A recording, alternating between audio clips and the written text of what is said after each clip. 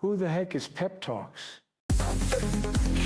I'm not gay, but I fantasize about Marco Rubio. PepTalks. PepTalks. PepTalks. Let's eradicate the Kung Flu. I'm literally coming. PepTalks. PepTalks. Who the heck is PepTalk? They want our women. They want our children. PepTalks. Sometimes no means yes. Grab them by the PepTalks. Grab them by the Marco Rubio. Obama is a racist. PepTalks. I'm literally coming. I'm literally coming. PepTalks. We found weapons of mass PepTalks. destruction. My fellow Americans, it has been confirmed today from PepTalks that we are indeed all high on politics. Good afternoon, everybody. Welcome to another edition of High on Politics. I forgot to put this up. There we go. Hey. Well, it is Wednesday. If you guys did not know that already, welcome. Appreciate you guys being here. Also, hope you had some fun yesterday. I had a blast because playing that Epic Fury game, or the was it Operation Epic Furious? Man, that was fun. There's a good chance that I will actually be playing that again coming up. If I got some time today, there's a few things that I would like to explore. I kind of feel like a silly goose though, because I think that the entire point of the game, obviously, is that there is no way out. So I think they put a few things there where it's just like, okay, well, I could go there and I could do this and. Yeah, I think that I think that's all just part of it. The Theo Vaughn part when you're getting close to wrap it up is just too freaking funny. So yeah, if you guys didn't see that, check out the VOD from yesterday. Actually, no. Do not check out the VOD from yesterday. Despite the fact that you could do that. It's gonna be on this space a little bit later. You guys can follow this space. I have Primetime Pepaganda. I'm not going to be live tonight. So you guys can check out my playthrough of Operation Epic Furious. Now, I know that the audio was kind of scuffed up. So unfortunately, there is a pretty large portion of the video that is, it's got some loud music, but the music's good. It's one of those video games where the music actually does it does actually slap. I am kind of shocked at how good that game is. Like they put in the work. I must say that much. They really did put in the work. So if you guys haven't checked it out either, consider going to operationepicfurious.com and it's free to play.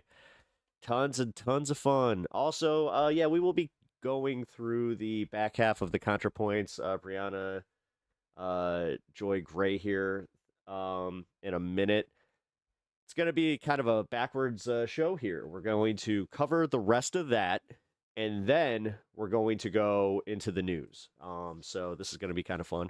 But hey, Forever War, the game. I think that's what it is, because I was thinking, this is how you know it was a good game. I was thinking about it. After I got off stream yesterday, and I was just like, okay, so obviously he bombed the bridges, and what idiot would have done that? That was so funny. So you see these two spaces, right? You see this big giant palace and a bridge to it that's destroyed. Then you see another oasis area, same thing. So I was like, there's got to be a way. There's the whole thing where he's just like, they're gonna need some infrastructure. Yeah, I think that was, again, a play on the whole, Trump just being an idiot and getting in his own way. So I think that the entire game is, the premise is you cannot win, which, brilliant, but I also feel like an idiot that I didn't see it, quicker, because I was, actually enjoying myself. That Pope battle was also hilarious. You battle the Pope, and it is ridiculous. So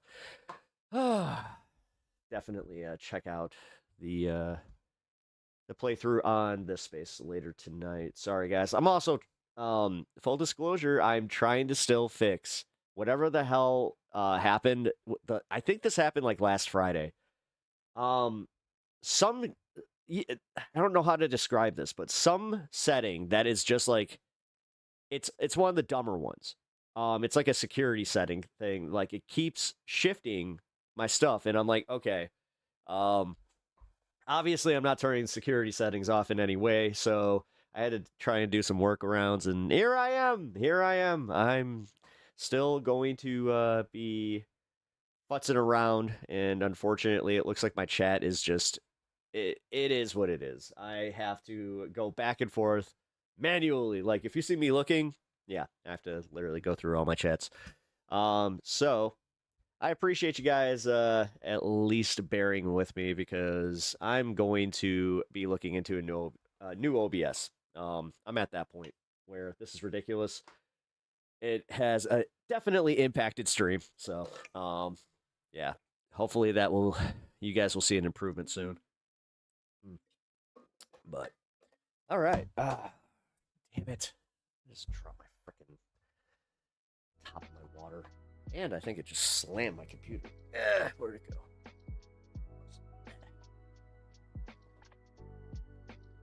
go? Okay. And now the music's barely working. Great. Hey, Amanda, how's it going? Good to see you. Yeah, thank you for holding it down over on Twitch. Twitch actually got some movement yesterday. Got to say that that was kind of nice. But yeah. If you guys can do me the solid, hit the follow on the, hit the like on the stream, subscribe if you haven't already, and share the stream if you have not already done that as well, because yes, it is, it's one of those times where it seems like it's a slow start. And also that announcement I made about how, like, the reports and all that, yeah, guess what? YouTube informed me that I was going to see something. They said, we are sorry. You're going to see a little bit of a slowdown, but yeah, that's how it goes. Whatever. Politics. I should just stick to gaming. After playing that game yesterday, I think that felt kind of good. Hey, Ricky, how's it going? Ricky Hearn, welcome to the stream. Appreciate you being here. Also, yeah, how you doing, man? Did you finish the game? I was very tired from work. I kind of did. Yeah, what ended up happening is after I went through it again, because that's pretty much your only option is to do it all over again, which is a commentary on how the war is going. And once I figured that out, I was like, oh, so you're supposed to quit. You're supposed to taco, go home, restart the game, and then there's a secret way to game over, which in this case, the game over is ending the game. So I did that. Yeah, Ricky, as I said, if you want to check it out, if you do not already follow on this space, you really should. Yeah, I have primetime propaganda tonight, and that will be the episode, is me going through it. So definitely check that out. Is this the game from yesterday? Yes. Yeah, Operation Epic Furious. Dude, I still can't believe they did it. Like, I can't believe they made a game that's actually good. Like, it's a good game. Yes, I'm sub. Awesome. No, I figured you were. I have to do this, you know? I wish I didn't, and I talk about this a lot, but realistically, dude, I get it. I get it. As a YouTube consumer, I get it. Nothing is more annoying than when you're in the middle of vibing with a video and then they stop themselves from whatever the hell you're interested in hearing, and it's like well, if you could take your time, or take the time out of your day to hit that like button, I really appreciate. Or the fucking before we unpack all that, I mean, you guys know who that one is. But for real, man. And then on top of it, like when they have sponsored content, which you guys will likely not, and this is a choice. I'm not one of those guys that's just like, I'm not going to have sponsors when I don't have, sponsors really chasing me. I have turned down some other sponsorship opportunities because I kind of had a bad experience with my first one. You guys, if you are a long-term viewer of this program, you know who it was. I'm not comfortable really saying. on any of my current shows. So if you guys are curious and you do not know, you guys can go kind of look through my my older live streams. I haven't changed the thumbnails yet, so you can see who it was, but I'm gonna have to go back and change those as well, because I'm not dealing with that. Howdy from Mississippi. Oh God, man, Mississippi is like the ultimate state that shoots itself in the dick. Like constantly. You guys are like the lowest on education. You guys are like, you always have like the worst economy somehow, even though it's southern state, you know, lower taxes, dirt, dirt, dirt. Sorry, Josh, I'm not trying to actually like shit on Mississippi. It's a nice state. There is like a common misconception that it's like, you know, all broken down cars and front yards and shit like that. No, it's got some nice areas, but it's definitely got some of that vibe, if you know what I'm saying. It's a little racist. Yes, the artwork was pretty good. Yeah, the artwork is actually is solid too. So yeah, guys, we are going to be dealing with some stuff coming up here that is gonna suck, and it's not just me. I do want you guys to know that I'm not like doing the prepper shit and I'm not going into conspiracy land, but I hope that you guys can at least see what is happening around us, and that we really need to be a little more vigilant about how the government is blatantly lying to us about shit now. Like before, even if they were lying, it wasn't so egregious to the point where it was just like, yeah, but I don't think this will move the jobs market and, you know, and crater us towards a depression at this point, because I think we might be skipping recession. I really do. The way that I've seen the increase in not just gas prices, but my energy prices are insane. And for anybody that lives near a data center, which statistically most of us are going to end up living with near a data center. I don't have a data center anywhere near me, as far as like, you can't see it, but 45 minutes away, apparently there is one, and it's impacting everybody around us. So my boy Peppy, what up, Godzilla God King? Thank you for being here. Appreciate that. It's true. Oh, okay. At least I wasn't too far off base there. That's funny. Oh, by the way, guys, check this out. Got a new sticker for my water bottle. Yeah. Also, water bottle made a return. Full disclosure, I lost it. And I lost it in an embarrassing way. I lost it underneath a seat in my car. It rolled underneath, and yeah, I found it yesterday. So, God, don't you love when you do that? When you take something that, I mean, come on, like this isn't just my normal, like this isn't your run-of-the-mill water bottle. Like there's a reason that this is stickered up. I want to make sure that nobody just like picks this up and thinks, oh, that's mine. You have to be going out of your way. Plus this thing is like dinged up, like the shit. So I was just like, why not? But yeah, had that moment where I was kind of sad too. I was just like, oh, I might have lost my water bottle. Like I thought I left it somewhere. And then, yes, I felt very good when I found it, but it was also like, oh, I'm dumb. It's not small either. Like, how do you lose that? I know! That's kind of where I was like, yeah. Well, I didn't think about it, dude, because what ended up happening is I put it in the back seat with my backpack, right? And I very rarely do that with a water bottle. Like, I'll usually keep this up front with me. I have, like, a little, you know, what do you call it? Like it's a cup extender. Like, you know, it's like a thing that you put in your cup holder, and it kind of like widens if you need it to, because your average cup holder does not fit these. So yeah, I put it in the back seat, kind of forgot about that, and at some point it rolled underneath, and yeah, I just, listen, my brain was in this space where it was all over the place, and yeah, made it a little bit easier to lose things. You've been there. Come on, guys. Like, don't make me feel like I'm the only one that has the ability to lose something that's this large. Yeah. You know what? Fuck it. I'll talk about it a little bit. Yeah, I was going through some stuff, you know? Not just like the mom stuff, but yeah, I was going through some stuff. And yeah, that's why I'm kind of freaking out about the gas. You know what? Fuck it. I'm going to just say it. I'm freaking out about the gas prices because I've already had, like, my family, me and my wife, we already have some problems as far as keeping up. And, yeah, we keep getting slammed with more shit. As I said, our energy bills went up again. We're using less energy, which it's just these little hits that keep fucking, like, it is breaking us. I'm gonna just say it. Like, it's starting to break me. Like, I'm starting to feel just the worst that I have felt financially in fucking, I think, ever. Like, it's insane. The way that, like, having a spouse get cancer has just completely ruined us financially is insane. And I think that I've been pretty open about this, where it's like, we weren't doing, like, we're not rich by any means, but we weren't doing poorly. Like, we're, you know, dual income, no kids. But it's just crazy, man, like, how quickly this happened.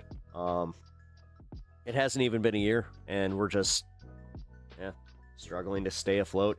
And then, I think that I've been pretty open about this one, is the $1,000 deposit that they are requiring us to have at the start of the surgery. Like, when we take her in to get her surgery, we have to put, and it's cash. They want cash or a check. You can't use a fucking, I am fucking so angry about this. I don't get it. I don't get it. I genuinely do not get it, especially when my insurance is saying that they're covering it. I don't get it. Wow, cash or, yeah, when they said that shit, I almost snapped. Yeah. Why does that sound so out of whack to me? It's insane. And it's because I'm looking at it like he's one of the best surgeons in the country, because he is. That's sus. It is sus. But the thing is, it's the fucking hospital doing it. It's not like it's like his practice. Like, it's the actual, like, that's what really broke me, where I was like, what? It's obviously administrative. Anyway, so yeah, we're dealing with that, and it sucks. But you guys have definitely helped by contributing to the show, and I appreciate that, guys. All those proceeds that you guys have donated are going directly to funding that. Thank you, Bloodstone. I appreciate that. Use credit and run. We can't use credit. Bloodstone by Stars V. I appreciate that, though. $5. Falling leaf emoji. Use credit and run. Falling leaf emoji. No, I wish. And that's kind of the thing. Like, I think that's why they don't allow you to use the card. I fucking hate it. I do not understand how our system is this bad. And I complain about this a lot, but now that I'm really going through it, like, oh, man. And this is where most of, like, I'm starting to kind of reach that point where I want, like, guys like Bordy here to feel it. Like, you know how you say you never want your worst enemy to feel that kind of stuff? I don't know. Like, this is where I start really kind of losing that and start kind of turning, where I'm like, okay, no, fuck you. I kind of want you to go through this, because maybe, just maybe, you would find some humility. But I doubt it. Let's be real. Yeah, you apply for a card that for the value with no intention of paying it, and they never get paid either. Yeah, I don't recommend that, especially if it's tied to your credit. I don't know. I mean, listen, I'm gonna, like, bankruptcy could very well be an option in my future, because, I mean, what sucks is, excuse me. Ah, jeez. Wow, that hit me. Give me a second.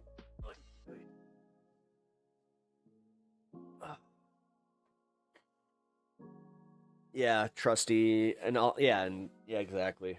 And plus, I don't want to lose my house or anything like that. Like, thank you. I appreciate that. Salute. No, it just sucks though. Like, realistically, I'm fighting for a system that like would make it so shitheads like Bordy don't have to deal with this. That's kind of where I was going with this, is I'm trying not to let the worst side of me take over, where I just all of a sudden I'm like, yeah, you know what, screw these guys, blah, blah, blah, blah. But housewife. Well, no, I mean, obviously, we're gonna take care of the wife regardless. And if we, knock on wood, if I have to lose this for it, I mean, it sucks, but I'm prepared for whatever comes. I've already had kind of a rough go. I'm just gonna say that much. So it is kind of like, kind of hard to get to me. But no, I appreciate it, guys. Thank you for the support, just in general. Thank you for being here.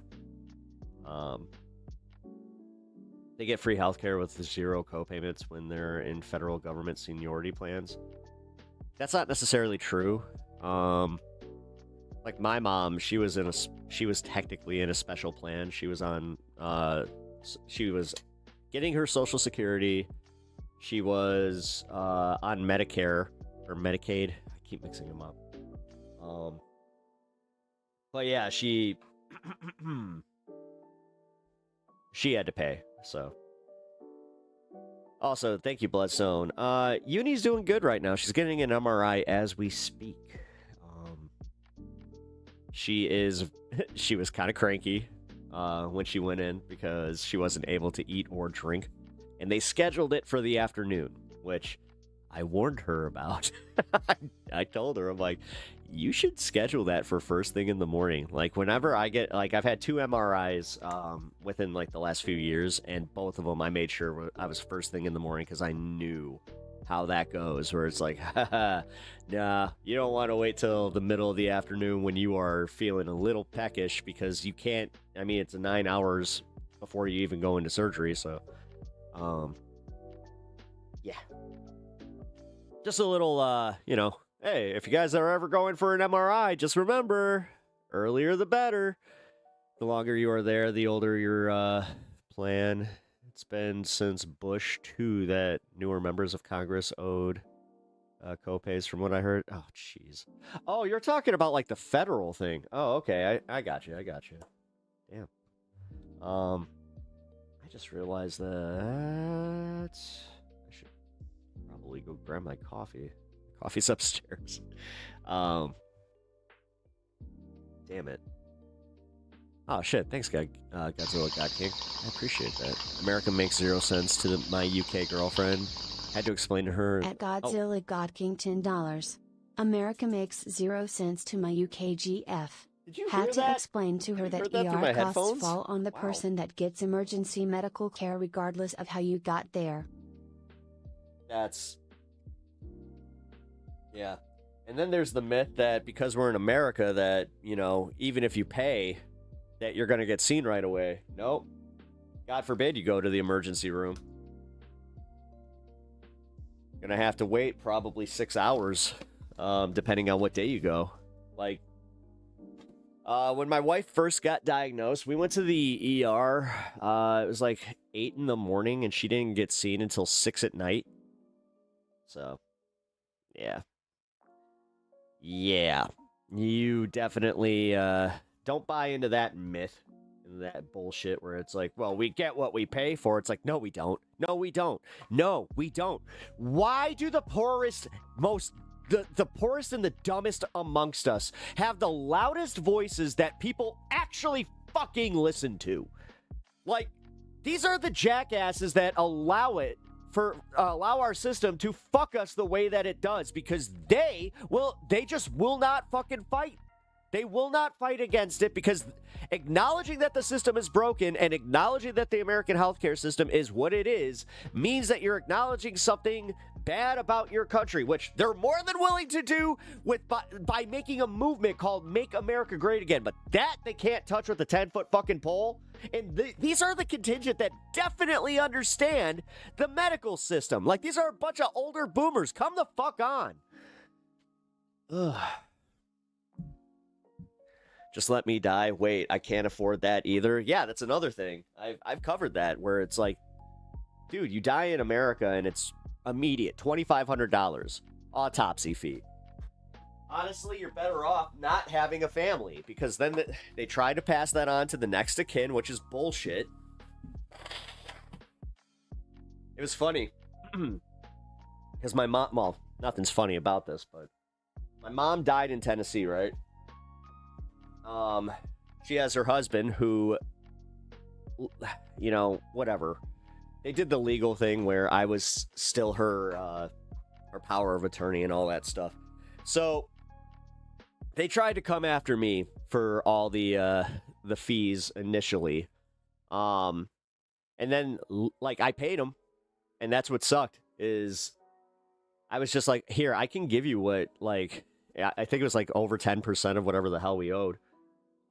Paid them that, and then I found out when I got home that because I don't live in Tennessee, that legally they cannot come after me for that. But, I mean, realistically, I'm just glad that it's done. Oh yeah, man. It's insane when you die how not only there's costs accrued, but they don't give a shit. The way that they handled it was like like I went into like a Subway and it was just like, hey, you fucked up my sandwich. Like, they had the same energy.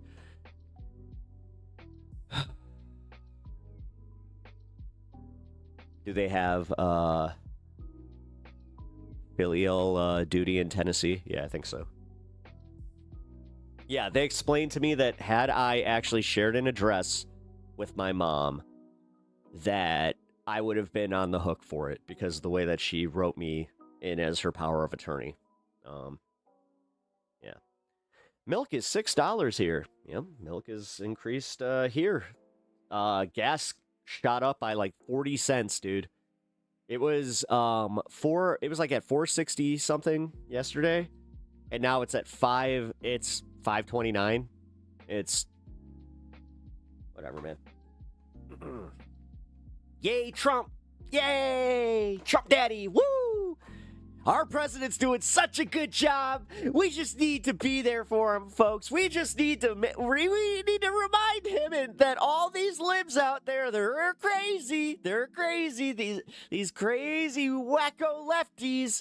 You know what? Maybe we should lock them up because you know what? They're just too loud. They're disturbing our president, folks. We need to make sure that our president doesn't get disturbed.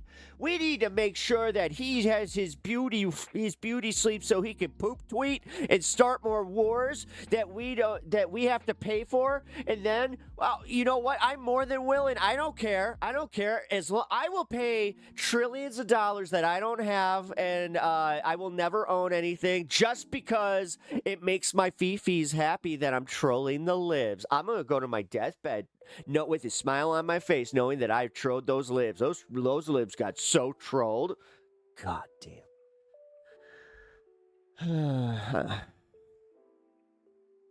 I went to the ER once with a severe concussion, and they handed me a fucking clipboard. I'll be honest, I might have showed my ass that day.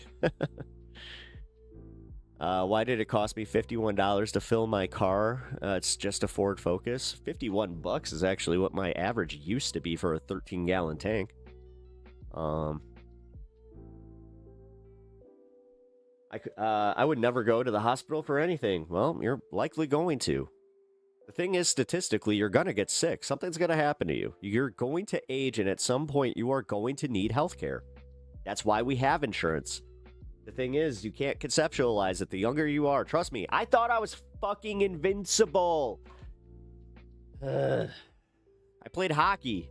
You think that doesn't come with a degree of, I'll be fine. I walked into the grocery store today because I'm still waiting on someone to bring me gas so I can go fill up my car. To go fill up your car? My Nissan takes premium. Tell me about it. 16 gallons. Why is there Nissan? Premium? I've never put premium in any fucking car.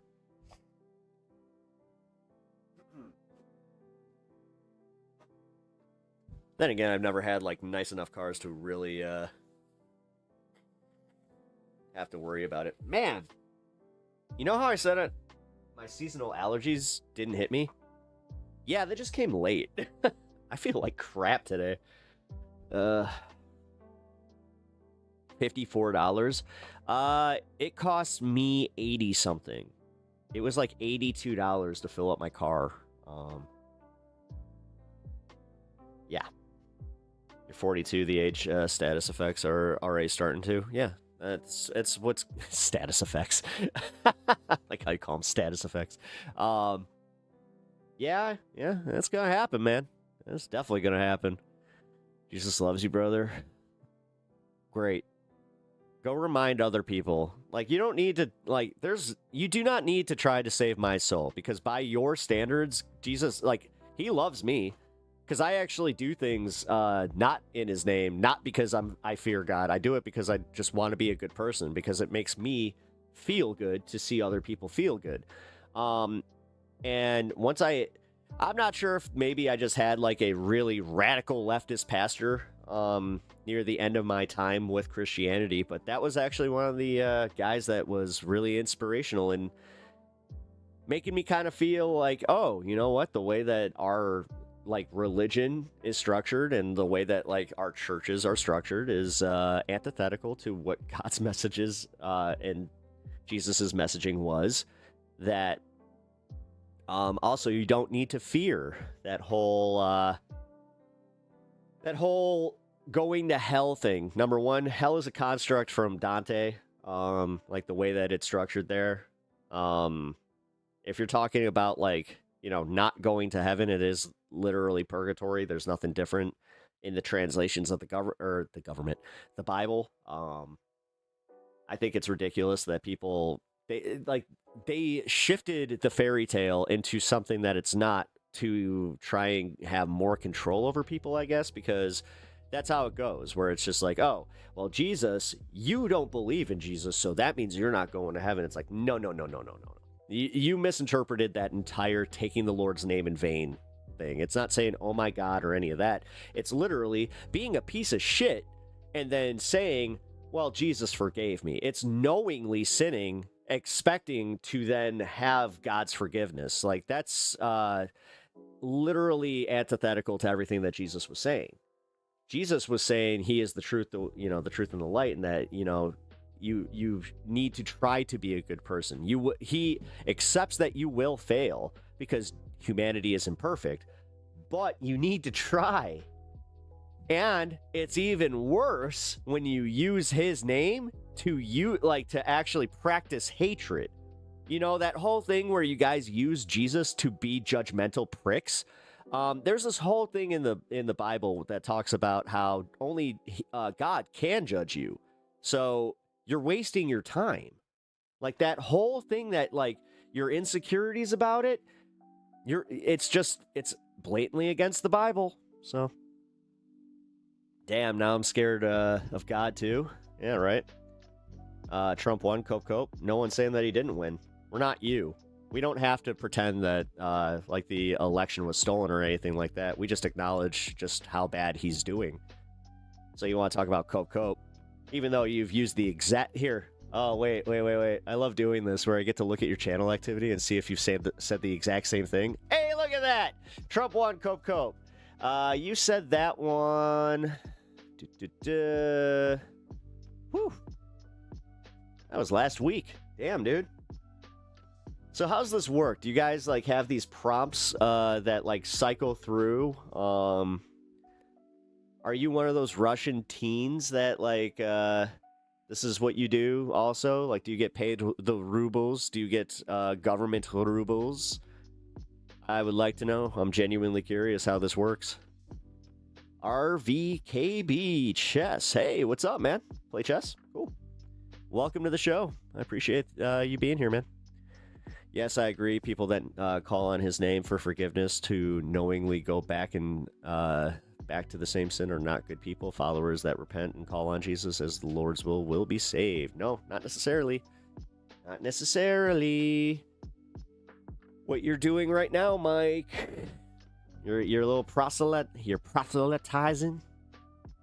Yeah, technically, your faith in God is diminished because you don't think that he You know, you think that you're somehow the conduit number one, like to convince all of us that you are doing the Lord's will, instead of looking at it the other way, where it's like, no, you're just being a judgmental douche.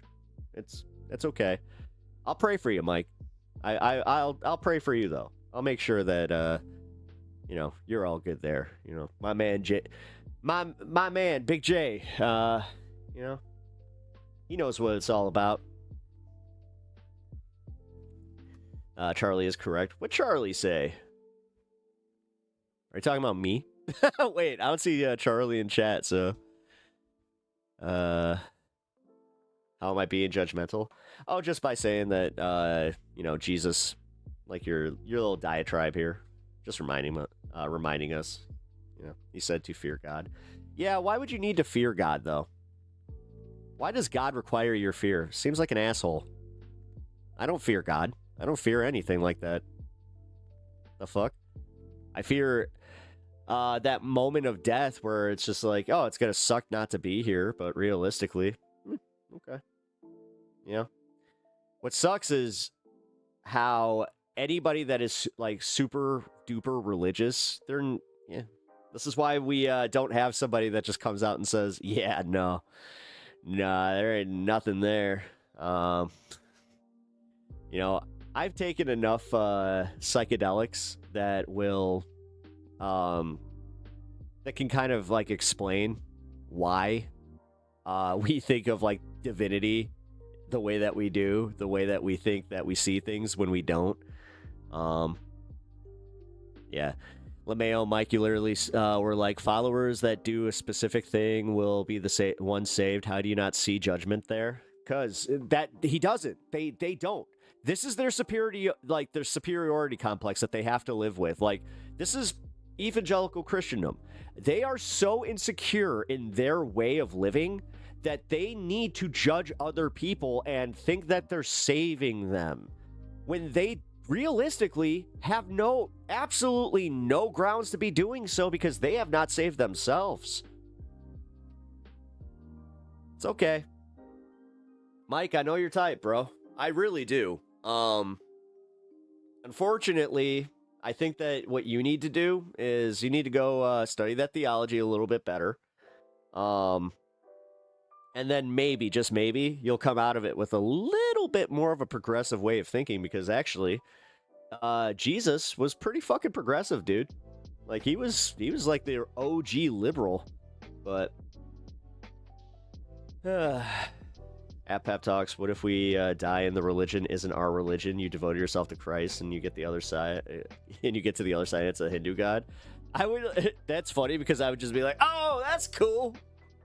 The thing is, I'm always learning, so I'd just be like, oh, which one are you? Cool. You know? I don't know. I think that any religion that says that you have to tie yourself to it, and if you don't, then you're not going to get your divine prize. Yeah, I think you're all... I'm gonna just say it. I think you're all dumb. I'm sorry. I think that anybody that has that way of looking at religion just is... there's a genuine stupidity there. But hey, if you need it, though,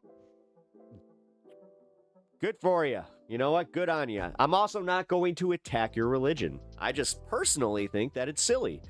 I think it's very, very insecure, male-coded, by the way. There's no way a woman wrote any of these books. I'm just going to say it. Like, this is a very specifically male-coded insecurity that makes you think like, okay, so I'm gonna put this rule in there that if you are following the wrong God, then you're gonna be punished in the afterlife or whatever, even though your life may have sucked already. Could you imagine that too? Your life already, like, you have so many hits that you still believe in God, and then they like. You do that thing where it's like, you ate shellfish. You didn't take the Bible literally, dumbass. Well, to hell with you. What? You wore jeans? Sinner? What's wrong with you? To hell with you. Like, they don't see it. They just don't see how silly it is. And because they're like, they have this divine feeling. I get it. I had it. Like it is actually like a fuzzy feeling in your chest, you know, when you that first time that you fell in love with somebody. It's a lot like that. Like you feel like, and that's what inspires you. That's where you get a lot of like these stories with born again Christians, where it's like they're fucking Elwood from, you know, the Blues Brothers, where they're, I had my moment. Oh, I see the light. I see the light. That's you had a burger on Tuesday? To hell with you! Dinner! You had pork? Fuck! Like, why? Why do you keep fucking up, man? I put all these rules there. You can't even follow the basics? Damn! Praying for you, bro. You really don't need to. Don't even waste your time. You do not need to pray for my wife and put the energy out there for her, but you do not need to pray for me. I'm sorry. Like I would rather have you do 14 or actually 13. Let's keep it consistent. 13 Hail Satans for you. Actually, there we go. Caleb WDE in your name. I am doing 13 Hail Satans. Pentagram. All right. Hail Satan, hail Satan, hail Satan, hail Satan, hail Satan, hail Satan, hail Satan, hail Satan, hail Satan.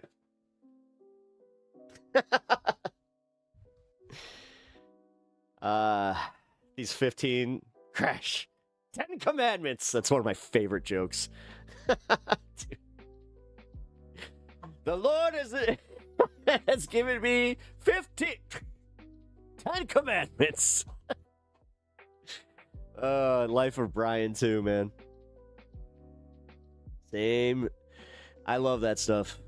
Again, I love the fact that like people back then were, you know, wow, blasphemy. And then by the 90s you had Christians that were just like, it's not blasphemy, it's funny. You have to learn how to poke some fun at yourself.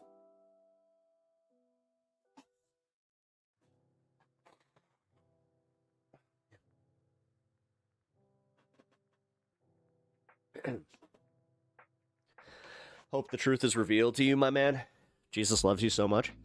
That's what your book says, but also there's other books out there that say, you know, Krishnu or Krishnu. You know, there's a bunch of that stuff out there. Cool. I'm glad that your invisible friend loves me. That's awesome. Now, here's the problem, though. Your invisible friend has a whole bunch of rules that you don't even follow, but you want other people to follow. Interesting. Yeah, what did you think of that whole, you know, thing with Jesus actually calling out the people that use his name in vain? Have you actually, like, looked into that? Have you kind of done the checklist to see if you're doing exactly what you should be? Christian asked me a question, and my answer was Puritans were too stupid to write books. That's why Christian extremism isn't as extreme as radical Judaism and radical Islam.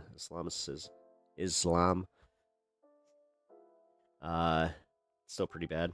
It is. I mean, you know, the Crusades were not just nothing. Also, it's a sophisticated form of control. That's why they didn't, they didn't want the printing press to even be a thing. They didn't want Martin Luther. Fuck. Look at the way that they freaked out when some dude was just trying to translate the Bible. It's almost like it was upsetting a power structure. Whoa. Oh, man. Trump's approval officially down past 30%. Break out the tequila, lads. I mean, sure, I guess. I keep hearing 37%, like it doesn't change. Like, it's weird. I keep hearing that his approval rating is going down, but then CNN will come out and they'll just be like, see, look, it's 37%. It's like, it's not going down. Yes, it is. From his peak. It's like, okay. Also, why do we say 37% approval? Why don't we ever just, front load it? Where it's like, yeah, over 60% of America doesn't approve of him. We don't do that. We did it for Biden. We did it for Biden all the time. I brought this up yesterday. So easy to use the terms disapprove. So easy to constantly remind people that the economy is on the brink of collapse when it's a Democrat. Because realistically, Biden didn't give them the juicy bits. They didn't give him, he didn't give them, the Trumpisms. He didn't give them a 24-hour news cycle. And that was his punishment, was to make sure that everybody knew just exactly how much the inflation is. Now I have to have this argument all the time. Daily, I still get people in here. It's like 2%. It's like 2%. No, it's not. It's at 3.8%, which it was at 3.3% the last time that I was tackling this, saying it's going to go to 3.8% because nothing has changed. Now we're paying out the fucking tariffs. Now we're paying out $1.5 trillion to the military, which we don't have. Do you understand how much debt we're in? And I never, I say this every time a fucking Republican wins. I remember the first time that Trump won, where it's just like, I never want to hear about the deficit. I don't care about the deficit anymore if the Republicans don't care about it. But they do care when a Democrat wins. And this is why I get so pissed at Dems. Like, they're doing the complete opposite. They are silent, which is not how you do this. Fucking Chuck Schumer coming out and saying, like, it's great that they got the UFOs out there. We needed the details on the UFOs. Fucking idiot. I was writing in the wrong chat. Oh, don't worry about it. I mean, I don't know. I hope you guys are okay with having the horizontal stream up still. Yeah. Deep breaths, Pep. Your hair's thinning out. I mean, that's not what's causing the hair thinning. That is called me not knowing how to part my hair very well. Dude, my wife got mad at me. She actually, that's why it looks horrible today. Yeah, my wife helps me out. She likes my wife. She's an expert, so she just yeah. Technically, I think my natural part is on the other side. Yeah, it's like this side. Whatever. That's what happens. Also, most of the ladies in the audience know what I'm talking about. You know how it is. There's those moments where you go against your natural part and you're just like, what the fuck? I bet you that a bunch of the long-haired lads and lasses in this chat know exactly what I'm talking about when you got to do the zigzag. Also, because it gives you a little more volume. Yeah. Lost another job because of this fucking economic shrink. Yeah. And the thing is, it's going to be a lot harder to go and make up that lost job. Yeah, the jobs report, I said this yesterday. If it is true, it's because most Americans now have 2 to 3 jobs, which that's not great. That's not exactly a great sign of the economy. Like, I don't understand how you have a bunch of Republicans out there that are just like the best jobs market ever while ignoring the high inflation rates. 3.8%, bro. We're teetering at 4%. If it gets to 8%, then what? Oh, it's still lower than Biden. Biden was at 8.21%. It's 8.3%. It's still not Biden. Fucking retards. I'm sorry, man. I've been very good with not using that term, but oh man, I cannot stand that and how often I see it where it's just, but Biden. Yep, no one cares. No one legitimately, nobody cares. Nobody cares about Joe Biden anymore. Nobody cares about the fucking, even the Democrats, ironically. Yes, the Democrats have a low approval rating, but it hasn't really done much. It's not going down. If anything, it's going to be more embarrassing, like, if we win back the House with a 32% approval rating. Like, damn, dude. That's not exactly something I would be going crazy over. All right, dude. Enough. I don't care. I mean, if you think you're trolling somebody in chat, I don't care. Steve, come on, man. Learn how to act. Are you a child? We saw it the first time. You don't... Okay, you don't have to spam. I don't care if Jesus is the devil or not. I don't care. I'm not religious. I don't give a shit. And I don't think that, honestly, anybody in chat is gonna listen to you. Like, are you trying to engage with somebody? Because you should tag them. You should say, at whoever you're trying to piss off, try and piss them off. Even if it's me. But honestly, you're just spamming something that's stupid. Who cares? Steve GPT. Yeah, honestly. The MAGA party is the last breath of the Confederacy. Yeah.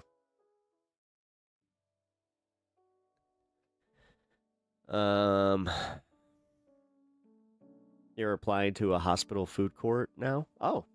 Actually, you know what? That's awesome.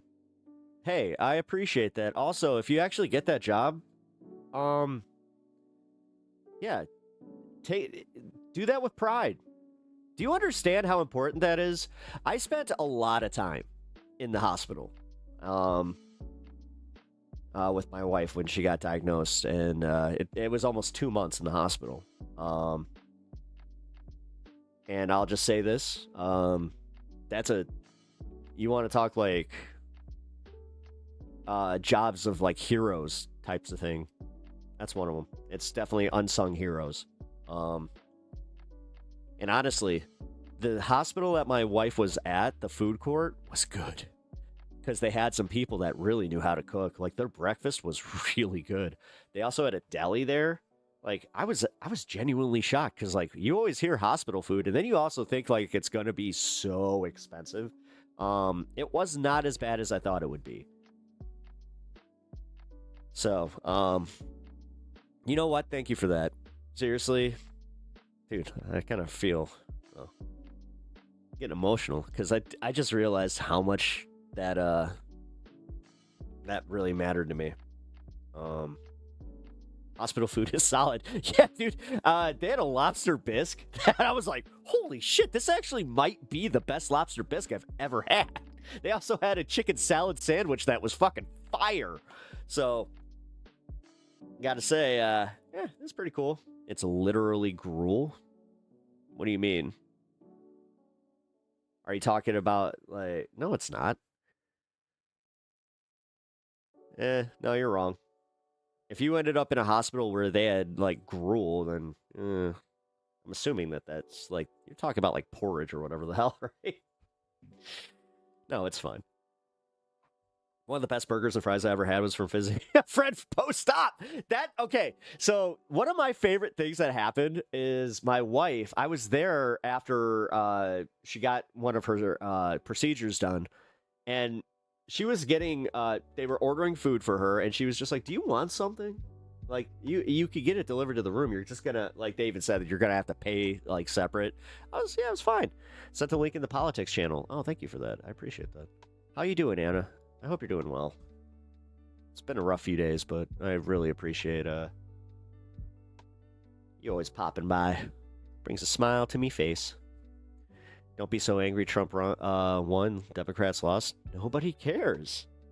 Who's pissed? Dude, we're pissed off at the fact that he's failing so hard. I know that, like, here's the thing.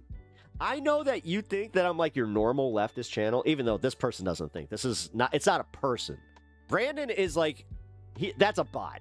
I don't know who programmed it, when, who, like, why, but this is like quintessential bot. And I'm just saying, nobody cares. Like, people, you know what? I think that most Americans kind of want lower prices, and they wanted Trump to actually do the things that he promised. But you know what? He didn't. The economy sucks. Everybody's pissed off at him. And you have to deal with that, man. Fuck. All right, dude. What is wrong with you? You know what? That's a 10-minute. I'm done with this. Also, what up, Rebecca? Welcome, welcome. What did you, okay, so RFK is officially on the case to solve hantavirus. Relationship issues. I'm sorry. That sucks. Relationship issues suck. Hopefully you'll either get through them or just you'll realize that you are, strong and, you know, happy, by yourself. I just had to deal with this with a friend where, dude, Ogie, stop. Nobody cares, bro. You keep spamming the same thing. God F Jesus mom. Who cares? Okay, so Joseph was the biggest cuck in history. Okay. You're not triggering me with this. You're annoying me. That's the difference. You annoy me. That's just a hard out, bro. I want you to be able to enjoy the show, but I don't even know what you're doing here. It doesn't make any sense. I don't know, like, why. Like, this is a thing, but it's a thing. And none of it's going to you, Brandon. Don't be a mark. Oh, yeah. Brandon's the biggest, literally the biggest mark. Yeah, stupid people annoy me too. It's just, this is childish as fuck. It's just copy-pasted, same thing, not well typed out. And it's not even like, there's nothing that's going to get me in trouble. There's nothing that is going to really piss off anybody in chat because they're probably reading it going, huh? Okay, word salad. What are you talking about? That weird moment that somebody in chat actually kind of made me more annoyed than than with the bot that is here. I'm not a bot, dude. That is exactly what a bot would say.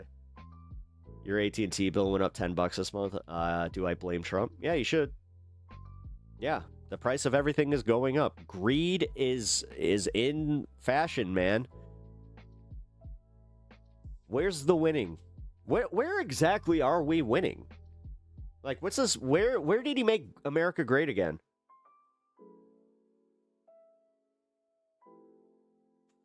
It's weird. He didn't lock up anybody that you guys would probably say, well, he got rid of these people. He got rid of the immigrants. Also, why the food prices are up. You know. Does everyone hear about? Did everybody hear about the Trump phones? Yeah, that was pretty funny. That was just objectively funny. All right, let's get through this. The back half of the Brianna Joy Gray debate thing. Oh, where is it? Oh, here it is.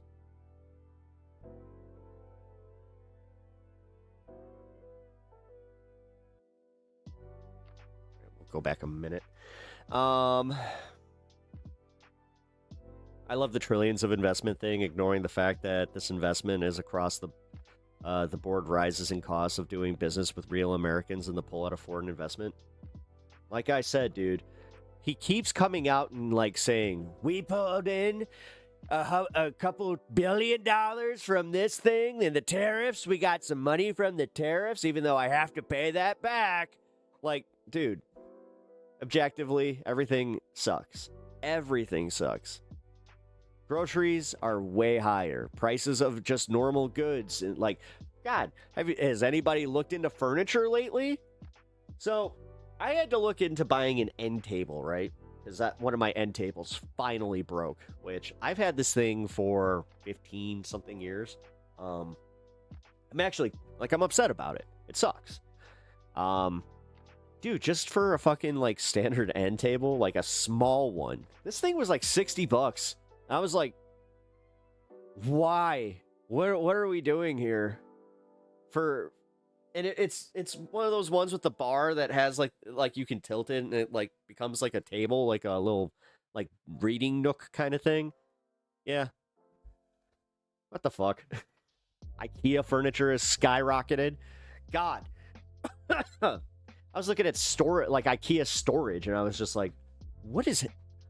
Okay, fuck it. At this point, I'm just gonna use like bins and fucking cardboard boxes.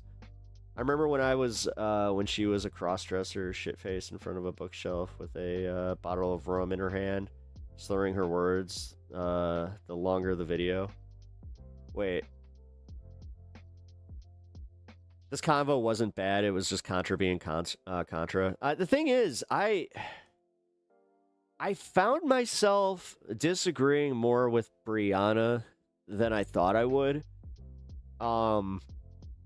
Mostly in the fact that she's uncompromising in her position as far as like needing to win over some libs. Like honestly, and I know that me and you kind of disagree on that a little bit, but I genuinely do think that it's like, nah, we got to sell people like on the smaller bits that we can definitely get them on, and then we can kind of do the thing where it's like, once we're like, this is where I keep saying hide our power level. Like, can we get to like winning office and then implementing some of the stuff that might be viewed as unpopular, but that, like, look at what Mamdani did. Mamdani just cleared a $12 billion deficit, and trust me, oh boy, are the fucking right-wingers kind of pissed about that, because you know how I know?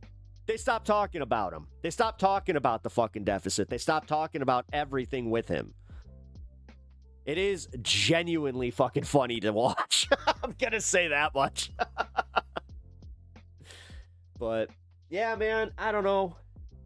I like to think of it this way. Like, Anna, if my mom were alive, I would love to, like, have her have a conversation with you and then walk away from that going, you know, I may not agree with her on, you know, a few of these points, but I really agree that we need to tackle this thing with healthcare.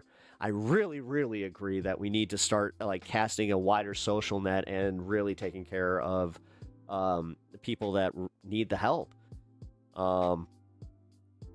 You're deeply afraid. The thing is, don't stop. My therapist has always told me that looking for the other shoe to drop is just creating a world of anxiety that you don't need to be in, because theoretically, Anna, what happens if it does? Was there anything that we can do or have done to do anything differently? No, because then Cuomo would have won.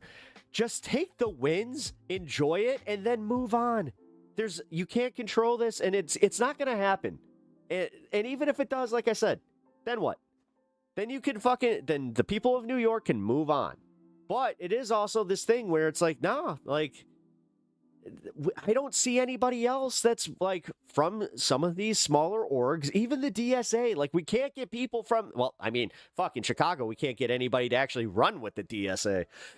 But, like, I'm not, like, that's my biggest problem, is just like, holy crap. Like, we're sitting here fighting these really stupid battles when in reality, in order to win 2026 and 2028, we are going to have to suck it up, and we're gonna have to cater to some of these stupid, like what we call the libs.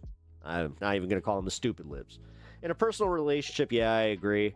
I don't think national politics works the same way. If it does, we organize against him and get someone better. The thing is that's not necessarily going to work, because what we tend to do is we forget that there's another cohort of people out there that do not think like us, that honestly, you could still win them in an election.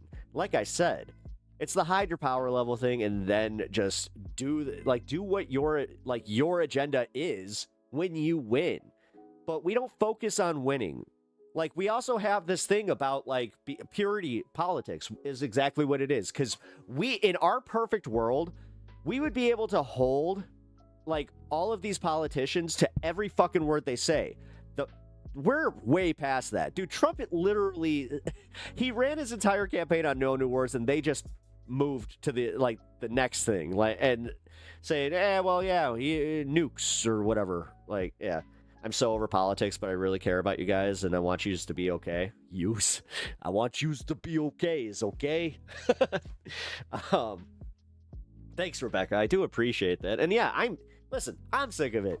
But it's so important to keep informed on this stuff at least. Like that, I will say, am I being too pure? No. When I mean about purity, I'm talking about where it's it has to be all or nothing with somebody like that. Also, I think that this is where we do have a pretty well talked out disagreement on the fact that I know that there is always going to be something wrong with somebody that I am looking to put into power, because that's just how humanity works.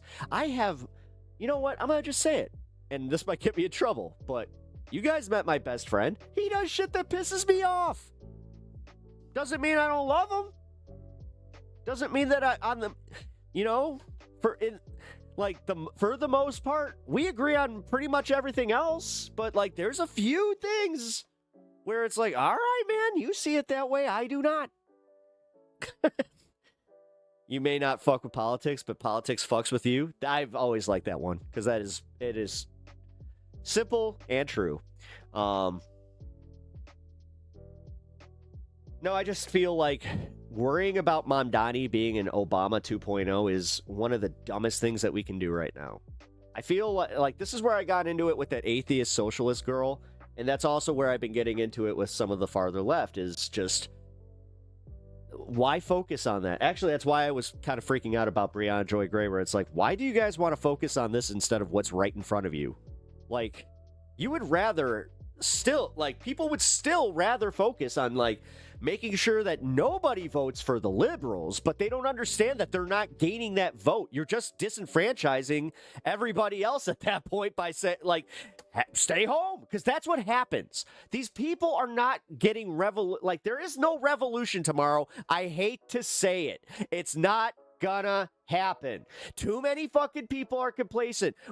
Listen, the Epstein files came out, nothing happened. That's why I don't have exactly this whole faith in us doing anything like that. They also they kind of kneecapped us with the whole January 6th thing, because now you got the whole thing where it's well, we can't do that because we don't want to be hypocrites. I see it this way, that the way that we're gonna win is by, and you might hate this, but getting more blue people to be in office. But this is where I think that we would have an easier time challenging them after all this stuff. And I think that more, you're going to get more progressive people in there, because, yes, there isn't exactly an appetite for the same feckless Democratic bullshit that is going on right now. You know, you do have an appetite for people that want to put new people into power. The problem is they also are, for lack of a better term, they don't want to break from too much from the status quo, which that's most Americans realistically, because what I don't hear a lot of is people addressing the actual concerns of some of this stuff. Okay, say there's an anarcho revolution, then what?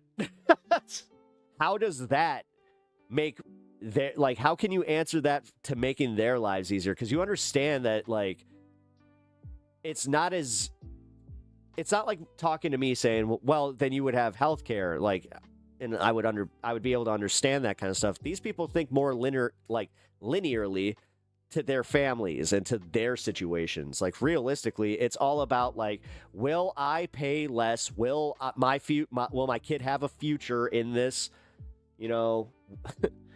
God, you have too many people out there still thinking that they're just, one lotto ticket away or one, business decision away from being fucking millionaires. Obama ate glass, so Mamdani could crawl. I mean, realistically, dude, even Obama winning, people kind of miss that was kind of like it was unthought of. Like people really could not deal with the thought of a black president. They made a movie about it with Chris Rock.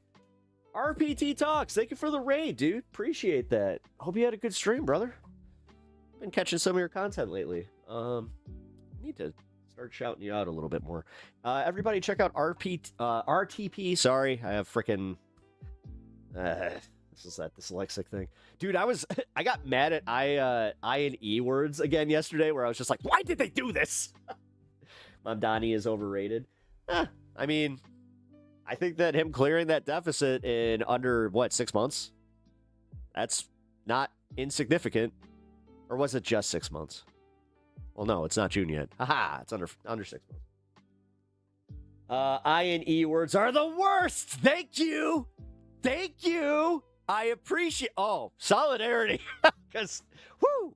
I had like a mini breakdown over that where I'm like, why did they do this? Thank you for the follow. I appreciate that, man. Sweet summer child. Appreciate that. Also, Tummy Malone. Hey! I haven't seen you in a... Wow. First time chatter. Even though... Dude, Tubby. Didn't I used to, like, get into arguments with you in, Honeybee's chat? I'm pretty sure... I remember, like, unless you have the same name. No? Oh, fuck. I remember mixing it up with somebody that was Tubby Mowan. Well. Must have been a different Tubby Mowan. Is it projected to be cleared based on the future tax revenue? What do you mean?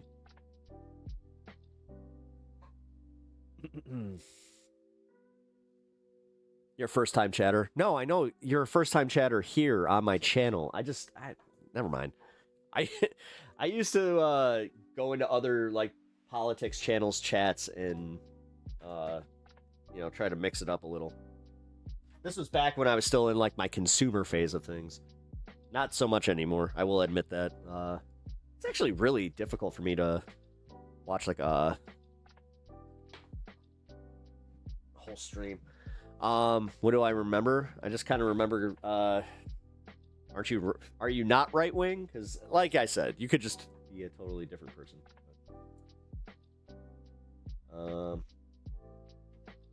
Okay, that's it. Get out of here. Go. Fucking A.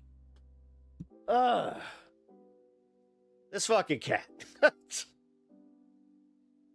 He just got caught up in the cables. All right, hold on. I gotta take him upstairs. No, we're not doing this. You're upstairs.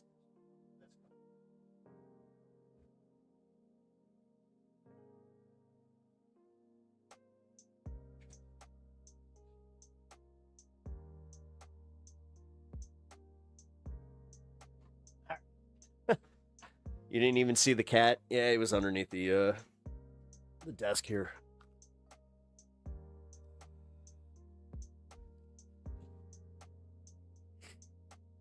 Oh, that guy?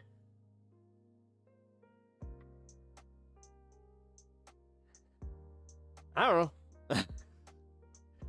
I have enough interactions, on these platforms that I like to think.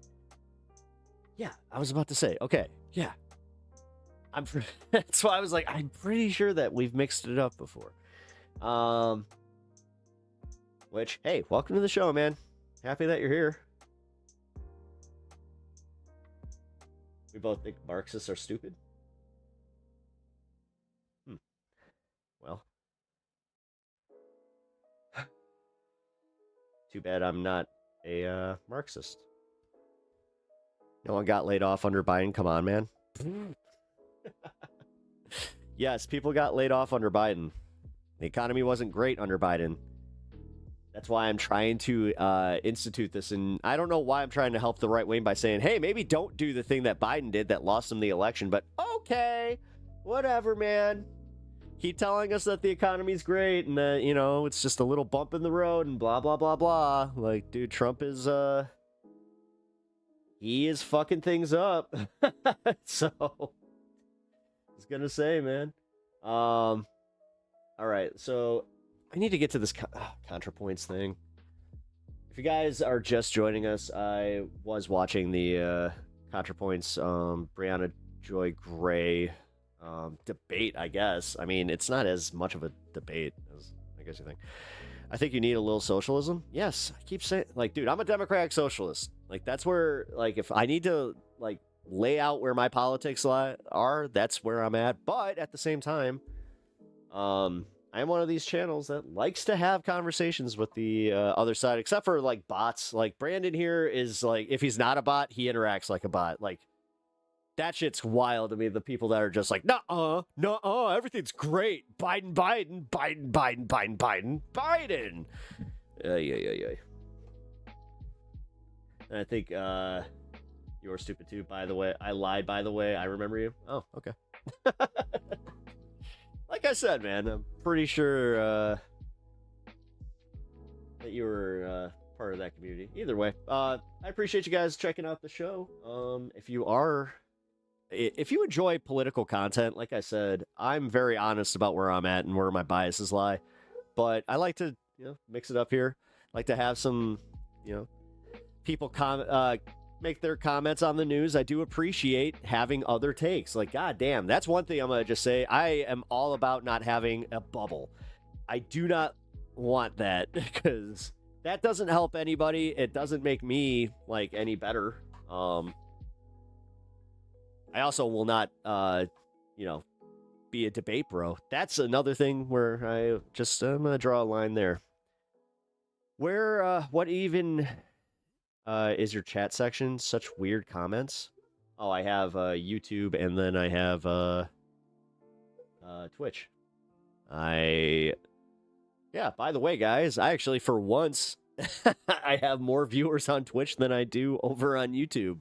Holy crap. Like I did say, appreciate you guys being here.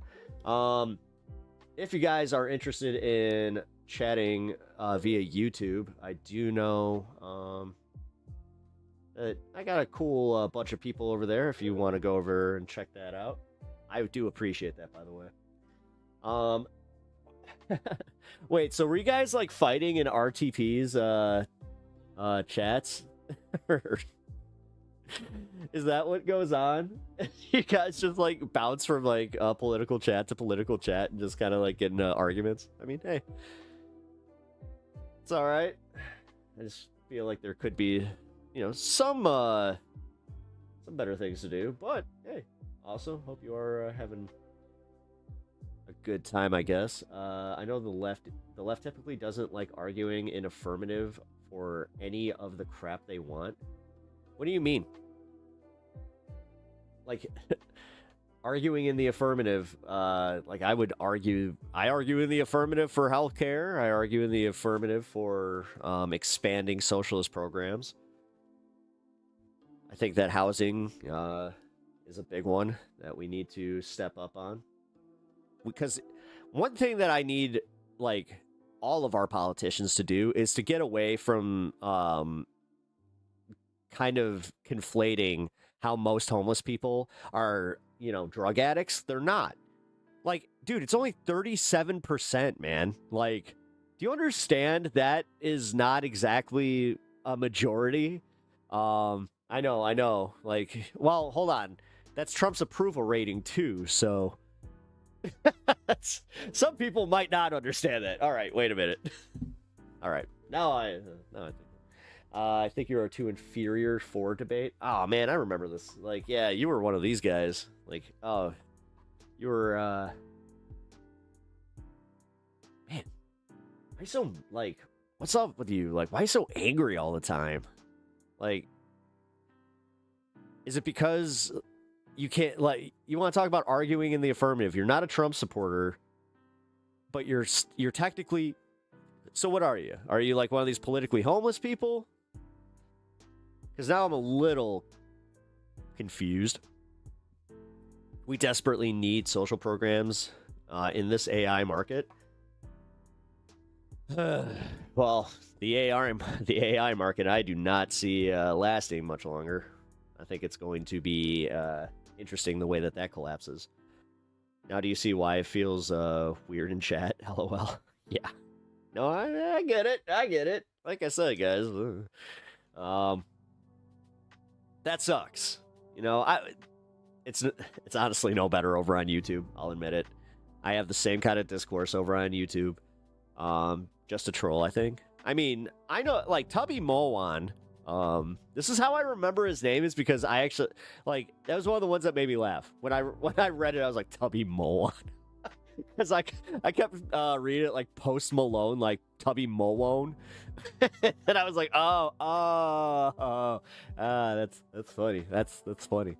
And I do kind of have a rule where it's like, if you made me laugh, then I'll at least give you a chance. But no, I also do remember you're kind of a prick. But I am genuinely curious why. Like, so, because man, I remember like. Yeah, I was on a stream pretty freaking late.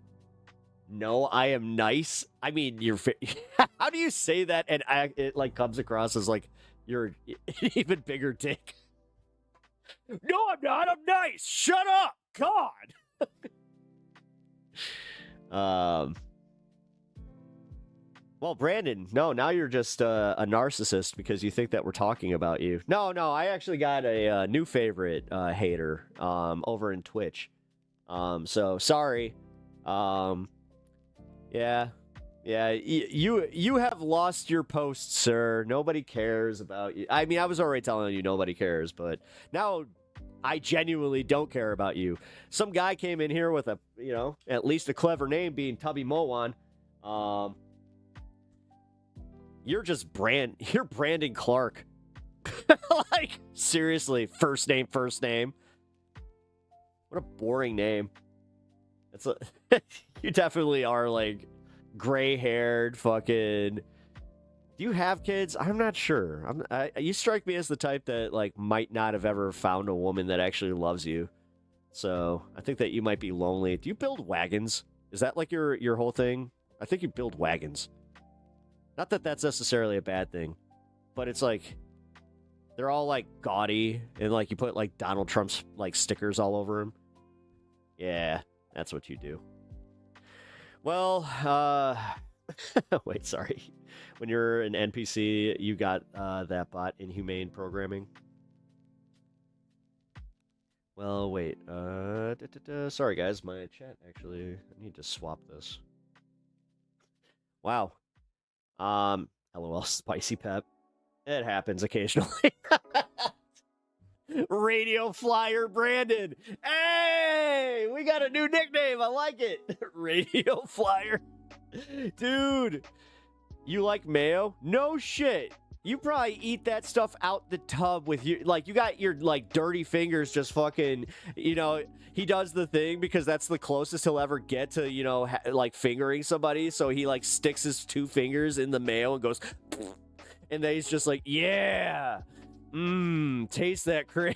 Ah, gross. Sorry.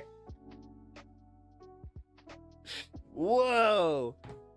That went a little far. But he's also nasty, so he's like leaving like, black dust in the mayo. That's so Pep, you're wrong for that. Hey, you know what? You guys are, hey, you still hang out here? You know that there's a good chance that this could happen on this stream. I'm sorry. It just comes with the territory. I mean, Trump Tower, they don't allow dirty fingers. Oh, man. I'm more concerned with the future my children will inherit. I mean, I don't have kids, don't plan on having them, so you would think that I have, like, all of the reasons to just kind of be, like, a nihilist. Yeah. And just watch the world burn with my pal Eric. Yeah, Peter. maybe we could touch tips, and then we can watch the world burn. Oh, that's right. Last time we touched tips, technically, your barbell got stuck in my dinghy chain. I don't think that we should be doing that anymore. Yeah. The dinghy chain, that one hurts, but it hurts so good.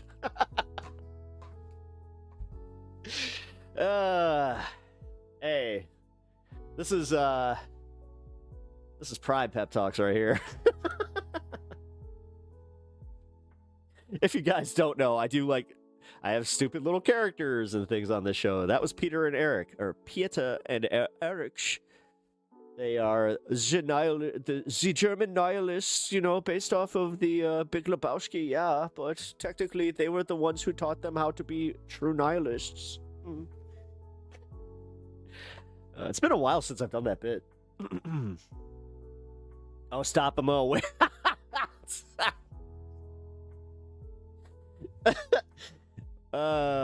What was it? The dinghy chain. All right, that was even.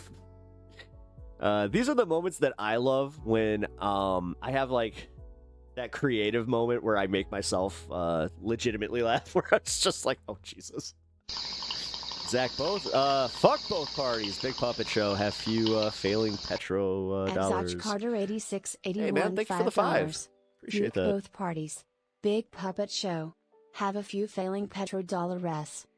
Thanks, man. I appreciate that. Have a few failing petrodollars. Yeah. We do have the failing petrodollar. That is a thing. Yeah, and fuck both parties indeed. Realistically, I really am part of the. I've never left that cohort. I'm just more so like I do think that, and I've said this many times on the show. So sorry if I am beating the dead horse here. But we should be able to MAGA the Democrats as far as like moving farther left on their positions, and putting like actual like some popular people in there. The thing is, a lot of people just don't know how to talk to your average person. Like, this is where I look at Trump and I get it. I do understand how he like can talk to the base and like just where you get that idiot that's just like, yeah, you know what? He is kind of an asshole, but god damn it, at least he tells it like it is. It's like, ugh. Not really. He tells it like he sees it. I would take that one, but yeah, Bernie would have won. Yeah. I do think that. I'd rather not fuck both parties. Most of them are geriatric farts back in diapers. It's so many wrinkles.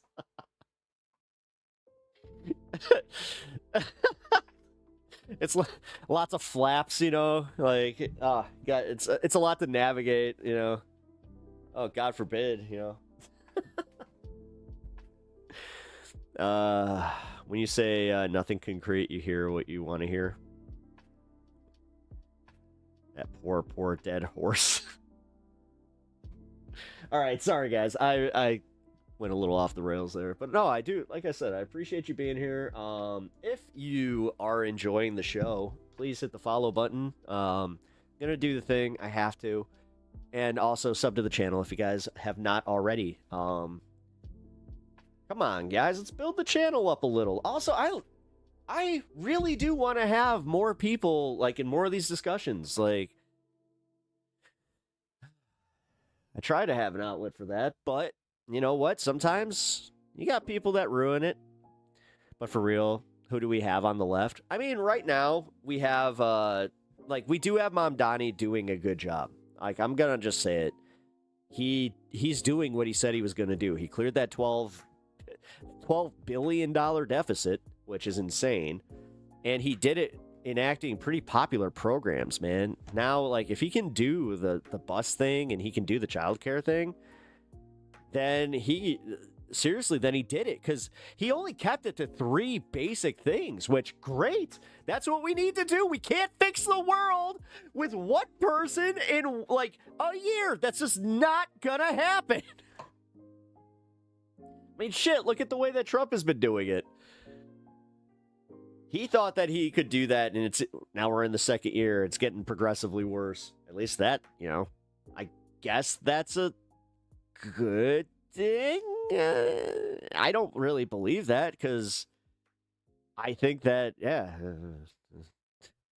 Trump really is fucking up, man. When you got so many normies going to the gas pump, just like, yo, if I could like take my vote back, I would. It's like, oh wow, you're even thinking about that. Okay, cool. But all right. I got to get to this this thing. We got to start this. All right. Damn it, I forgot my coffee upstairs too. Sucks. Sorry guys, bear with me. It's not working.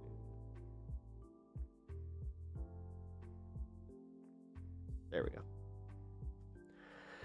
Alrighty. So if you guys missed the first part of this, we covered this at the back half of my show yesterday.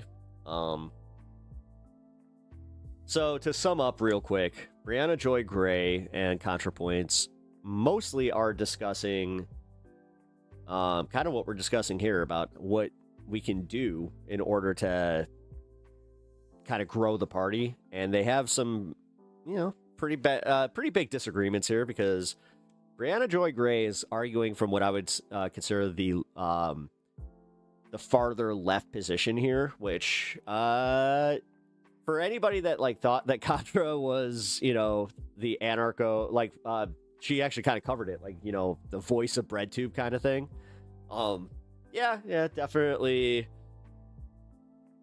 kind of shed some light on that may have been an accidental just at the time that it even happened, because it seems like she is very centrist in her politics.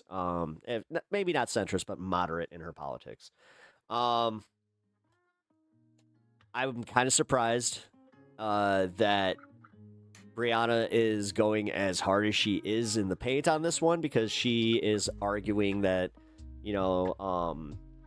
Kamala, there, I'm working on it. That she was like that. What contributed to Kamala losing was specifically her not acknowledging genocide, which is part of it, but I don't know. I think that in my opinion, I think there were bigger things that people just it didn't like result in a turnout. Specifically from like the point of view of like detracting from people like coming out, that one I do buy. Like when you look at the numbers that didn't turn out, that like turned out for Biden, that didn't turn out for Kamala, you can say that pretty confidently. But I do think that also ignoring like the normies, and the way that they just didn't sell to the normies, and that they constantly were trying to use the gaslight tactics of telling us how great Bidenomics were, that was also not great. So it is one of those weird situations that I am in the center of this, where I'm just like, I kind of agree with both. So with that being said, I went back about a minute from yesterday. If you guys are just joining us, I will link the full interview, but here we go. Like, and some of this has to do with seats without actually wielding power. And that to me, it's very frustrating, because we should be on the same side, but I think there was this cartoonish caricature and an attempt to drain the substance out of the critique of the left. Excuse me. That has us at cross purposes, where I don't actually know that you disagree. Like when I outlined the specific critique of Zoran, it doesn't sound like you disagree with it. So is there something else that I'm missing here that's your critique of the left?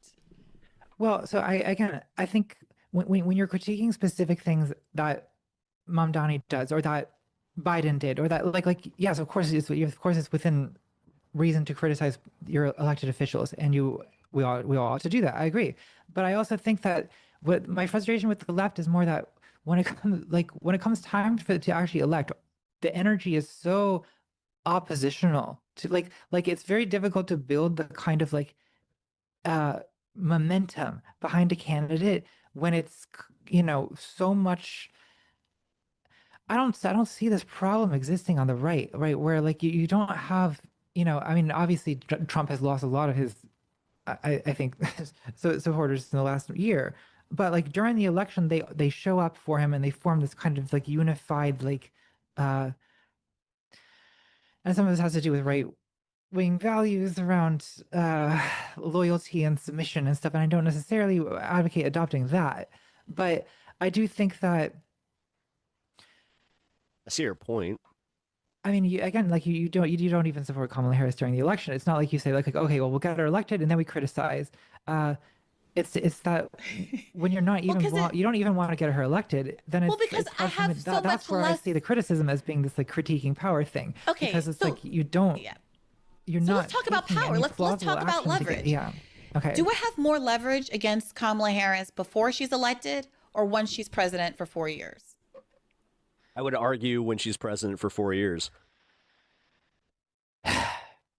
Well, in this, I mean, I see what you're saying, like as like a protest voter threat, but I don't know. Do the Democrats take that threat seriously, or is it? No, and the thing is, you could easily make that heard in the midterms. Like is it usually is. Because I feel like this is where I keep getting back to. I feel like a lot of Democrats feel that when the protest voters are sort of unwinnable, are sort of like never happy, right? Whereas there are like centrist median voters that are more winnable, right? And that's, I think, how has that been panning out? And it tends to be the reaction to losing an election. And the thing is, they actually have a better, like, and this is going to be unpopular, but they have a better chance at actually courting those people now, especially that Trump is fucking up again, than they did, during that. But this is also putting into, an unrealistic way that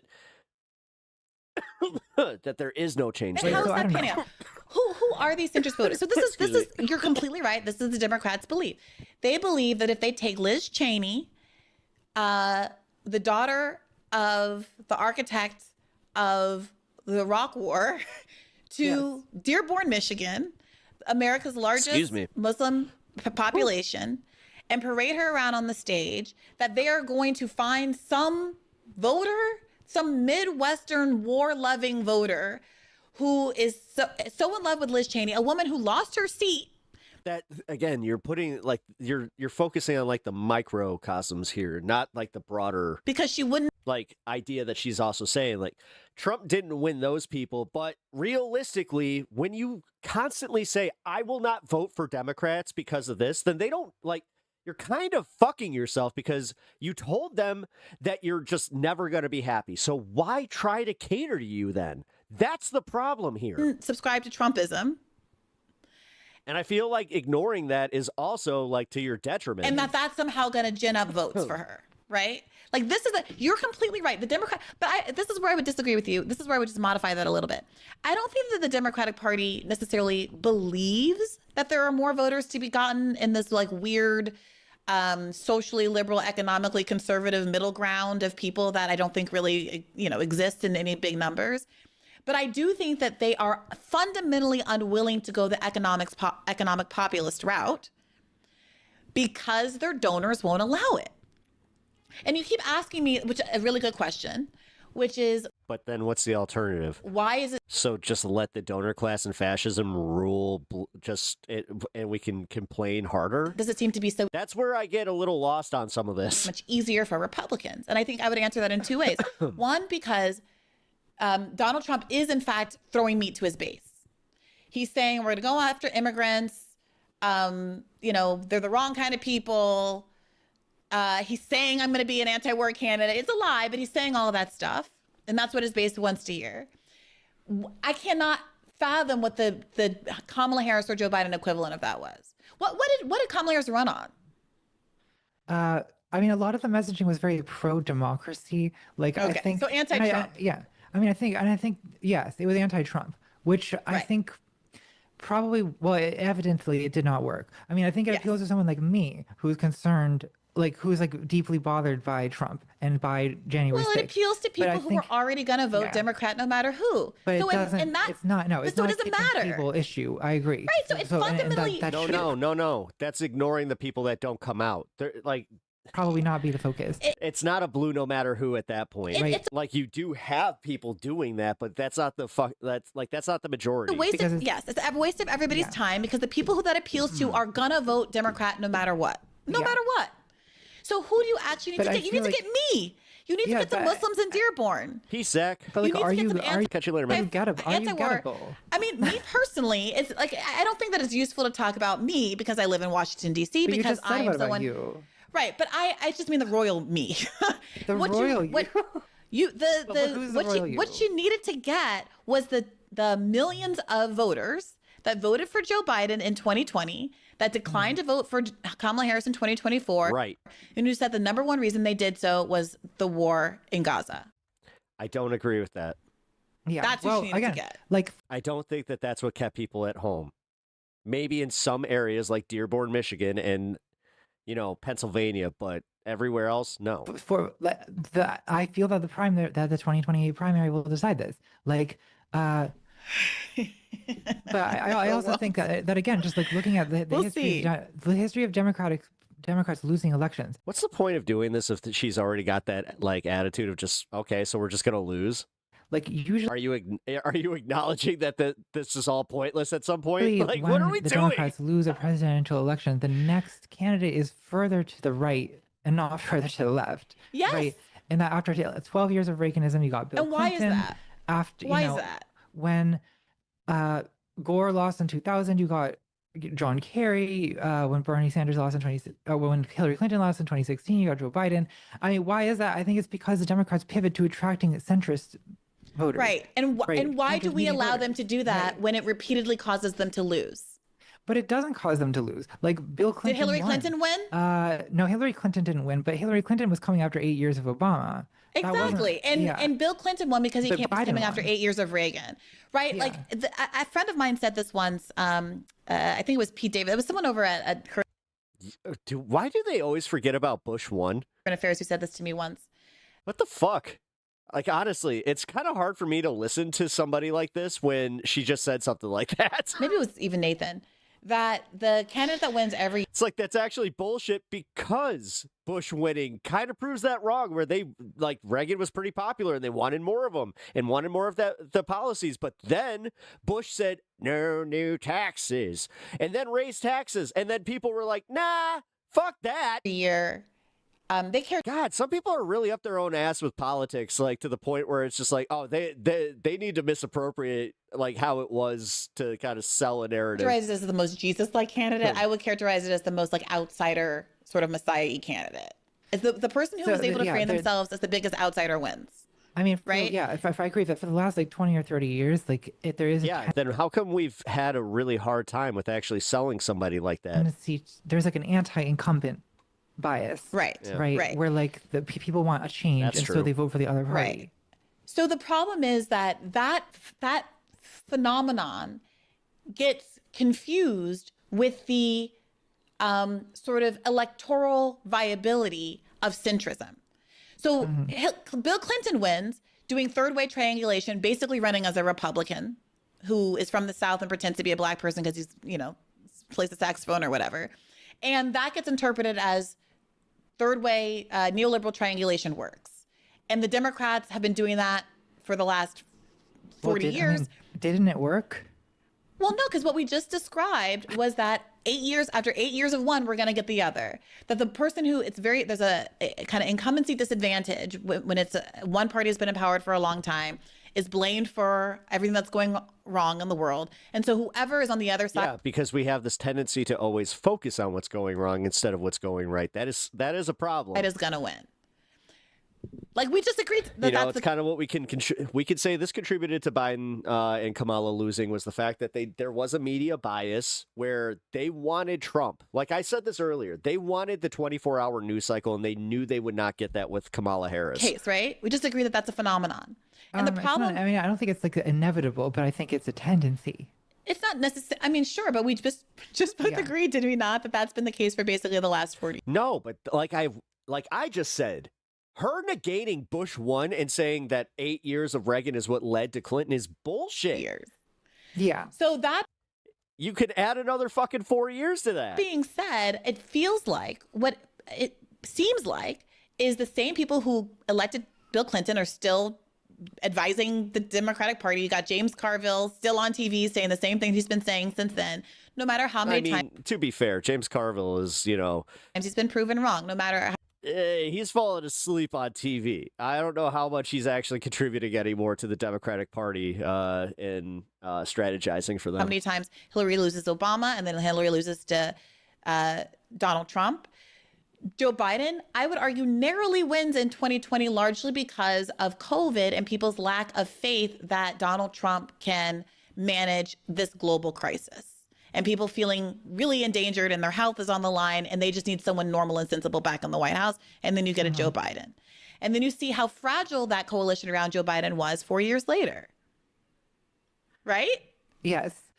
Well, but so you seem to think that the solution to this is to like for if the Democrats pivot to the far left, that there's this like available the far voter left base. Well, by is Democratic not Party supporting a standards. genocide as By far Democratic- left. By Democratic Jesus Christ. I swear to God, sometimes Party standards. this is the shit. Well, that, isn't that like, quite the I'm gonna just say it. This is the shit that normies hear and they immediately fucking check out. admission? Well, I'm Isn't not, that I'm quite not, the admission that we have a far right It Democratic has nothing to Party do with even the substance of what she's talking about. It's literally the way that she threw that out. if something like ending a genocide is considered to be far left? Well, I don't think necessarily that Speed it particular up. issue, but you've said, I mean, so Medicare for all, raising the suggested minimum that- wage.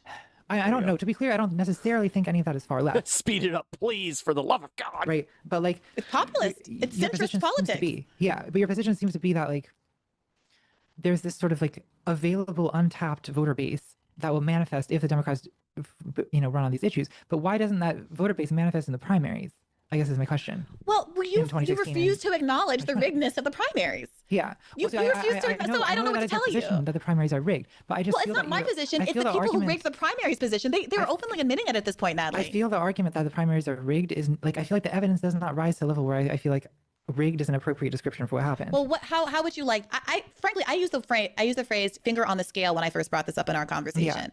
Oh, so I don't need to use the term. I mean, if that is just a semantic issue, then we don't have to use that word. Like, okay, so like again, to go back to 2020, like, okay, so there's a sort of minor conspiracy of like of center left candidates dropping out so that Joe Biden gets all of the voters available to that. That strategy simply would not work if the more progressive candidate Bernie Sanders had.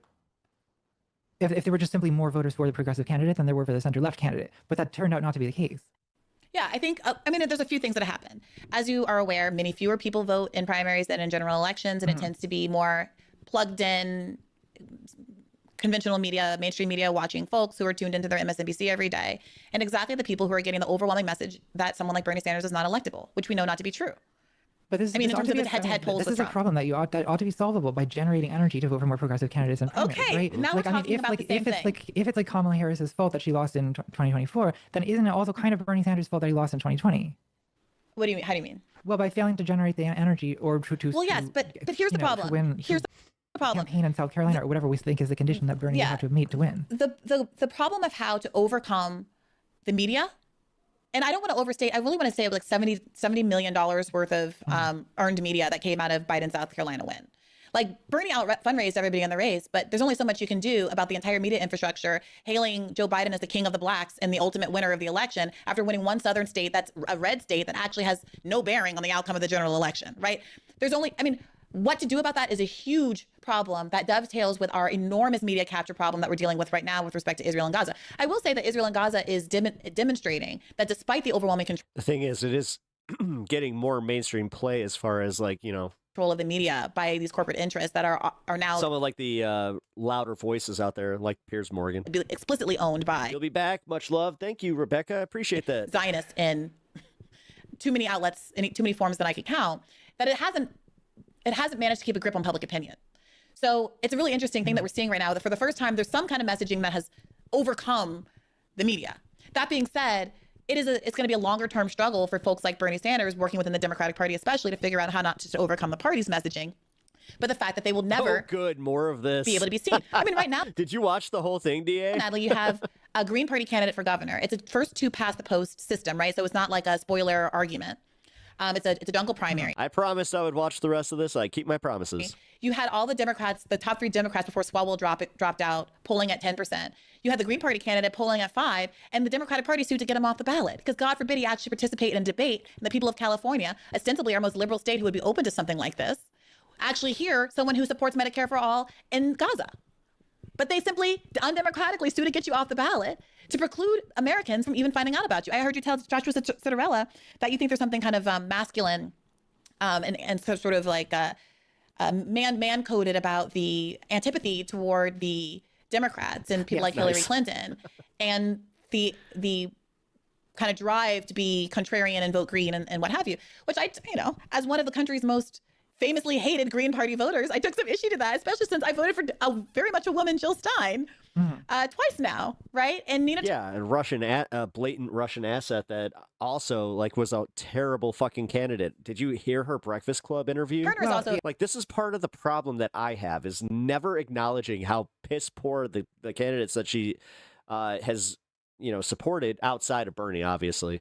And recognizing that it's it's kind of on them. Famously hated Green Party voter. And Susan Sarandon is a famously hated Green Party voter. No, I think that the Green Party is also somewhat feminine coded. I would agree with that because even the concept of a Green Party as being sort of initially like an environmentalist party, environmentalism is a feminine coded issue, right?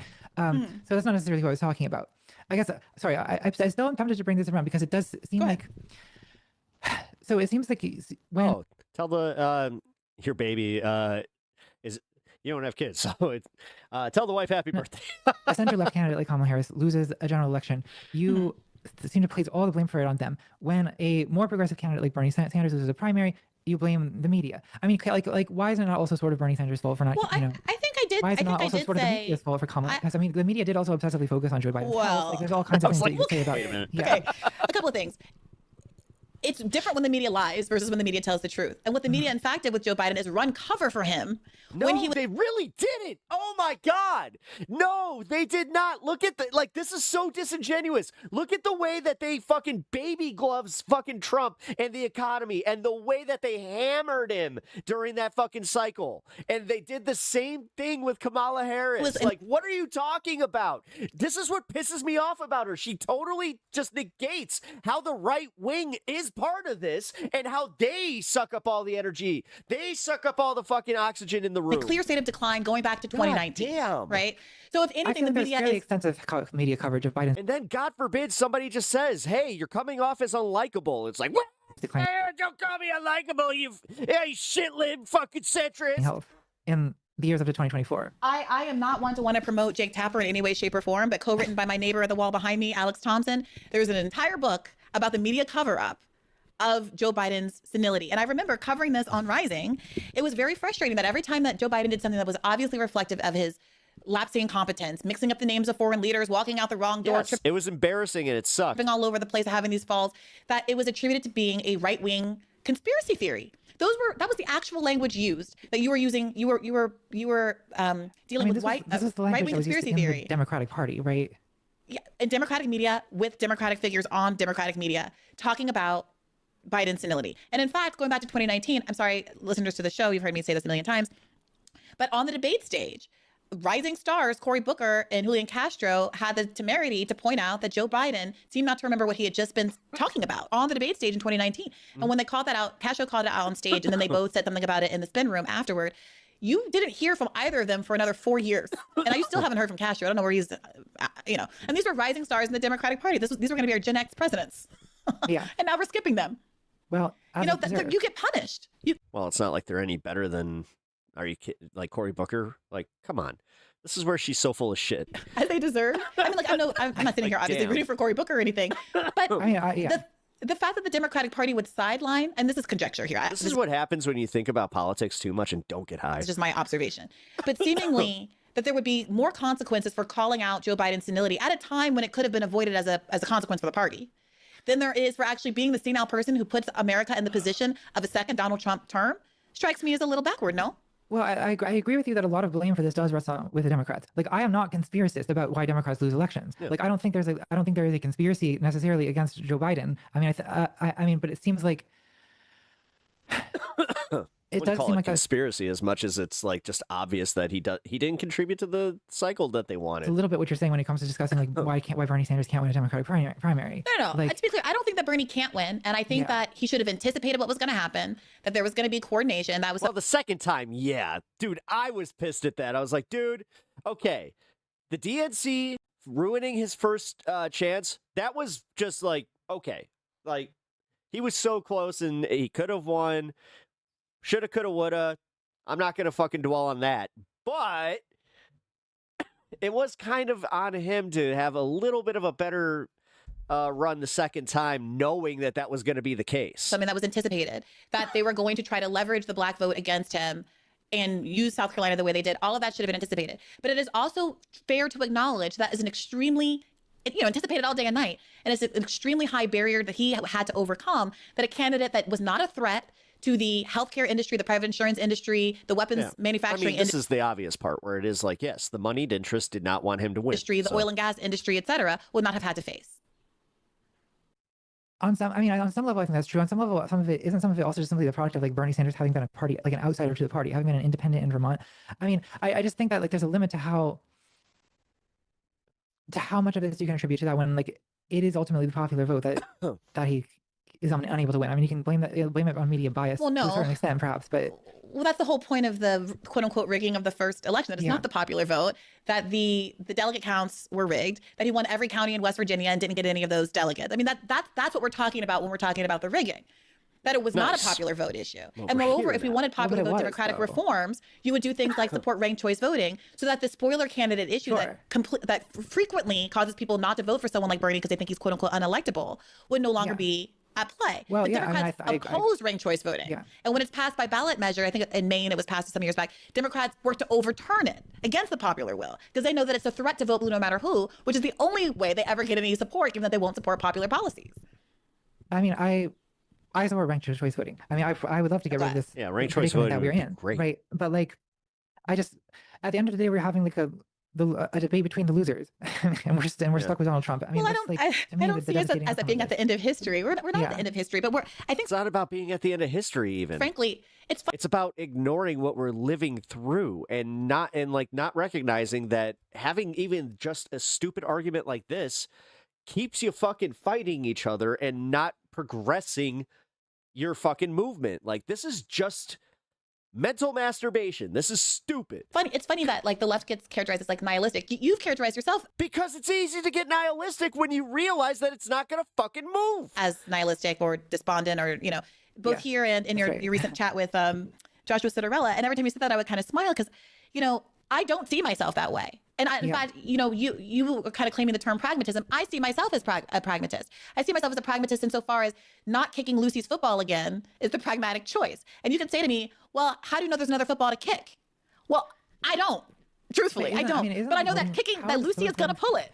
How is voting third party not Or you kick Lucy in the fucking face. its own kind of kicking Lucy's football again? Like if since like Ralph Nader and Y2K, like voting third party has sort of failed to shift the Democratic Party to the left. It's failed to Pep living in reality. and Because the Democratic Party here's has why. failed to But here's why. to elect them. Sad part is, like, Right. Here's What is the goal? why. I hear you asking that question, and I have not responded to it. I haven't responded to it as specifically as I should have. So this is what happens when you're not as academic. I keep saying it, but it's just like, yeah. let me do that.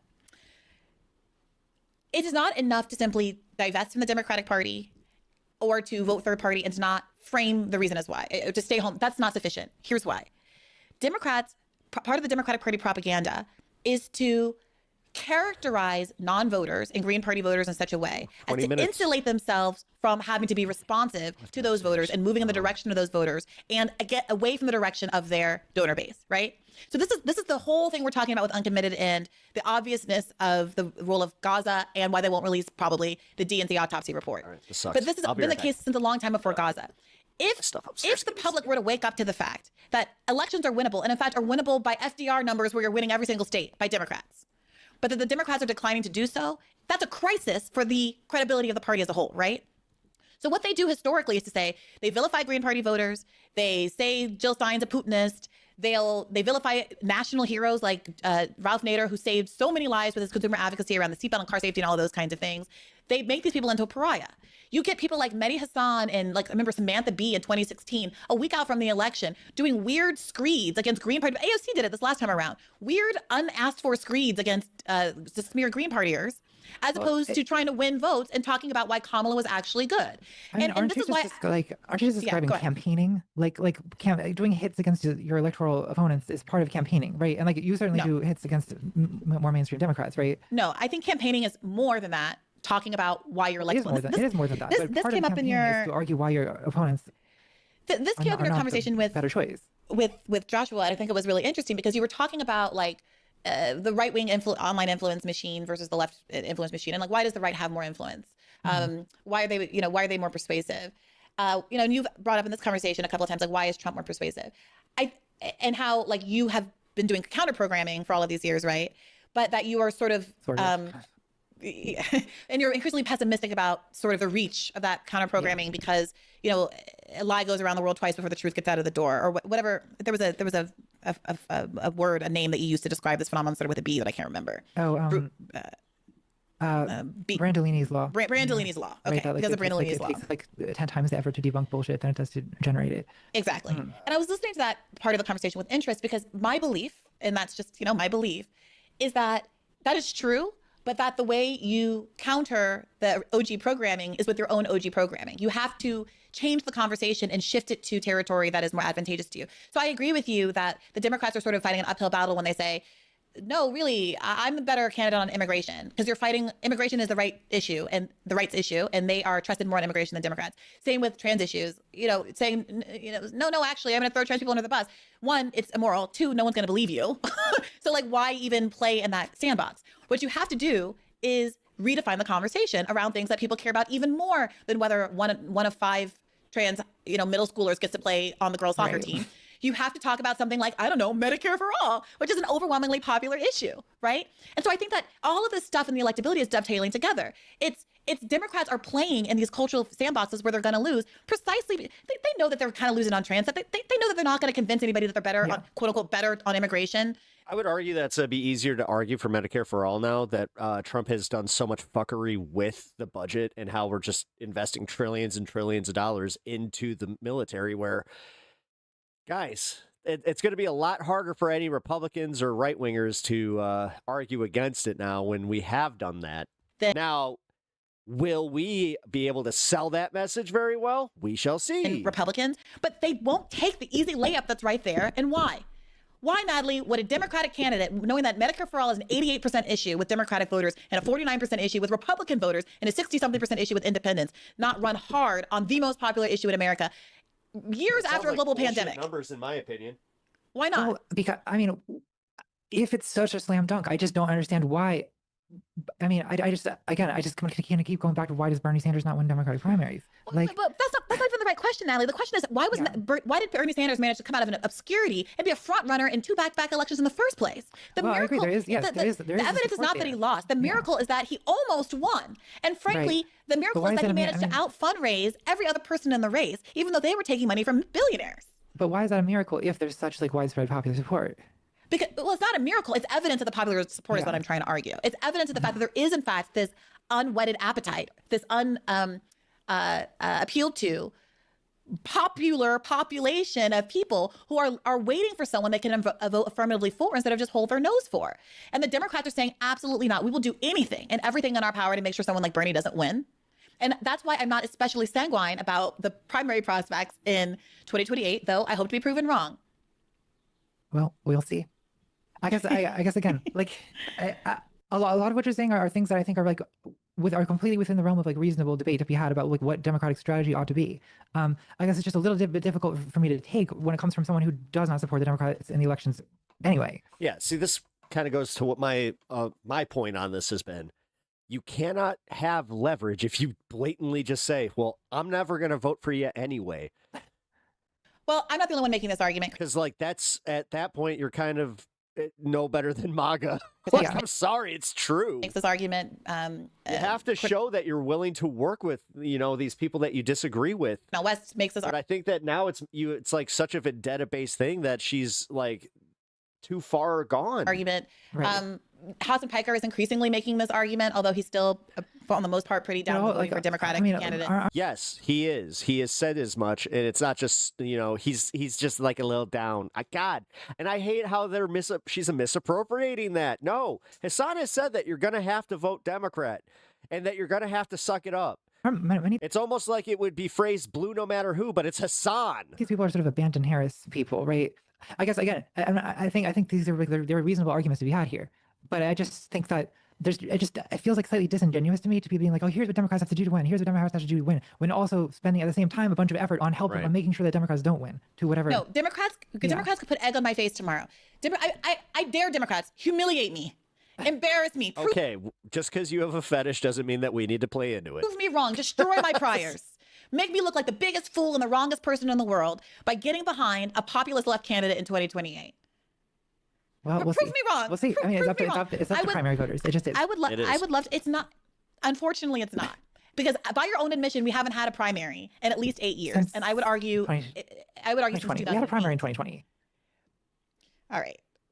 We did. I'm sorry, we did. You're in denial about this. Okay, that was was 6 years. I hate to say it, she is. That was 6 years ago. So that. God damn it. In at least 6 years. I agree. I'm well, and I agree that 2024 was a catastrophe in a number of ways. I do think it would have been better with a primary. So just to be clear, Natalie, you think it's normal? You think it's like when Joe Biden doesn't win Iowa, he comes like 4th or 5th in New Hampshire, he loses Nevada, like 3rd or 4th place. Just realize this. And Bernie wins arguably all of those, although the Iowa contested, blah blah blah. You think that it is, and then Biden wins one state. Others have been doing better than everyone's been doing better than Biden. What up, Tamara? He wins one state. It's a red state that has absolutely no bearing on his electability writ large. And the media hails him as the inevitable winner. And subsequently, all of the candidates who had been performing better than him up until that point in those 3 subsequent primaries drop out.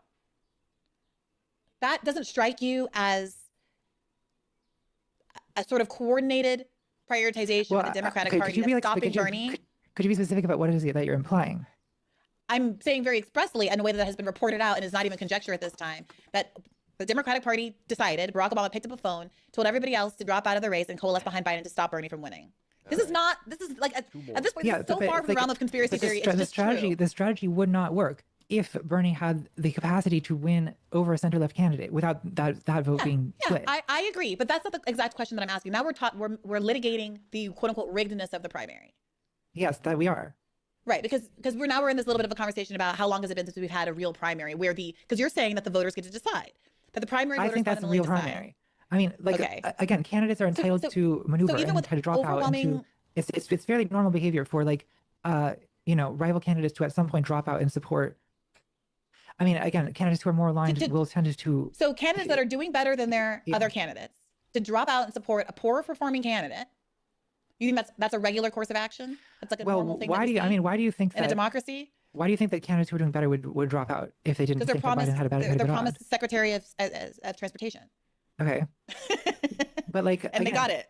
But Biden did win, right? And they're promised support from the Democratic Party when they run for election in the next cycle, which Pete Buttigieg will get. Sure. He's going to be the chosen one because he played ball. Just like I just interviewed a congressional candidate who's running against Richie Torres, who says that one of the big Democratic donors came up to him and said exactly that you're very promising. We'll support you in an election down the line, but can you drop out so we can coalesce behind the moderate candidate in this race? This is so you're saying this is not like all kinds of maneuvering goes on in any kind of election, but you're saying this is not. I mean, that's politics. A real primary. I mean, what's is that democracy? Is that a democratic choice? Okay, now it's all just it's always moving the goalpost. Like, okay, the problem I have with Brianna is that she cannot work within the framework that we have to work being made by the electorate. Like, yes, we can start to change it a little bit, but you gotta be empowered to do that. Transparent democratic choice that is being presented to the electorate. Or is it a skewed choice that is being skewed by not just the media, but by the Democratic Party, who has argued in court that it has a right to rig its own primaries? Well, rig in what sense? That's what they argued in 2016, that they have no obligation to hold a fair contest, that they're allowed to get behind candidates, that they did in fact get behind Hillary Clinton, and that they were under no obligation to do otherwise. But getting behind Hillary Clinton does not. Again, voters still have the opportunity, have the capacity to vote against Hillary Clinton, right? She won the popular vote by 3 million votes in the 2016 primary. I think we're going round and round. There's I don't know that I'm a limit to how much. Oh, it's only going round and round when she actually is the one making actually a decent point. Like, come on. Yeah, I don't know that I'm gonna be able to persuade you of this. I would just say that I would hope that knowing that Bernie in every single poll was never at any point at any risk of losing to Donald Trump, knowing what a threat Donald Trump was likely to be. Her entire thesis is, it's not fair. I'm right. Yeah, it really is. And has proven to be. I personally would have a lot more irritation for Hillary Clinton for promoting Trump as a Pied Piper candidate, which we learned from the Podesta emails. And I would have a lot of ire for the Democratic Party, who looked at those polls, knew that Hillary Clinton was a risk case, and got behind her at the same time. And I would have a lot of frustration for the liberal media, which pretended like Hillary Clinton was the more electable candidate, than I would for leftists who allegedly don't want power, don't want to wield power. Well, again, I have no grudge whatsoever against people who voted for Bernie Sanders in the primary. Like, but I voted Bernie Sanders in the 2020 primary. But let's talk about this. That is what I think progressives should do, to be clear. I think progressives should rally around progressive candidates in primaries. Okay, and when we feel like that candidate never had a fair shot because the primary was rigged, or we just didn't have a primary at all. I feel it's like rigged framing as sort of avoidant. Okay, but let's talk about 2024. You acknowledged that there was no primary in 2024, That's right. and Kamala Harris lost to Donald Trump. That's right. And yet you still seem to be placing blame on primary voters in 2024, as opposed to fully placing the blame on Kamala Harris, Joe Biden, and the Democratic Party for running a race without a primary that ignored the will of the constituents. I do not place, of course I'm not placing blame on voters for a 24 primary that effectively did not happen. My blame for the 2024 election is, okay, one, on Biden/Harris for not running a better campaign, Biden for not dropping out earlier. Yes. I totally agree with her on that. And two, on people not voting for them in the general election, right? Those are the two groups of people who are responsible for this. Well, and also you still do blame people for not voting for them, even though they never had an opportunity to choose the candidate. I blame them for not voting for them in the election, in the general presidential election against Donald Trump. Even though they had no say over who their candidate was going to be in the general election. Yes. I mean, I think that Kamala Harris was a vice president. She was selected by Biden, who was selected in the 2020 primary. Undemocratically, that the people had no say in, you know what I mean? Like, the vice president is not somebody that we voted on. They were, on the ticket, obviously, but that is not. This is how the system works. If we don't like the system, okay, we can talk about maybe how we ought to change it. Well, that's what I'm doing. Like, this was a situation. No, you're not. That we were presented with. You're not doing a very good job. 2024. You have no leverage, Brianna. And people chose not to vote for Kamala Harris, and now we have Donald Trump. Her smugness is actually also like, this is the shit. This is the shit. This is what gets everybody that has a maybe passive interest in politics, leans left, but when they're talked to like the way that she's talking, I'm telling you, check out city. And all the consequences of that. It almost makes you fucking not just check out. Sometimes you will actively just be like, you know what? Fuck her. Right. Now it's like, I'm checking out. No more fucking politics for me. And we have that. The blame for that is widely distributed, but I don't understand why opposition to Kamala Harris has helped this. Like, when the world and the country are just demonstrably much worse as a result. Brianna's condescending expression when she's like, oh, you didn't want us to support Trump because we hate the Democrats, actually infuriating. Kamala Harris losing. Infuriating. There's a party that had, what was the number again? Like $1 billion spent in the 107 days of Kamala's presidency, candidacy. There is the DNC is an apparatus. Cough or sneeze. I'm not sure which one. Hundreds of millions, billions of dollars, tens of thousands of people on the payroll. Feels like force the vote all over again. Oh my God, it kind of is. Think tanks, former presidents, world leaders, all of this at their disposal. They know exactly what the numbers are. They can run polls that Green Party candidates only dream of knowing in terms of having voter information. They have networks of door knocking and voter access and email lists, all the power in the world. And to collapse that power. 5 minutes until my local 420. Into the power of a few. Y'all want to celebrate with us? Hundreds of thousands of voters scattered across the country or concentrated in certain must-win swing states who were horrified by the fact that Kamala Harris couldn't even distance herself from a genocide where every day you had to open your TikTok and see children without heads and hanging from their limbs and starving to death in Gaza, and to say the blame is widely distributed and not so squarely on the people in power? I think that's what's frustrating. You say the left doesn't want power, the left wants to endlessly critique power. I want to critique those in power who aren't wielding it, whether they're centrist Democrats or they're someone like AOC. But the consequence of this has been that not only does the genocide continue, right, and avenues towards mitigating the worst effects of it are closed off, and we've also handed Donald Trump access to a nuclear arsenal so that he can go on social media and issue apocalyptic genocidal threats that a whole civilization will die tonight. Like, I don't understand how this improves the situation. It seems to me that it makes it even worse. Okay, let's break that down. It is not intended to improve the situation because I, as a voter, don't have the power to improve the situation. Well, you do have the power to improve the situation. No, I don't. Yes. I have the power to choose one candidate that's pro-genocide or the other candidate that's pro-genocide. So if you're a single issue Palestine voter, yes. Which are you? If I am. No, frankly, because I didn't vote for Joe Biden in 2020, obviously. Because if anything, I'm a single issue. Give me health care. We're in the richest country in the history of the world. And I know it's very uncool to still care about Medicare for all. It's very uncool. That's like a regret, like a chuggy issue from 2016. But I'm sorry, my values and my morals aren't trending like a Twitter topic. Yeah, you're kind of admitting that they're not exactly popular. It's almost like you have to, I don't know, make them popular. And that means selling them. I'm deeply invested in them. God damn. This is why I was talking to, like, Anna, I know that we had this conversation about, like, marketing. Well, that's kind of part of it. I'm getting angry, but not at you. I mean, I understand what you're saying about the condescension thing where you're like, yeah, we've been condescended to, so we're a match energy. It's like, well, that's not a great strategy. Yeah, I'm getting angry No, at the world. that's fine. That's fine. We're all angry. And I think, frankly, as a Black person, and having George Floyd in the Black Lives Matter protest having been such a big part of 2020 that got immediately erased because it was supposed to be sublimated in order to get Joe Biden to win. And as someone who sits in a country who has the world's largest prison population, not per capita, but absolutely, and modern day slavery, yeah, I'm mad about a lot of stuff. It's not about acting. Lord, it's not about that. Lord Almighty. Sorry. I was just about to say, like, this is. And for all of those reasons, those are my litmus tests. And I wrote an article in defense of litmus like tests in 2020 that holds up like... pretty good. But I also am very glad that the rest of the world seems to have come along to what their bright line is, which is way farther to the right than my bright line. It's weird to agree with you and also just be like, yeah, but it's not going to happen as quickly as I think you want it to. But I'm glad they got there, and it's genocide. I'm glad we can all agree that genocide unfortunately, is right. I think that you guys are missing, like, this. If you agree with her, then I'm going to just say, then I think that you, like, this is where I keep trying to tell you, you're missing some steps. You have to kind of, like, get these shitheads in there to beat them. Like, you have to prove that our ideas are that much better. And sometimes you do need them to be in power to prove that that is the case. Line. And also, it's a lot harder to fight against somebody like Trump and the Republicans. The whole country and the whole world agreed upon To be this. honest. The only people who didn't were Kamala Harris, Joe Biden, the Democratic Party, and of course the Republican Party as well. But the lane is wide open, so wide open that Tucker Carlson's running through it.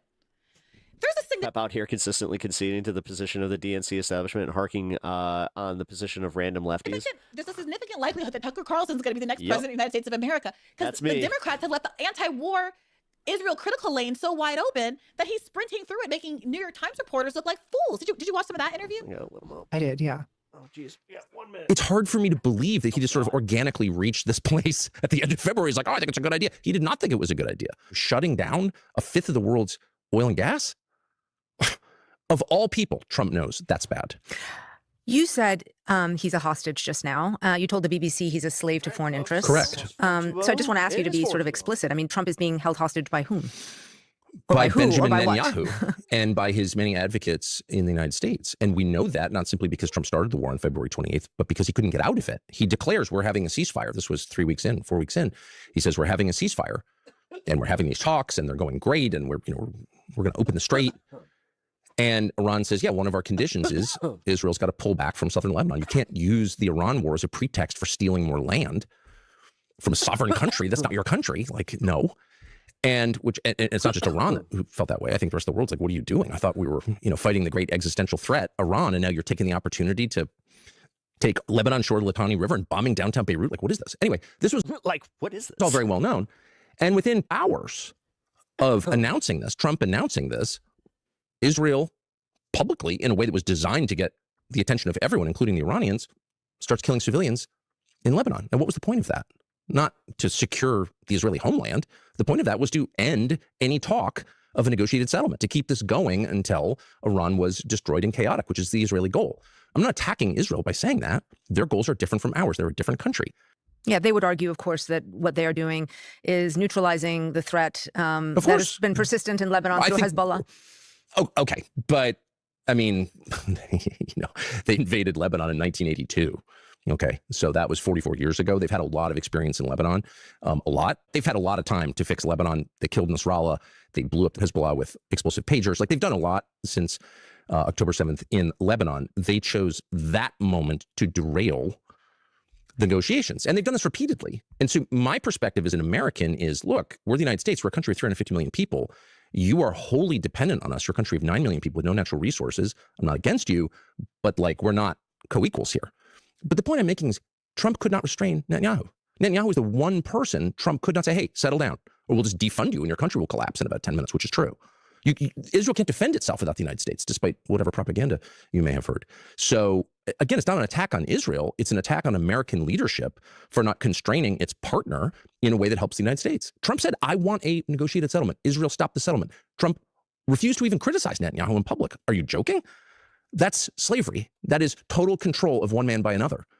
And it's, that's between Trump and Bibi and God, as far as I'm concerned. But as an American, that's our president, our elected president, whose job is to protect our country and our interests and our economy. And he is looking out for Israel first.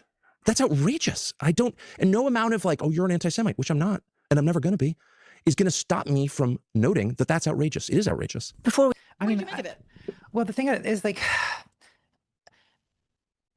Tucker Carlson I see as the populist moment, but he's a very sinister figure to me, right? Because I feel that he's, this is a person who spent like 10 years ranting about white genocide on Fox News. Like, okay, now he's realized that like, there's this, there's an audience to be had for being anti-Israel.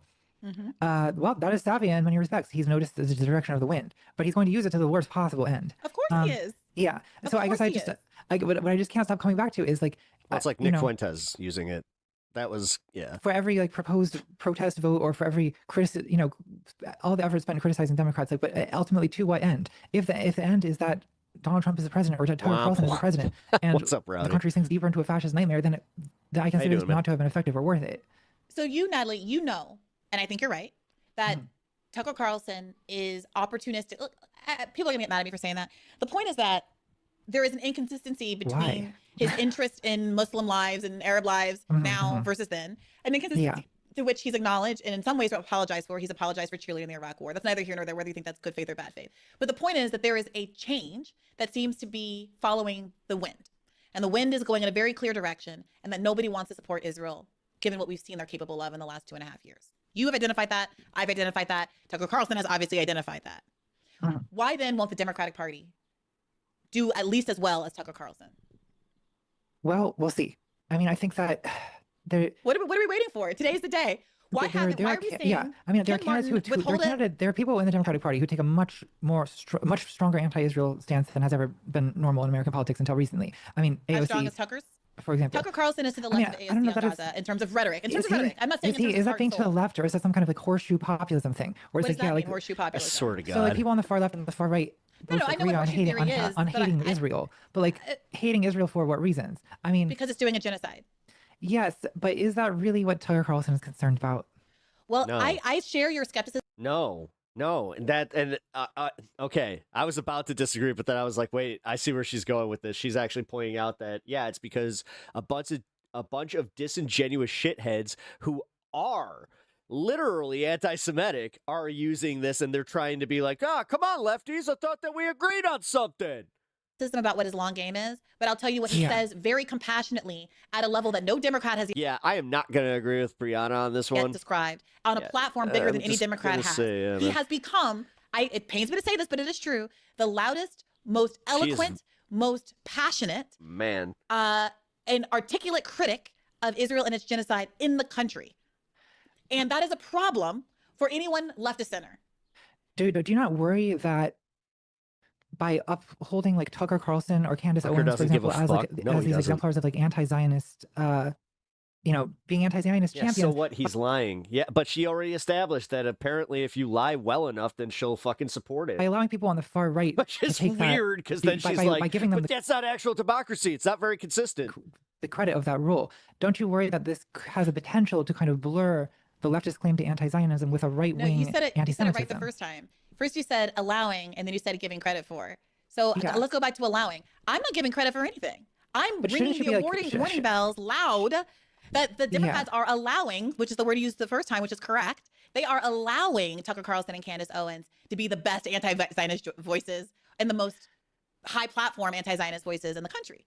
They're allowing it. And yes, I do think that's a problem. I mean, but shouldn't left-wing anti-Zionists be eager to distance themselves from right-wing figures whose anti-Zionism is very likely to blur into anti-Semitism, right? In a kind of like possible. It's I possible. feel that is a significant risk. Yeah, let's talk about that because you raised that as a concern with Joshua as well. That you anticipate a backlash of genuine anti-Semitism as opposed to just the anti-Zionism as anti-Semitism against Jews here and in the diaspora as a consequence of seeing so much carnage that's been inflicted by the Jewish state on the people of Palestine and now the greater region, Lebanon, Iran. That's not what she said. Now I have this other worry, and this is where I don't think I was that caused far myself off. to become an arch villain of the online left recently, is I also worry that there'll be a backlash to that as well.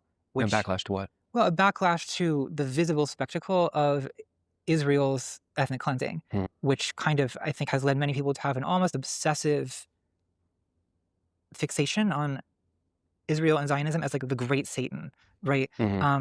Which maybe I'm overactive in my anxiety about it, but maybe I'm not. I mean, I think that some people are going to want to retaliate for the hundreds of videos they've seen of children being blown up. That sort of worries me, not just for the victims of the retaliation, but for the continued like escalation of violence that it implies. I don't have an answer. I don't know what to do about it. It's just a thing I'm watching like a train wreck. In the same way that I think on October 7th, when that news came in, of course I was horrified by the attack itself and the victims of the attack, but also was overwhelmed by fear of what Israel was going to do next, which would likely be worse. Is how I felt at the time. And it has been. Yeah. My problem with doing this show is that the topics that interest me are all of the most thorny topics that the online left gets extremely aggravated by. Yeah. So you got some pushback from that, right? I've noticed. What do you make of that? What do you think about that pushback? Well, so my view is not that like, oh, we should all ignore that there's a genocide happening because it might cause people to be anti-Semitic. Of course, that's not what I'm saying. But I do think many people on the left sort of underestimate the risk, or not underestimate, but completely dismiss the possibility that there is some potential issue when it comes to the anti-Semitism and the anti-Zionism getting sort of blurred. And I feel that risk is sharpest when you see alliances being formed with people like Tucker Carlson, where I do not trust Tucker Carlson to maintain a principled anti-Zionism that does not descend into like the most like insidious kinds of anti-Semitic conspiracy theorizing about Jews controlling the media to corrupt the white race or whatever. That is the direction I can see him go. You put a lot of stuff in there together. So in his New York Times interview, again, I'm not defending Carlson, but I think that if you are going to critique Tucker Carlson, you have to be very specific because Tucker Carlson is very smart about what he does and does not say. And if you critique Tucker Carlson in a way that is perceived as bad faith, I think we on the left can lose credibility and Tucker Carlson only gains more. So I'm pointing this out as a factual matter because I think we have to be really honest and specific and clear about Tucker to maintain our own credibility. In that New York Times interview, Tucker Carlson, it is insinuated that he's an anti-Semite by the interviewer. He balks at this. He says, I'm not an anti-Semite. I never have been. I respect Jewish people. I have Jewish friends, whatever you think of that kind of line of argument. And he's very specific to say that I have priorities as an American. I want the interests of Americans to come first. Hold on. I got to read this. I'm sure there's some conservatives who oppose Zionism on non-anti-Semitic grounds. The problem is because of their politics, we can't read minds. We can't really know without time. With Tucker Carlson, you don't need time. He's given you all the time and all the clips and all of it that you need. Nick Fuentes too. You can see how they use how anti-Semites use this disingenuously to platform their hate, and also to kind of get some people like this to kind of blur the line where it's well, I mean, you can't really know what they're thinking. It's yeah, I think you can. It's very clear that this foreign policy of protecting specifically, Netanyahu and Israel does not behoove Americans in the least. I told Donald Trump we should not. Oh, you're talking about regular people. My bad. Go to war with Iran. I thought you were talking specifically about Tucker Carlson and those ilk. Seem to have done so reluctantly. What? No, I'm pretty sure that they're pretty open about it. And that's a problem. And what you just did there when you said, Jews control the media and it's for the purpose of, whatever, elders of Zion. I mean, you didn't say that, but the New York Times Elders of Zion type elders stuff. of Zion. Elders of Zion type stuff. Tucker that is bristled at my that. concern. Yeah. Tucker bristled at that. And I got to say, I bristled at that too, because we have to be willing to talk about Zionists controlling the media when they do. When the Ellisons buy TikTok and Nexstar and Paramount and all of these things, and explicitly say they're doing so because they want a Zionist point of view, and they hire Barry Weiss with no qualifications to do Zionist control at CBS. When I'm fired from my media job at The Hill explicitly because I've been fighting for, not explicitly because they never said anything explicitly, but after having fought for 6 months to do any coverage of Israel, despite the fact that the critical Israel coverage was driving our views and making the company money, we have to be able to talk about the way that Zionist media is out of step with popular opinion and, frankly, the truth. So I think that it is possible. So look, it is possible that I'm wrong, right? It's possible that I'm overreacting to this risk. I don't think they're talking about that, Kirk. It's possible that people like Tucker Carlson will, in fact, be disciplined anti-Zionists who are savvy about not allowing their anti-Zionism to metastasize into some kind of protocols of the Elders of Zion type nonsense. If that's the case, I will look stupid. However, I'm willing to take that risk because I think that the odds of this metastasizing into some kind of protocols of the Elders of Zion nonsense are fairly high. I would be clear. My disagreement is not that there is not risk about where Tucker's going to take this, but that we cannot. If we start saying, oh my God, every time someone talks about Zionist media influence, that's Elder of Zion stuff, well, then the only person who's going to be taken seriously, the only person who's going to talk about the true thing of Zionist media influence is going to be Tucker Carlson. And when he goes and takes it, if he goes and takes it in a genuinely anti-Semitic direction, then everyone's going to go with him. So what I'm saying is we have to be able to talk about, yes, Zionists are buying up the media to shut down people's support of Palestine. This is an explicit discussion that was had by people like Jonathan Greenblatt and the TikTok purchasing battles. Right? This is happening. And if we aren't willing to talk about that happening, then of course the only people who are going to talk about it are people who could weaponize it to bad ends. I mean, I do. So I accept the criticism that it is important not to overreact as someone coming from my position. In other words, to be cautious about anti-Semitism accusations, because the excessive anti-Semitism accusations to shut down any criticism of Israel has given, I think, many people a fatigue when it comes to even discussing the concept of anti-Semitism at all, right? Yes, because they're used to, they've grown accustomed to it being used in this disingenuous way. This is how it's often used in Israeli media to describe any opposition to anything that Israel does whatsoever is characterized as anti-Semitism, right? Yeah, so I think that's a real problem, but the pendulum can, in fact, swing too far the other way. And I feel like I've seen that already happening in certain areas. And I think that I'm unable to suppress my knowledge about who Tucker Carlson is as a person and like the types of agendas that he's tended to attach to. I do not trust him to be a voice for anti-Zionism at this point, that does not devolve. Brianna Joy Gray is kind of like using the TYT defense for it. Into some kind of neo-Nazi nonsense. She's trying to get a job with TYT. I have gotten some flack from my own audience for saying this as well. But I think I share your concerns. But I think the reason you got pushback for that particular clip from the Citarella interview is because it felt like, and maybe we'll clip it in because I don't want to misquote you, but it came out sort of like, because people are seeing so much carnage out of Gaza, it's going to cause an anti-Semitism flare-up, as though the way to prevent that is to simply not look at or somehow suppress the truth of what Israel is doing in Gaza. Yeah. I know that it's not, but I do think that is part of what was so frustrating, like what part of the backlash was about. Yeah, well, I think I maybe need to be clearer about what exactly I am saying there, right? I mean, I think that people have often. I wrote a very poorly worded like a Reddit post a year ago, which I think a lot of people have reacted to. I mean, of course, I'm not suggesting that Palestinians should not record what is happening to them and disseminate it, right? Of course, I'm not suggesting that we need to suppress the reality of what Israel has done in Gaza in order to prevent anti-Semitism. No, that's not the case at all, right?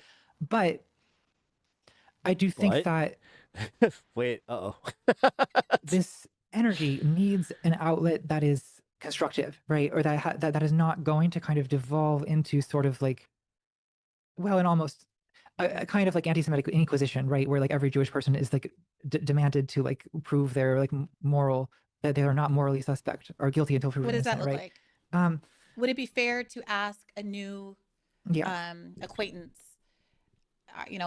hey, I'm going to say I'm on a date, and it comes out that the guy is Jewish. How do you feel about Palestine? Are you a Zionist? Are you an anti-Zionist? Do we think that's kind of an inquisition? I'm not going to tell you what to say on a date, but I have seen people on social media, for example, like, under any Jewish sounding actor posting like, oh, I hope they're not a Zionist. Are they a Zionist? Blah, blah, blah, blah. And I do feel that this creates this kind of like atmosphere of like a default suspicion of Jews, which sort of is an echo of a centuries long dynamic. I mean, I think that I'm more concerned. I mean, again, this remains sort of a peripheral cultural issue. I guess I'm more concerned about figures like Tucker Carlson and the way that they are going to kind of. I'm worried that the energy, the anti-Israel energy that people have, is like an exploitable energy by some sinister people, right? In the way that, I don't know, like disillusioned like young men on the internet turned out to be a dangerously exploitable energy. It right? is, Natalie, but like, what are we gonna do? Like, this is why I'm so frustrated with the Democratic Party. You and I can't do anything about that, right? Yeah. You know, I'm not promoting Tucker. I'm in fact, to the extent that I'm playing Tucker clips, I don't even really retweet Tucker. I won't, but except to say sometimes, gosh, how embarrassing that Democrats aren't saying this. How embarrassing that he's making a stronger statement on this than Bernie or AOC. But don't you think that's like giving him too much credit? No, like why are you it's the accepting opposite. Tucker Carlson's framing of himself? No, because the reason I'm doing this, Natalie, is because that is the truth of what's happening. Whether I say something or I say nothing, the truth is that credibility is being earned on the right and lost among Democrats. And I can say nothing. What? And Tucker Carlson is going to be president. like the lane Tucker Carlson is driving through is a 7-lane highway. And it will be a cakewalk because nobody else, including a lot of Republicans, right? He's now like breaking from Trump and the MAGA, are willing to occupy this lane. And so I think it would be a dereliction of our responsibility as people who don't want Tucker Carlson to have that authority and to be leading in this area, to try to get other people who do have the possibility and the platform, the microphone to have similar kinds of authority to take up the mantle. Why isn't AOC or name someone else? I don't mean to put it all on her. Who's this particularly articulate person on the left? Ro Khanna, I don't know. Yeah. Why aren't they speaking in the same passionate, moral terms that Tucker Carlson and Candace Owens are speaking in? Because Tucker Carlson and Candace Owens are like harnessing this this rage for like they're like sinister, like right wing, like borderline, like honestly, yeah, gibberish, right? Really, that's not fair. We all share the rage against Israel. No, yours is genuine. Theirs is using yours to fucking manufacture something and they're gonna use it for much more nefarious purposes, dude. This is what I'm trying, like, wow. This is where I was getting a little fucking frustrated with this. I'm sorry, I like, it kind of broke me there. No, it's just as bad as I thought it was with what she's saying here. Okay, at this point, she is actually kind of like playing this like, might have to vote for like a Tucker Carlson if he runs. You can't have a heart and eyes and not, frankly, detest the state of Israel for committing the worst humanitarian crisis of our lifetime, live stream on TikTok.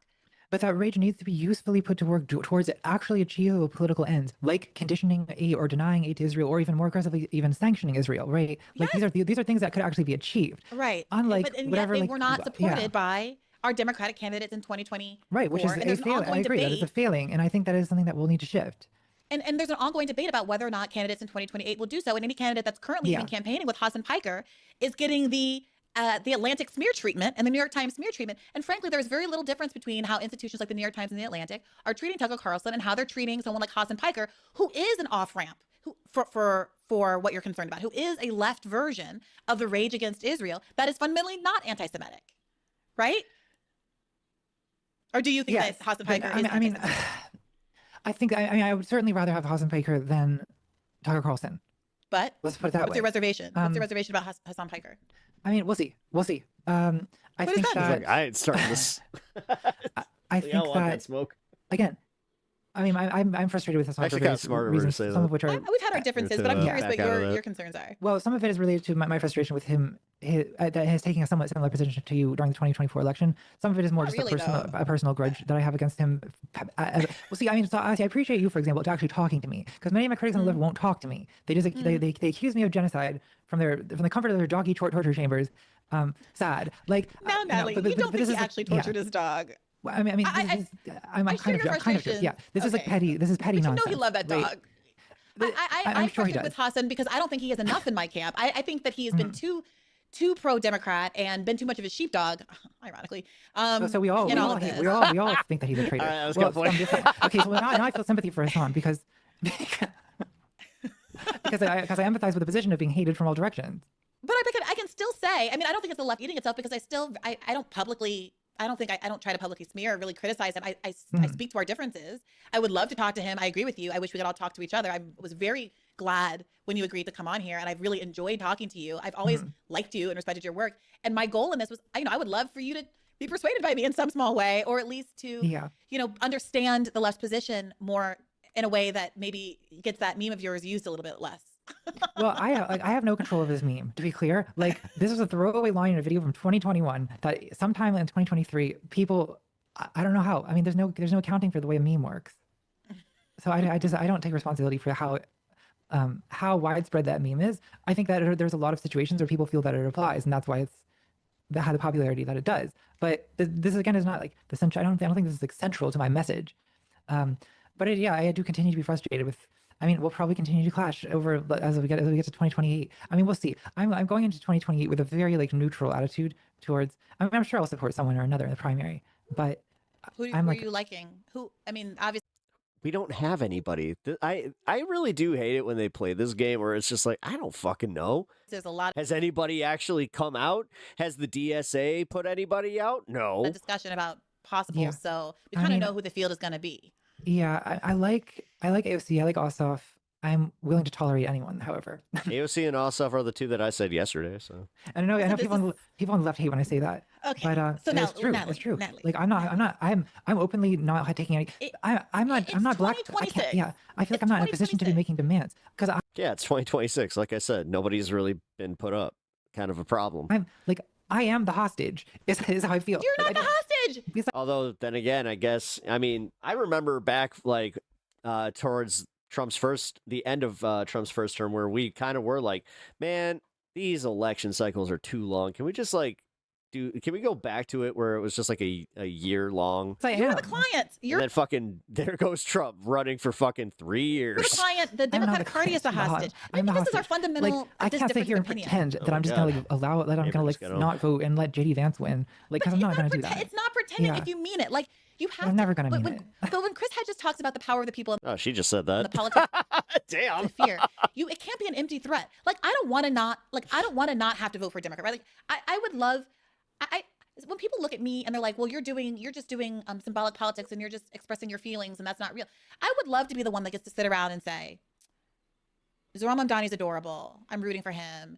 Kamala Harris seems like a really nice lady and a great chef, and her hair always looks fantastic, and I'm rooting for her. That would be like, do you know what that would do to my nervous system and my adrenal glands to be able just to sit and like ride the wave and like play my little part of the voting booth and go about my life? Maybe you think I enjoy getting in fights literally everywhere I go? Ruined my friend's birthday party the other day because the conversation about who we support in 2022. I didn't ruin it. This other woman ruined it, but never mind. My presence ruined it because I know my position is a galvanizing one.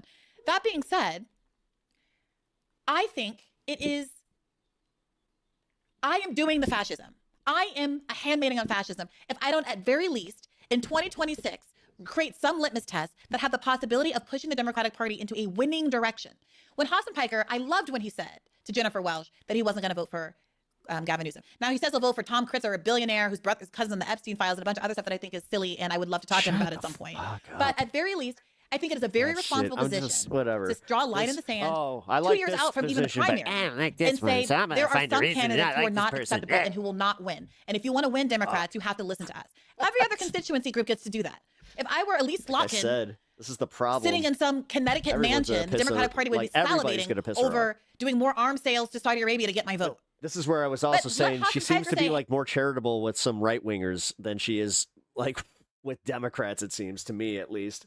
Hey, can I have a little health care, please? Can we do a little less genocide, please? Can we not have a guy who who gets hard off of rounding up homeless people off the streets of Los Angeles, please? He's enemy number one because he's saying, hey, there's lots of people I'll vote for. Gavin Newsom just isn't one of them.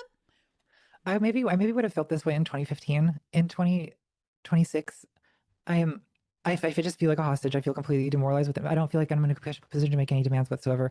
I'm just gonna vote blue no matter who. That's just where I'm at. Natalie, I want you to, for someone who's so interested in psychology, like what do you think is going on there? Like kind of like psychosocially that makes you kind of take the approach that you're taking, and I'm taking the approach that I'm taking. Well, I think I feel very like beaten down from watching Trump win twice. It has sort of like, detracted from my capacity to like hope that America can be a better country than it is. I mean, again, I'm like the last person who should be doing Democratic Party messaging, as you see, because what I'm saying is, of course, what I'm saying is emotionally honest. It's not good political messaging, and I know that, right? Like I know that what I'm saying is not good political messaging. Every Democratic candidate, no Democratic candidate should listen to me on because the way I talk is not. It's like the opposite of how someone should campaign. But it's just I'm just being emotionally honest about where I'm at, right? Whereas I feel so defeated at this point that I'm just willing to take anything that's better than this. But you know, there were enough voters in 2024 that didn't agree with you, that weren't willing to take anything, that Donald Trump won, right? Enough Biden 2020 voters that didn't agree with you, that ultimately Trump won. Yeah, they didn't feel inspired or whatever. So let's say that those voters are. Yeah, but I would argue that like if there's a Democrat that's going to, not, criminalize being trans, that might be something that Natalie would care about, and I mean I care about. That should be a bigger issue where we should probably harp on that, where it's just like, hey, are you guys like gonna play these games, or are you guys actually gonna issue some fucking protections, and let people kind of continue to live their lives? Like just the passport thing alone right now is kind of fucked up. It's really fucked up. Irrational and they're stupid, and let's just concede that for the sake of this argument. Knowing that they exist and that they're irrational and they're conceited and they're willing to take the party hostage. There's no part of me that says, fine, let me lean into that direction. Because if I can get the party to move to where they are, the party can win. I really do hope, I've hoped for a long time. I mean, I hope this in 2020 in a way. I hope that the Democrats do nominate like a leftist, progressive leftist, in part, if for no other reason than to actually try the experiment. Like, will they win? I would love to know. But materially, because again, Natalie, you've accused us on the far fringes of the left for not being sufficiently rooted in materialism. I've tried to bring up several times in this conversation the material reasons why I think that will never happen. Largely being the donor base of the Democratic Party is a corporate donor base that's largely contiguous with the Republican donor base. But I just don't understand I feel like you're not able to paint an attractive alternative for me. Okay, so two things on this. The analogy I used before was that even if I don't know if there's another football to kick, I know for a fact that Lucy's going to pull the football. So anything else I try is more likely to succeed than doing the thing I know to be futile. So that's one argument that I will make. Or you kick. A second argument that I've made during this conversation. See, if you're going to use the analogy, then you change the game. If you know that she's going to take the football, then you fucking kick her in the ass. Is that put aside my own personal politics? Even if this is kind of a grand bluff, I think that Democratic voters who like the Democratic Party and just want the Democratic Party to be better, who don't have real lofty aspirations for Medicare for all or any of the things that I care about, who don't actually want to end capitalism or anything like that, at very least should say that my vote is conditioned on populist policies and make the argument that you're more likely to win if you agree with me, too. So I think that's a clear strategic argument to make. And if you do it loudly, I was trying to make this argument earlier and I didn't finish it, so I just want to tie a bow on this. The reason that this hasn't worked historically is I think that there needs to be the Democrats they label and give a message to non-voters, like they ascribe politics and a message to non-voters because they're not organized and they can't speak for themselves. I think the uncommitted movement was very, very smart, and insofar as that they said these votes are gettable, you can get them, here's how. And so it became very obvious that the Democratic Party was choosing Israel over winning. I think we need to do that at a grander scale, and that's not necessarily against it as much as it's untenable. Like the thing is, I don't like if we had ranked choice voting, even to the point where like you could support a Green Party member and then your vote would go towards the Dems. Great. That's a system that I would be willing to fight for. The thing is, this is where I say you either take over the Democratic Party with like the popular ideas and all this shit, and you actually just show them their ass and just win with your ideas. Great, but I've seen the Green Party just be a failure over and over and over again. So I have very limited faith in how that would work, because also I haven't seen anybody step up to the plate to really go with a third party run. Like I see libertarians on some of the local ballots here, but I never see like a DSA candidate. That's why I keep harping on that. That's part of why I believe in voting third party as opposed to sitting it out, because it's much harder to pretend that Green Party voters secretly wanted the country to move right than it is to pretend that non-voters wanted to move the country to the right. It's also just not acknowledging what the Green Party is and Jill Stein and how she's like one of the worst candidates. That we just need President Slotkin to save us. That's I think I would be much more. Yeah. If this was that's why I still disagree with it. 2012, I don't know. If we were talking about like an Obama versus Romney situation, I feel like I'd be much more willing to entertain this. Well, we're never getting Romney again because of vote blue no matter who. Because vote blue no matter who says yes.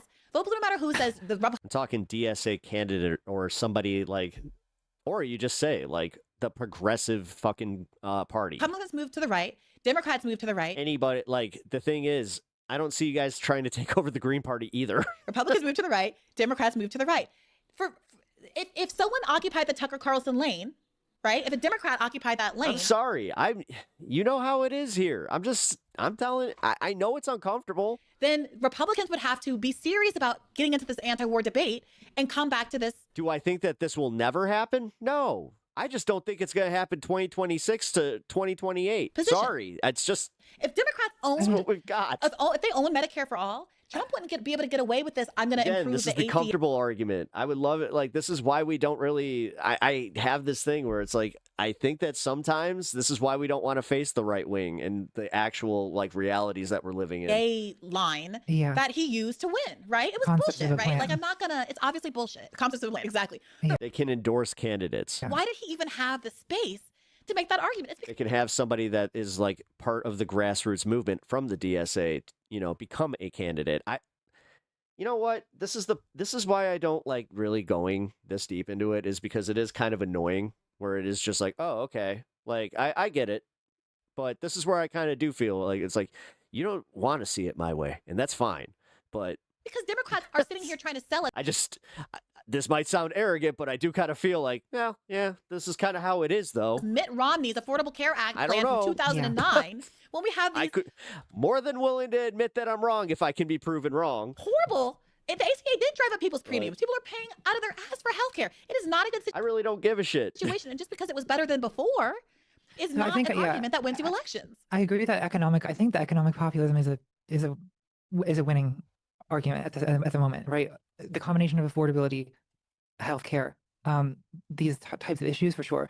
I don't necessarily know that I think a leftist Tucker Carlson, whose like primary thing is like channeling rage against Israel. I don't know. I feel like my experience of median voters tends to be that they're like a little bit detached from these geopolitical things. But that's not. But come on, Natalie. That's conventional wisdom that foreign policy doesn't really matter in these things. And Israel has turned that on its head.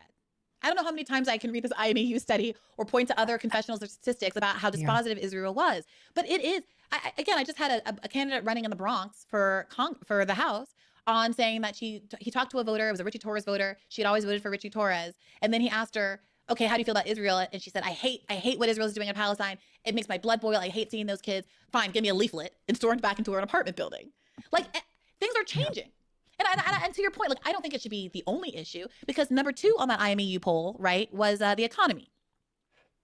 Right? Yeah. I mean, I think that I guess I just wonder why it didn't cost Trump very much. Well, I don't think Kamala offered very much on cost either is the problem. Yeah. She did. What was her message on having an internet hiccup? Give me a sec. Affordability. What was she going to do? Yeah, healthcare is an affordability issue, right? Mm-hmm. Minimum wage is an affordability issue. These are issues that the Democratic Party has long abandoned. Well, I agree that yes, the kitchen table issue should probably make a comeback at the forefront of Democratic policy and messaging. I don't think that the pro-democracy thing worked. So, I mean, that it feels like abstract-minded people like me who are like concerned about some like principle. No, Anna, I have voted third party. Like that's also part of the fucking problem. Maintenance of like the functioning of our. Not acknowledging that Jill Stein also didn't and I'm gonna harp on this one. She took the money and ran. It's not like she has grown the Green Party. It's not like it's a viable fucking option right now. Institutions or whatever, but like that. Now it's just it's a way to throw your protests out there and still feel like you're doing something. Average voter doesn't give a shit about that. Realistically, it kind of does. It is. This is why when they said it's kind of like throwing your vote to MAGA, it kind of is at that point where it's just like, but this is where we're probably going to have a fundamental disagreement that I do think that Democrats are the easier opponents. And that you need to fucking sell your ideas against them. I think that's the impression I got from the results of the 2024 Because if you have the extreme right wing in power, then it's so much easier for just anybody who's moderately to the fucking center from that right winger than actually getting a leftist. Yeah. But again, we probably disagree on that. That was not effective. I know. So I do think economic populism. I agree. Economic populism would be a good pivot. And to be so clear, healthcare, all of these issues, like I think healthcare is part of childcare, elder care. Yes. All of these. When there's an episode, elder care is a huge one that we don't talk about that needs to happen. Like, I agree with you on that. Seriously, sadly. I agree with you on that. But like, I had a guest on who ran down. We also need a cultural a cultural shock or some shit to kind of bring us back to like, I don't know, kind of looking to our elders and being like, yeah, you know what, maybe we should take care of them. The drivers of inflation. Like the boomers kind of made that hard on us, where it's just like, number one, economically not very viable. Number two, inflation is not this they did kind of fuck us. abstract thing. It's like prices are going up. Exactly. Thank you for the and it is transportation, it is food, it is healthcare, it is education. Right. So those are policy things. So healthcare policy, free healthcare, is a huge driver of exploding costs. Education, free college, free public college and universities. We're having I used to do a job. I can talk about this one. I used to work where it was an estate company where we would go to nursing homes, and it was one of the saddest jobs ever, because do you know how many times I saw people that were at the end of their lives, or like they had already passed, that like the family was actively arguing about not taking their stuff, and then you realize that this person died alone in a nursing home while they're fucking like shit kids. All they could think about was like the inheritance. AI crisis. Yeah, man. People. It's fucking dark. Don't know what to do with their professional lives. Free vocational school. Like these are things that you can run and win on, right? Yeah, I agree with that. Like all of, and Democrats are not doing that. And in fact, Joe Biden chose to abandon his student debt promises and lift the student debt moratorium that Donald Trump had put into place in 2020. Yeah, and he tried. A month before the election.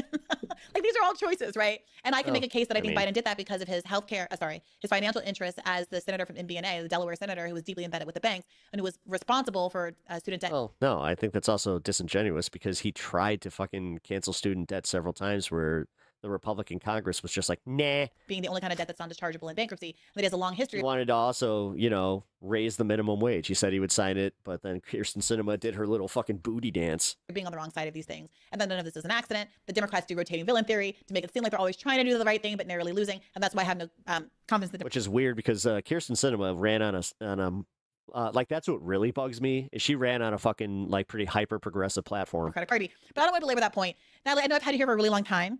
Although you're famous for doing really long form content. Jabbering endlessly. Yeah. Not at all. But I did want to hit 2 quick points before we wrap. Cool. Quick. This question of violence, political violence, came up with you and Joshua Citarella. And it has also been a mainstream kind of, I don't say talking point because that sounds like I'm belittling it, but like a point of discussion, let's say. It was a recent discussion point on an episode of Pod Save America where this journalist named Peter Hamby was on, talking about an article that he had just written for Puck about this growing tolerance, as he characterizes it, on the left for political violence, whether it's through the shooting of healthcare CEO Brian Thompson, or these assassination attempts on President Trump, or the murder of Charlie Kirk. It does seem to be like an emergent property of the amount of vitriol, hate,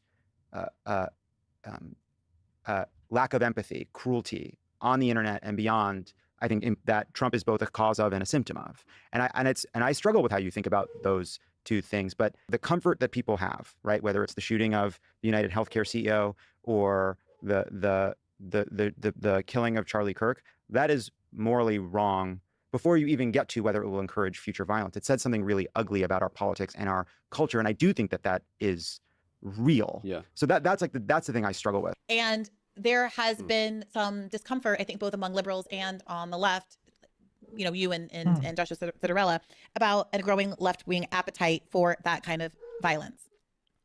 I found myself, do you think have I characterized your position well? Well, I guess the point that I would object to is that I'm actually not sure that this is specifically left-wing appetite, because it seems to me that a lot of these dude, that's weird, because I was about to say the are same like thing. sort of deranged centrists. Yeah.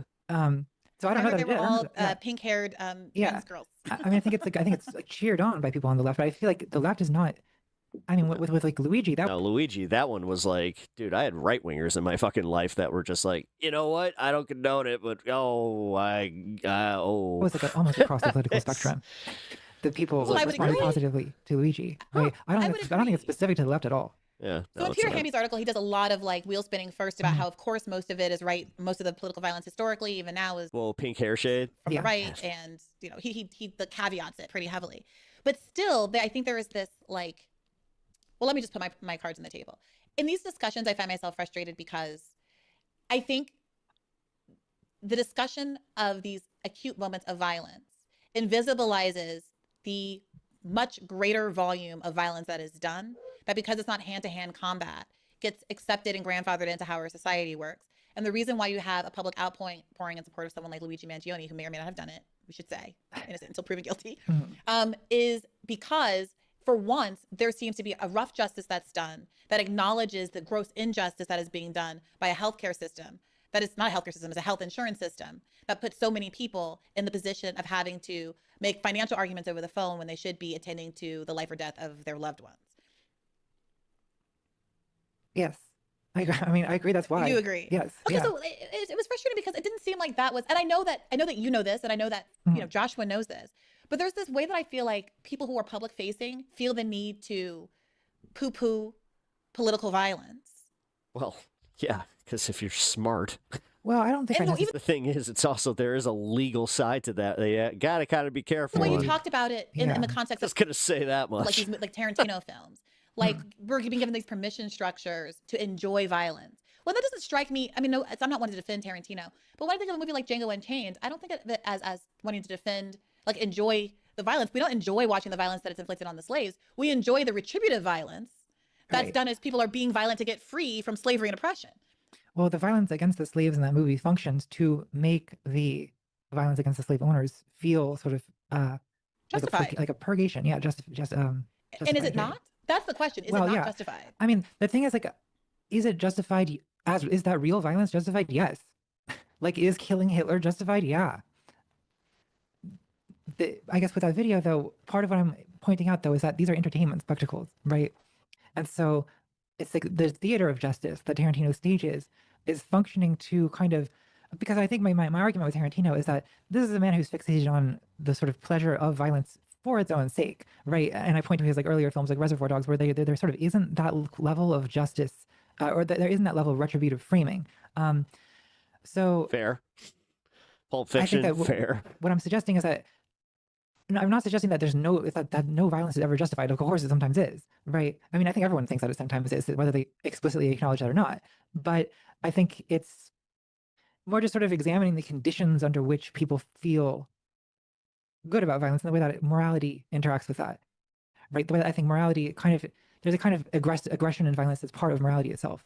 And I guess there's a psychological exploration of that. I think it's a dynamic plays out in all kinds of situations. Sometimes, you know, the argument about whether the violence is in fact justified is sort of separate from the psychological analysis of how it works. Because I think I kind of am wondering why she didn't bring up Charlie Kirk in this, because that would be a much better example. A lot of violence that we find abhorrent. Like, it's pretty easy to be like, I didn't like the guy at all. I hated his politics, but I cannot in any way condone what happened to the fucking guy.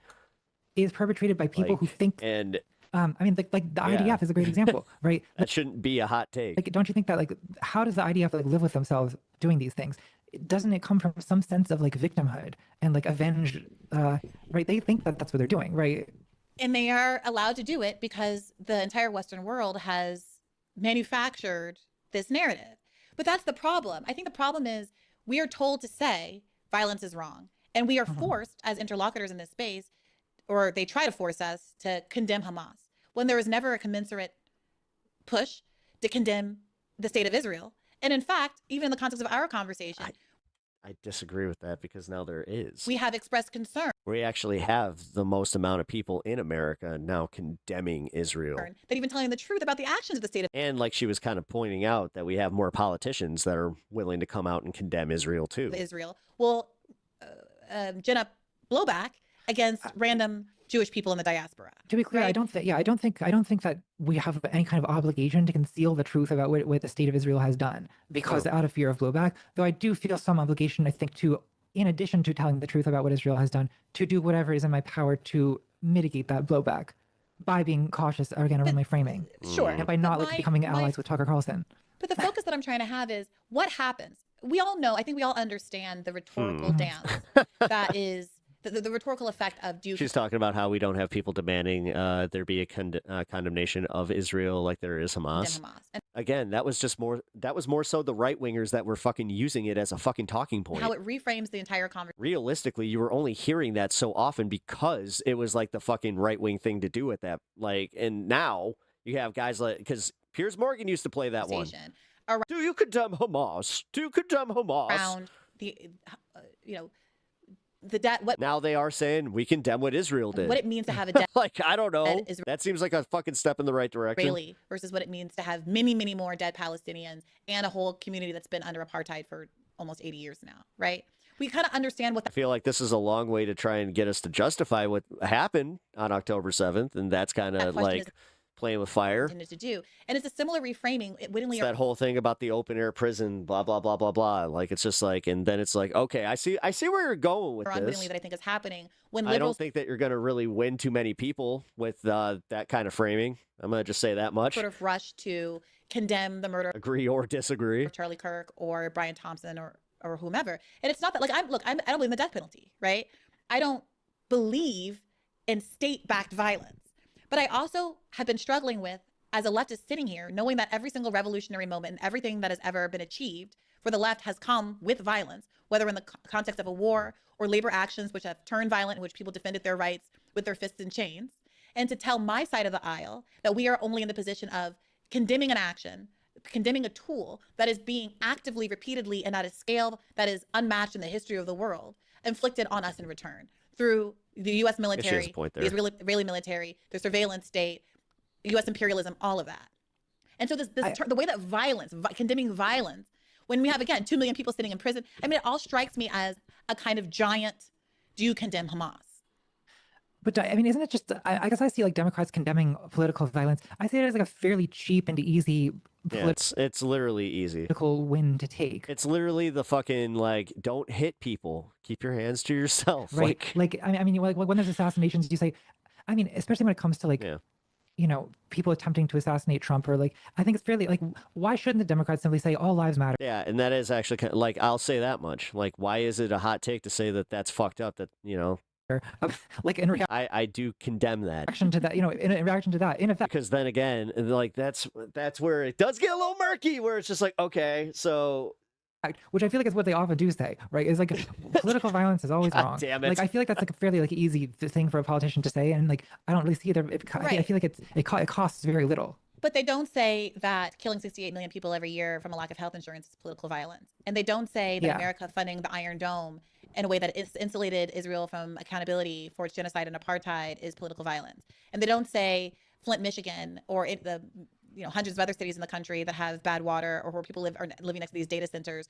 Someone didn't update their bot prompt. Or nuclear power facilities, or they're building highways through low-income brown neighborhoods. Breaking news from February 11, 2026. Is political violence. And they don't say kicking Green Party candidates that actually support populist parties is political violence. And they don't say war on drugs is political violence. And they don't say that funding the poppy fields in Afghanistan is political violence. And on and on and on and on and on. Well, so what does it mean to condemn political violence? It means at the end of the day, you're often just condemning political resistance, violent resistance. The same way Hamas and Palestinians have a right to violent resistance under international law as an occupied people. That's not something that ever gets discussed.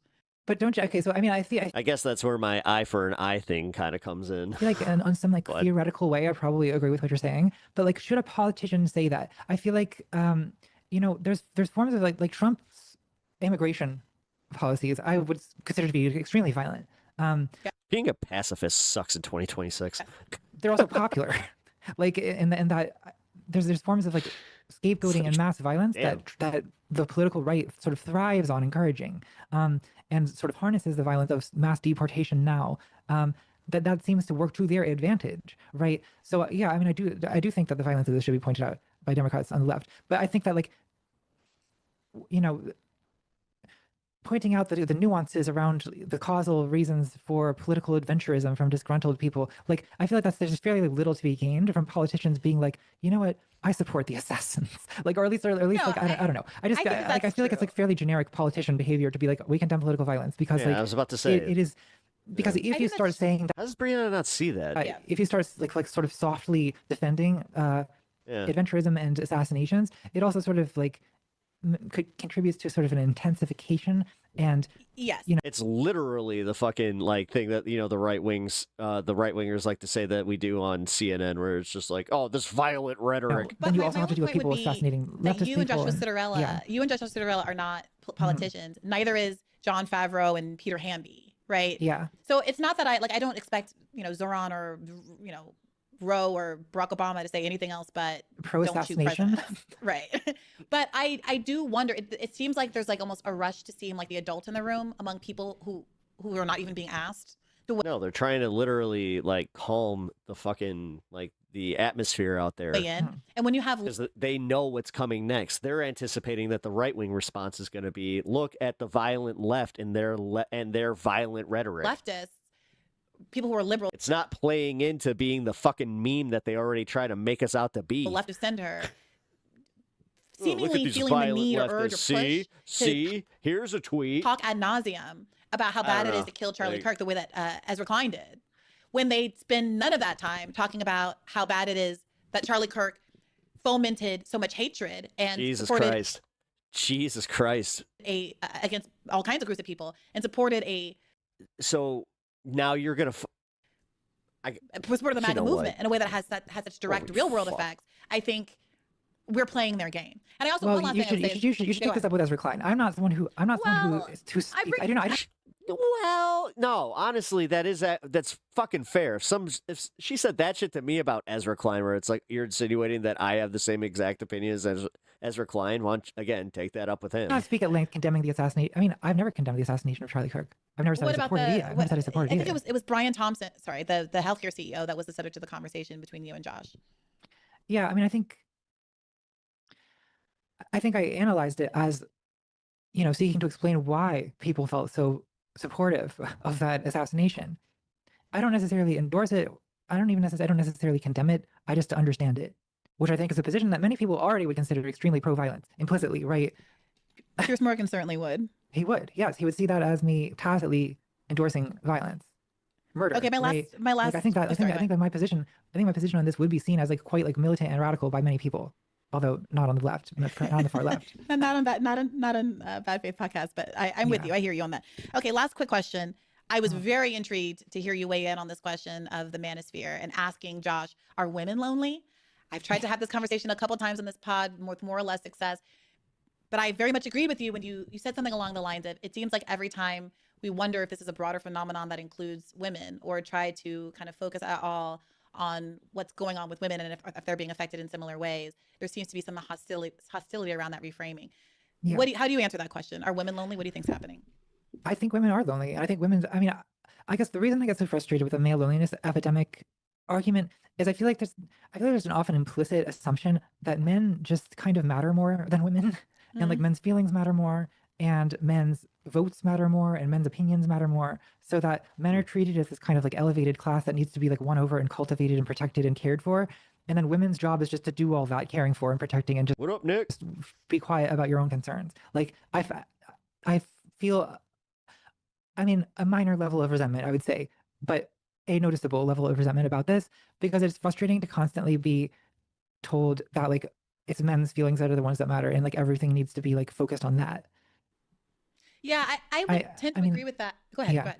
Like I understand why, and I do think like, do men's feelings matter? Yes, and like should we be concerned that men are lonely? Sure, but it's so often framed in this way where it's also sort of implied that it's like women's fault somehow. Yeah, that's it. That's what I was going to say. That's it right there. Because like, is it women's job an obligation? Wow, they actually agree. Of women to make men less lonely by what? You good? Yeah, I'm fine. By what? Yeah, this is what I keep asking. Like, I'm interested in talking about this. Like, I'm interested in talking about a lot of problems. I'm very interested in sort of like the socioeconomic roots of men feeling like they don't have value in society. Like, I'm down for all of that. Like, I don't want anybody to be upset. Like, I think people like you who have, pulled people back from the brink on bread too, people like Hassan Piker who are like this attractive version of masculinity that's not hateful and stuff. Like, I'm all for that. But we get to a point in the conversation where I start to feel like I'm being told that I'm somehow responsible. And I'm like, what am I supposed to do about this? I don't You're have a child. Supposed to be a mommy. You're supposed to be a mommy to every man. Like, I do feel that's like the sort of legal implication. Yeah. Yeah. Okay. Well, I'm sure That's bound to be the most controversial part of this, where, you know, if we hadn't lost various parts of each other's arguments up until this point, now everyone's bad at us. So we can go down with this ship together, Natalie. Maybe you'll come on with me for my next dating episode, Valentine's Day. Women are lonely but have better healthy coping mechanisms and the ability to form communities and support networks. Men lack these skills but seek validation of other men in shallow ways. Yep. Oh God, yeah, sure, I'll do it. Although I've been in a long-term relationship for a few years, so I feel like it tends to like not generate the level of exciting stories that being on the dating apps does. It's true. I tend to want to always select for single people, but my audience is always like, you need to get married people on because you single people don't know what you're talking about. And I'm like, okay. So I always do have married people on. Like FD Signifier was on the last one. He's been on a couple actually. And so that's not disqualifying. Okay. Well, we'll have to talk about that come Valentine's Day. Amazing. Love it. Very excited. Natalie Wen, tell the audience where they can find more of you and your work on the internet and beyond. I usually go by the handle ContraPoints on YouTube, on X, the Everything app, on Instagram, on Patreon, so you can find me there. And appreciate you. All right, we did it. We actually got through it. Holy crap! I wasn't sure if we were gonna make it through that one. Yeah, obviously had to break that one into 2 segments. I guess I could overall summarize that as I guess I need to watch the one where Contra was on with somebody else, because I guess that's where the controversial stuff was. I didn't see much controversy, to be completely real. And honestly, like I kind of said, I'm in the middle there. Like there are points on Brianna or with Brianna that I agree on, parts of the Contra that I agree on. I mean, it seemed like I was agreeing with Contra more than I was agreeing with Brianna this time, but realistically, it doesn't really move me off my position of just like we have to try and grow the and I hate saying this, grow the coalition. It's almost like buzzwordy, but it's true. Like, I don't know, man. You either use those old libs that show up to the No Kings protests or you don't. But if you don't, then don't be surprised if we don't, actually win elections. Like, I'm sorry. I know that's probably my most unpopular opinion. Jesus. Opinion. Okay. And like I said, the Green Party needs to shape up.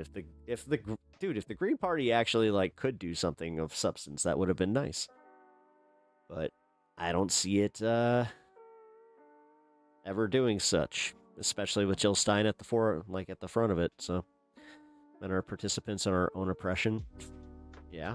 I mean, it's on us to not puss out whenever they're acting a fool. This is why I don't have many right-wing friends, and I don't have a lot of friends that talk shit about oppressed groups. Especially when they're cowards about it. I was not very popular in the locker room as far as when they would talk about, oh yeah, my side piece and all that kind of shit. Yeah. Dudes are kind of pieces of shit, man. Breaking news. Especially if they didn't have I mean, I'm not sure if I can even say that. I was about to say it's probably because they didn't have a great mother. What am I, fucking Sigmund Freud? What do I think about the frogs? The frogs, gay. They're all gay now. Every single frog. The gay frog epidemic, it crossed over. Nobody talked about it. We were so focused on, the Kung flu that we didn't even bother thinking of the frogs. Nobody thought about the frogs. And now the frogs are out there using their venom for our pharmaceuticals, and now it's gay frog venom, so now it's turning all the kids gay. We need to do something about this.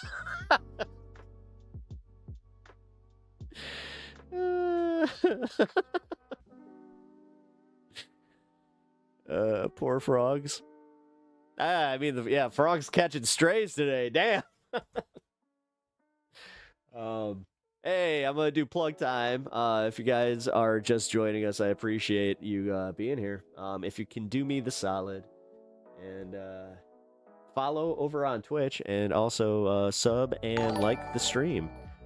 Really, really appreciate it over on YouTube.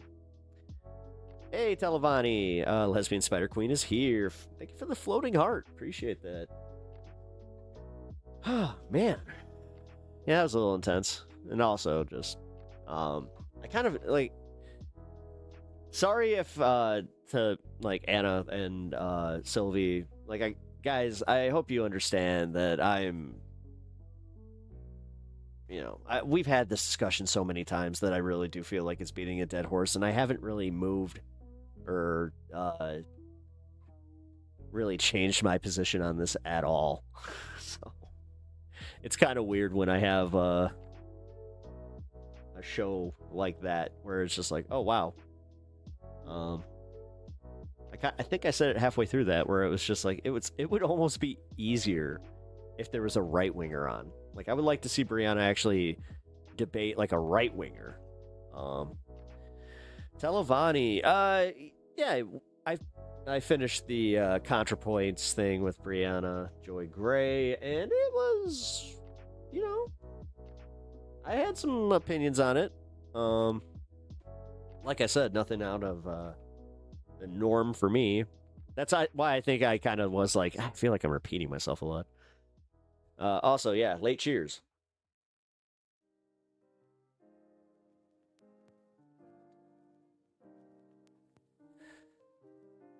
Agree, Mouse's house is only certain people benefit from all this BS, and it's not average men.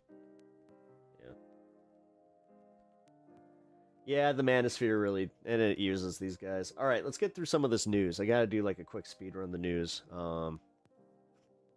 I gotta end right around the 4-hour 30 mark, or 5-hour mark, depending. Got Arcadian coming by today. And I don't think he wants to be on stream, so if he does, I have to do a special hour or something. Here we go. All right, this is fucked up. Can I show this? I'll show this. Around lunchtime. All right, so yeah, this guy was running around firing at passing cars outside of Harvard. Randomly pointing at traffic near Harvard University. People running for their lives, others hiding in their vehicles. I tried to crawl underneath the seats, and then I saw they was getting closer and closer, and I could see them coming, so I crawled out of the van. 2 men in their cars were hit, suffering life-threatening injuries. Oh, shit. Police saying the gunman fired up to 60 shots, at one point seen smashing this car window. I opened my car door to peek out to see what was going on, and the shooter was right there. He was aimed right at me. Was it like rapid fire, like a... Rapid. What the fuck, man? Pow, pow, pow, pow, pow, pow, pow, pow. A state trooper and a former Marine were nearby and jumped into action, shooting the suspect. Went towards the suspect with their weapons to try to end that situation. Both the civilian and the trooper fired their weapons, and that suspect was struck multiple times in the extremities. Without their quick and selfless acts, today's situation would have been a lot worse. Authorities say the Yo, this is fucked up. Suspect, 46-year-old Tyler Brown, was on probation. Our Boston station, WCVB, reported. Yeah, well, that's great, because Donald Trump just made it easier for this guy and people like him to buy more weapons. He has an extensive criminal record, pleading guilty to a previous shootout with Boston police. Yeah, let's not have that conversation. In 2020, after a prior conviction for assault and battery. The district attorney at the time slamming the prison sentence Brown received as too lenient. Police say this latest shootout has left many people traumatized. Those individuals on the river, walking, pushing baby carriages, riding by. We know that that weapon had the capacity to have struck people on the other side of that river. At least a dozen vehicles were hit by gunfire. The suspect is in police custody in the hospital. Yo, that was fucked up. And the fact that it was just like random. Yeah, here you go. Chief Justice Department moves to roll back gun regulations as Senate confirms new ATF chief. Yay! That's great. And then get this. Oh shit, I don't have it. Fuck. All right, well, I'll just tell you what's up.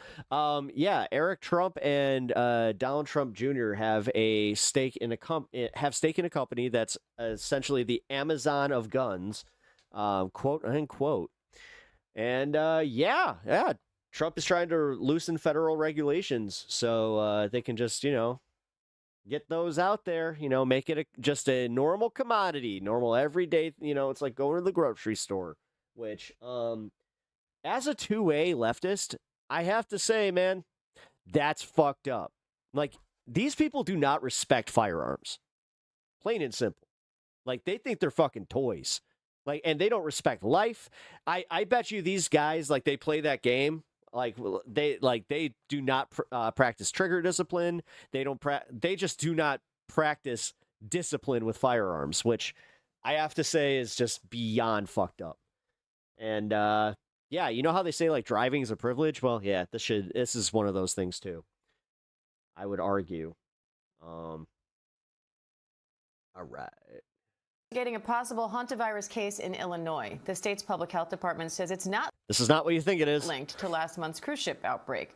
So far, only one. It's literally somebody got it from their house. One American passenger from that cruise has tested. But man, is the mainstream media still trying to push this shit? Positive with no symptoms. Just be very afraid, folks. Another cruise ship passenger with mild symptoms has tested negative, and the other 16 U.S. passengers are also showing no symptoms. Let's bring in ABC's Ika Jachi and ABC medical contributor Dr. Alok Patel for more on this. So I walk us through this possible case in Illinois and why they're saying there's no connection to the cruise ship. Yeah, Diane, the key thing here about this Illinois case is what you just said. It is not connected to this cruise ship at all. Illinois health officials say they're investigating a possible hantavirus case in a Winnebago County resident who never traveled internationally and has not had any contact with anyone tied to that cruise ship. Now, officials believe this person may have been exposed. So are we now just tracking all hantavirus cases? Like and it's all just going to start popping up because yeah, a lot of people get exposed to mice. While cleaning a home where rodent droppings were present. They had mild symptoms, did not need to be hospitalized. They're recovering.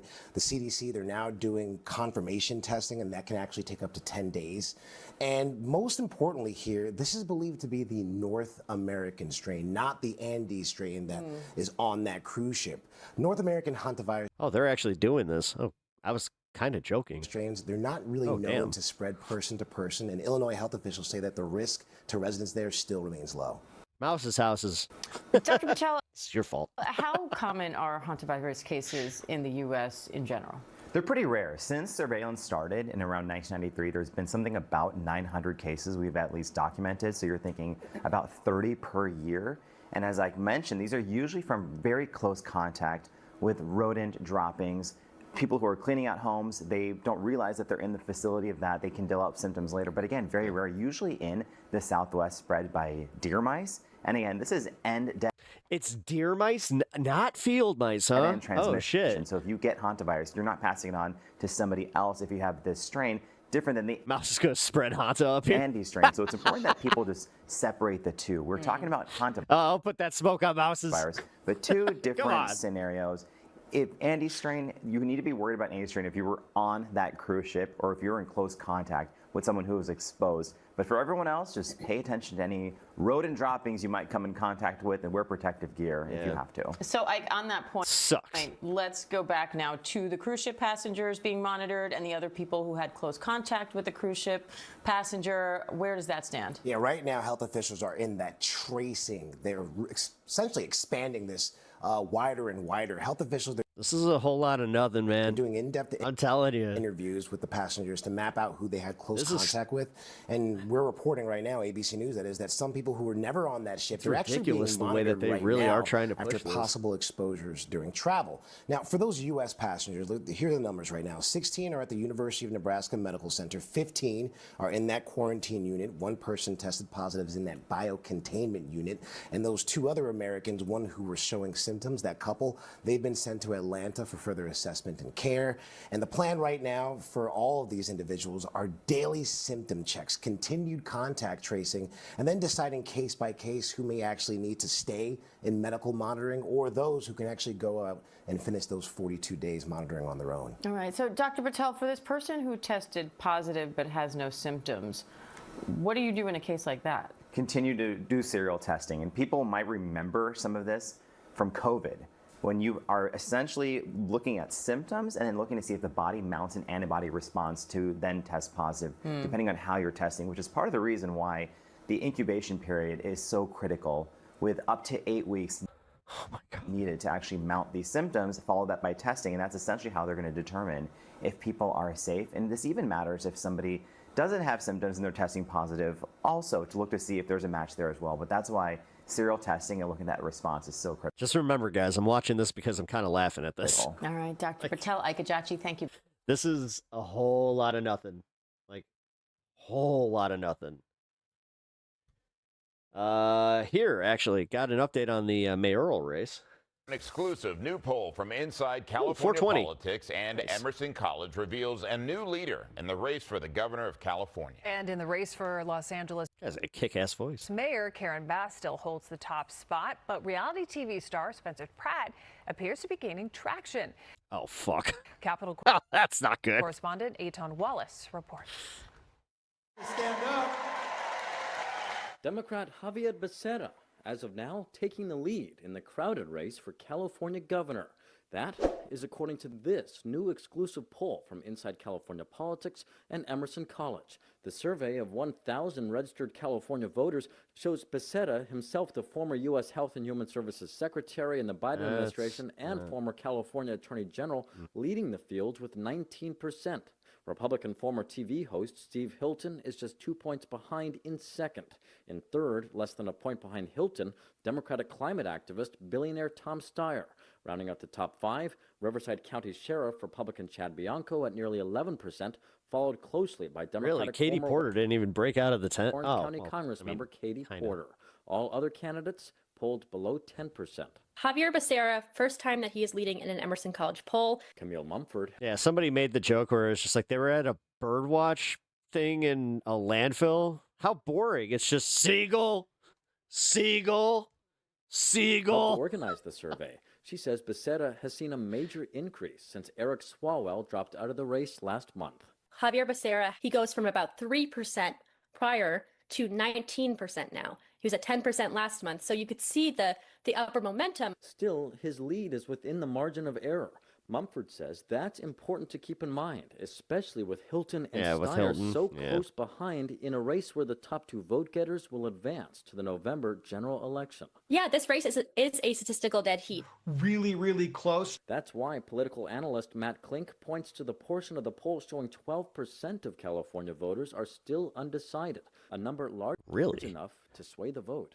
It still means that, more than 1 in 10 voters haven't decided yet, holding onto their ballots to see which way this election is going to move. Meantime, in the race for LA mayor, incumbent Karen Bass is in the lead with 30%, while challenger reality TV star Spencer Pratt is number 2. I mean, oh, come on, Rahman. Spencer Pratt is in second with 22%, and LA City Council member Nithya Raman is behind him with 19%. It's actually Raman? Another 16% are undecided. Mayor Bass has the power of incumbency again, and it's really hard to beat a sitting mayor. That being said, that's 16% of the electorate. Those are people who are probably not happy with the status quo right now.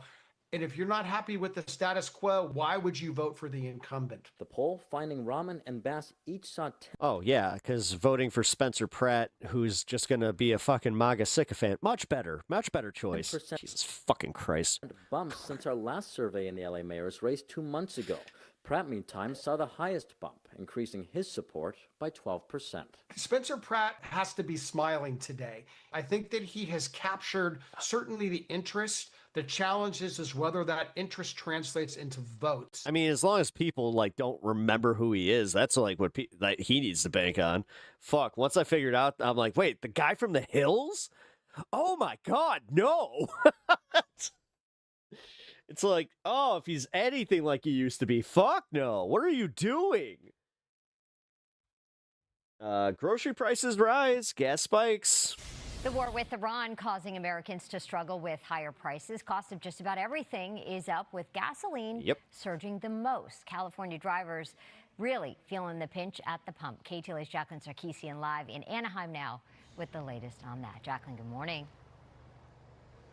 Hi, good morning to you as well. Yes, you said a lot of people we've been speaking to here at a couple of gas stations we've been bopping around just really laugh. They're rolling their eyes when well, I've been rock steady. I say, hey, we're here talking about gas prices, and they just can't believe how expensive gas is. I'm proud of myself for that one. At one. this gas station, we saw prices dip slightly, but it's still a lot more than what so many of us are used to paying. We're going to show you this graphic right now, breaking down some of the specifics when it comes to how much inflation has rose. These are new numbers coming from the Labor Department showing inflation rose to 3.8% last month. That is the biggest increase in 3 years. Gas prices alone jumped more than 5%. Wait, is that the guy that I found God on the corner of First and Amistad fame?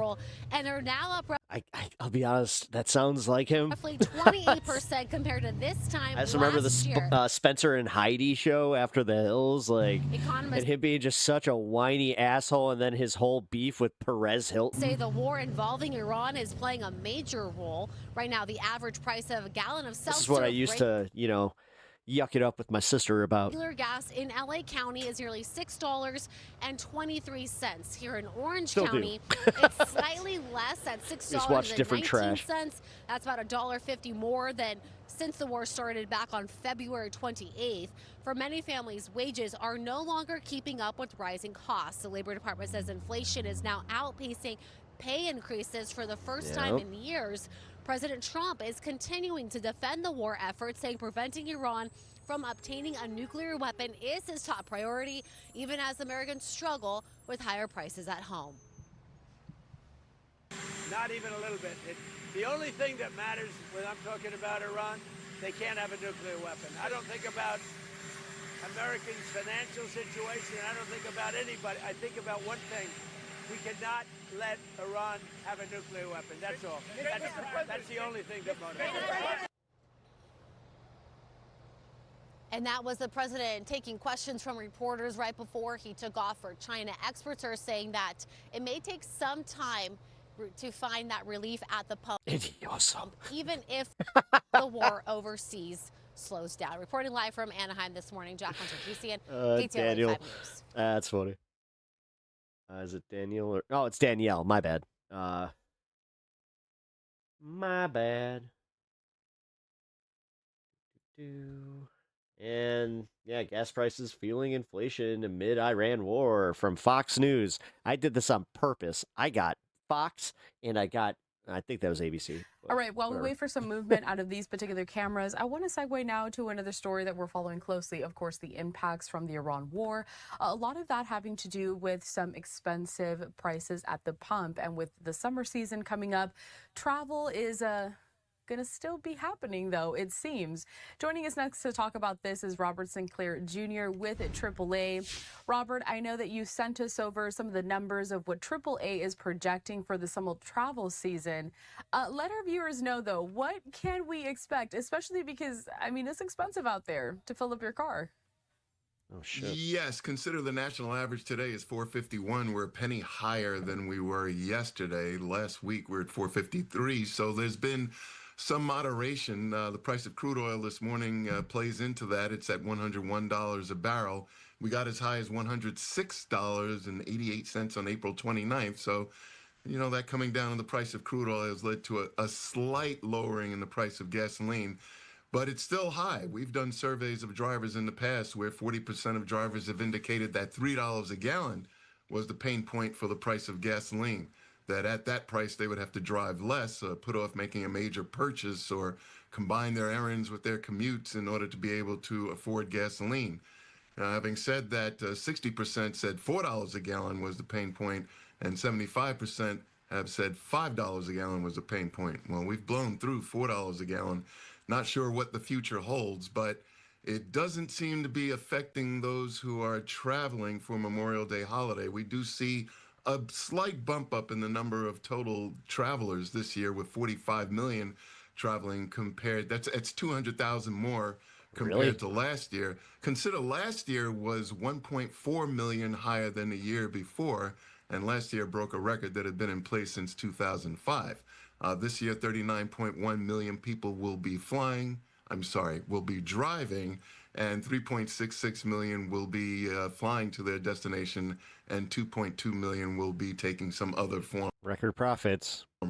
Jesus Christ. Of transportation, a cruise, a train, or a bus. Well, so it's I guess the plus side is that they're going to have to actually face the costs of this. Slight bump up compared to last year. And I think that has to do with the fact that Americans get the fewest number of vacation days of any workers in the industrialized world. So we take advantage of it when we have a free day off, but we're not seeing the massive jump one year to the other that we saw from last year and the year before. I was going to say, Robert, it's nice that even though things are expensive, people are still prioritizing taking their vacations, traveling. I mean, it's very important, I would say, especially during these times. We're taking a live look here at one of the highways there. So are you acknowledging that shit's fucked, or is that just kind of like these times? Here in Memphis, Tennessee. Don't fire me, Mr. Trump. Robert, let's talk about how this particular war with Iran and the disruptions that we've seen there at the Strait of Hormuz and this conflict, so to speak, kind of compares to past scenarios here where gas prices have also been affected across the country in the U.S. Yeah, we'd have to look back to when Russia invaded Ukraine back in 2022, when we set the all-time high record of gasoline prices over $5 a gallon. Not sure that we will get there, but I think this situation is worse because there have been significant damage to major infrastructure in the Middle East, major oil, natural gas, and refining infrastructure, such that it has been estimated, and there are different estimates, that anywhere from 8 to 10 million barrels of production per day out of the Middle East has been what's called shut in, has been lost. Consider that before the war, daily global oil production was roughly 100 to 105 million barrels per day, and having lost 8 to 10 million barrels, that means there's a significant shortage, if you will, while demand remains in place. And so that means higher prices. Now, in the United States, we are insulated from any shortages. We are the world's #1 producer of crude oil, upwards of 12 to 13 million barrels per day. But this is a globally priced commodity, so we won't have any problems. Until that, then we're not going to see any movement with supply. Yeah, we're just hearing the same bullshit. Not going to go through that. Do I go through that? The president was asked a lot of questions about Iran today as he was leaving the White House, because it's looming over this whole trip to Beijing. I mean, he's obviously talking about Jimmy Lai there and also comparing him to James Comey. But Harry, I want you to listen to what the president said today. Inflation is the highest in 3 years. Yep. When he was asked about Iran. I'm not sure if we have any MAGA in chat that actually want to address that, though. Seems like every time that we mention inflation, they're just like, but Biden had 8% in 2022. But Biden. You're negotiating with Iran, Same Mr. shit. President. To what extent are Americans' financial situations motivating you to make a deal? Not even a little bit. The only thing that matters when I'm talking about Iran, they can't have a nuclear weapon. I don't think about Americans' financial situation. I don't think about anybody. I think about one thing. We cannot let Iran have a nuclear weapon. That's all. Every American understands, and they just had a poll, like 85%, which is surprising. It's only that they understand that Iran cannot have a nuclear weapon. I mean, the Democratic ad makers. You stole the words right out of my mouth. at the bullshit. Oh, my goodness gracious. The American people are hearing what he's saying about the cost of living and their finances, and they think it's one of the dopiest things they have ever heard come out of Donald Trump's mouth is what he said today. And it comes at a point in which his net approval rating on the economy, according to our new CNN. You got some MAGA that are like finally hearing this too, like going, Paul, is 40 points under You're gonna make me defend that? The lowest it has ever been. Remember, in term one, the economy was his best issue. He was in positive territory at plus 10 points at this point. He is off in a direction that the American people want nothing to do with. And when they hear what he has to say, like he said today, they go, what the heck is going on in Washington, D.C.? So what he said about the polls on Iran not having a nuclear weapon, I mean, I think most people would agree with that, but the term is the cost here in terms of this war.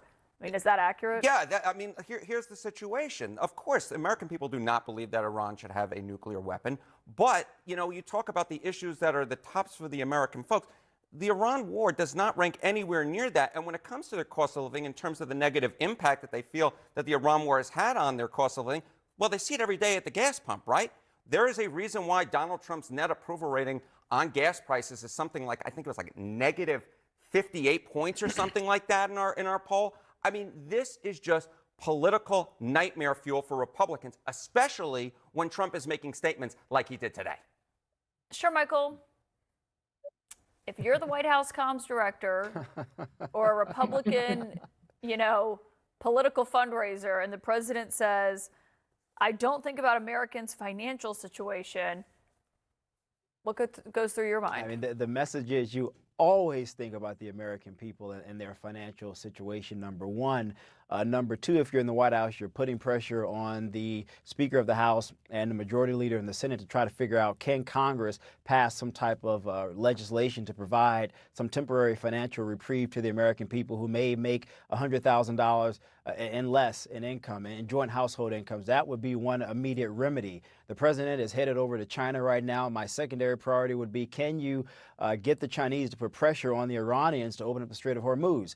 About 13.8, 14% of all oil purchased out of Iran goes to China. That's billions and billions of dollars that I'm almost certain the Iranian regime would like to have in their coffers. And so there's some levers here that the president can turn on that I think in the next 3 to 6 months could potentially benefit Republicans. But you got to start now before voting starts. And I don't see any indicators that suggest to me that the party as a whole or the White House, unfortunately, is looking at it through that lens. I don't expect the leader of the free world to be thinking about this level of stuff when he is in the middle of a war. I think the problem is the messaging back home has raised a lot of questions for people. I want to play for you Kevin Hassett. He's been kind of the main messenger here, National Economic Council Director. He told Fox Business this on Tuesday. Woot home just in time for chair. About people's worries about the economy.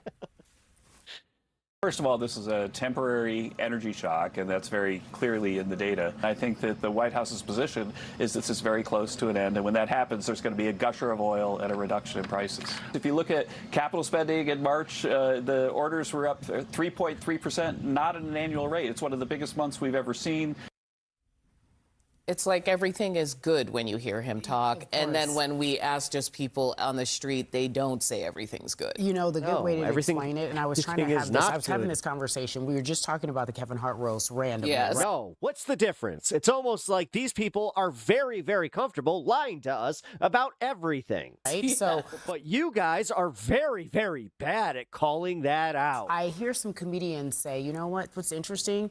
We're all out of work. Like in terms of people who are in LA. That's just an LA thought process. Yeah. But in my mind, I'm looking around and you talk to your friends. A lot of my friends are just out of work. Right. While on paper it might look good, but I think most Americans feel this in a real way. Like, okay, where's the affordability? What can I do? I might be making more money, but I fthe more in debt. Yeah. The wages are not keeping. We just want to show the math is not mathing. The economist's way of saying that is the annual inflation number in April was 3.8%. We talk about this a lot. Which, if that was controlled solely by the Trump administration, they'd be telling us that inflation's at maybe 3%. On the show, they'd probably be like reducing it by a whole fucking percentage this point. idea of like, we remember when Biden... No, it's not. It's only 2.7.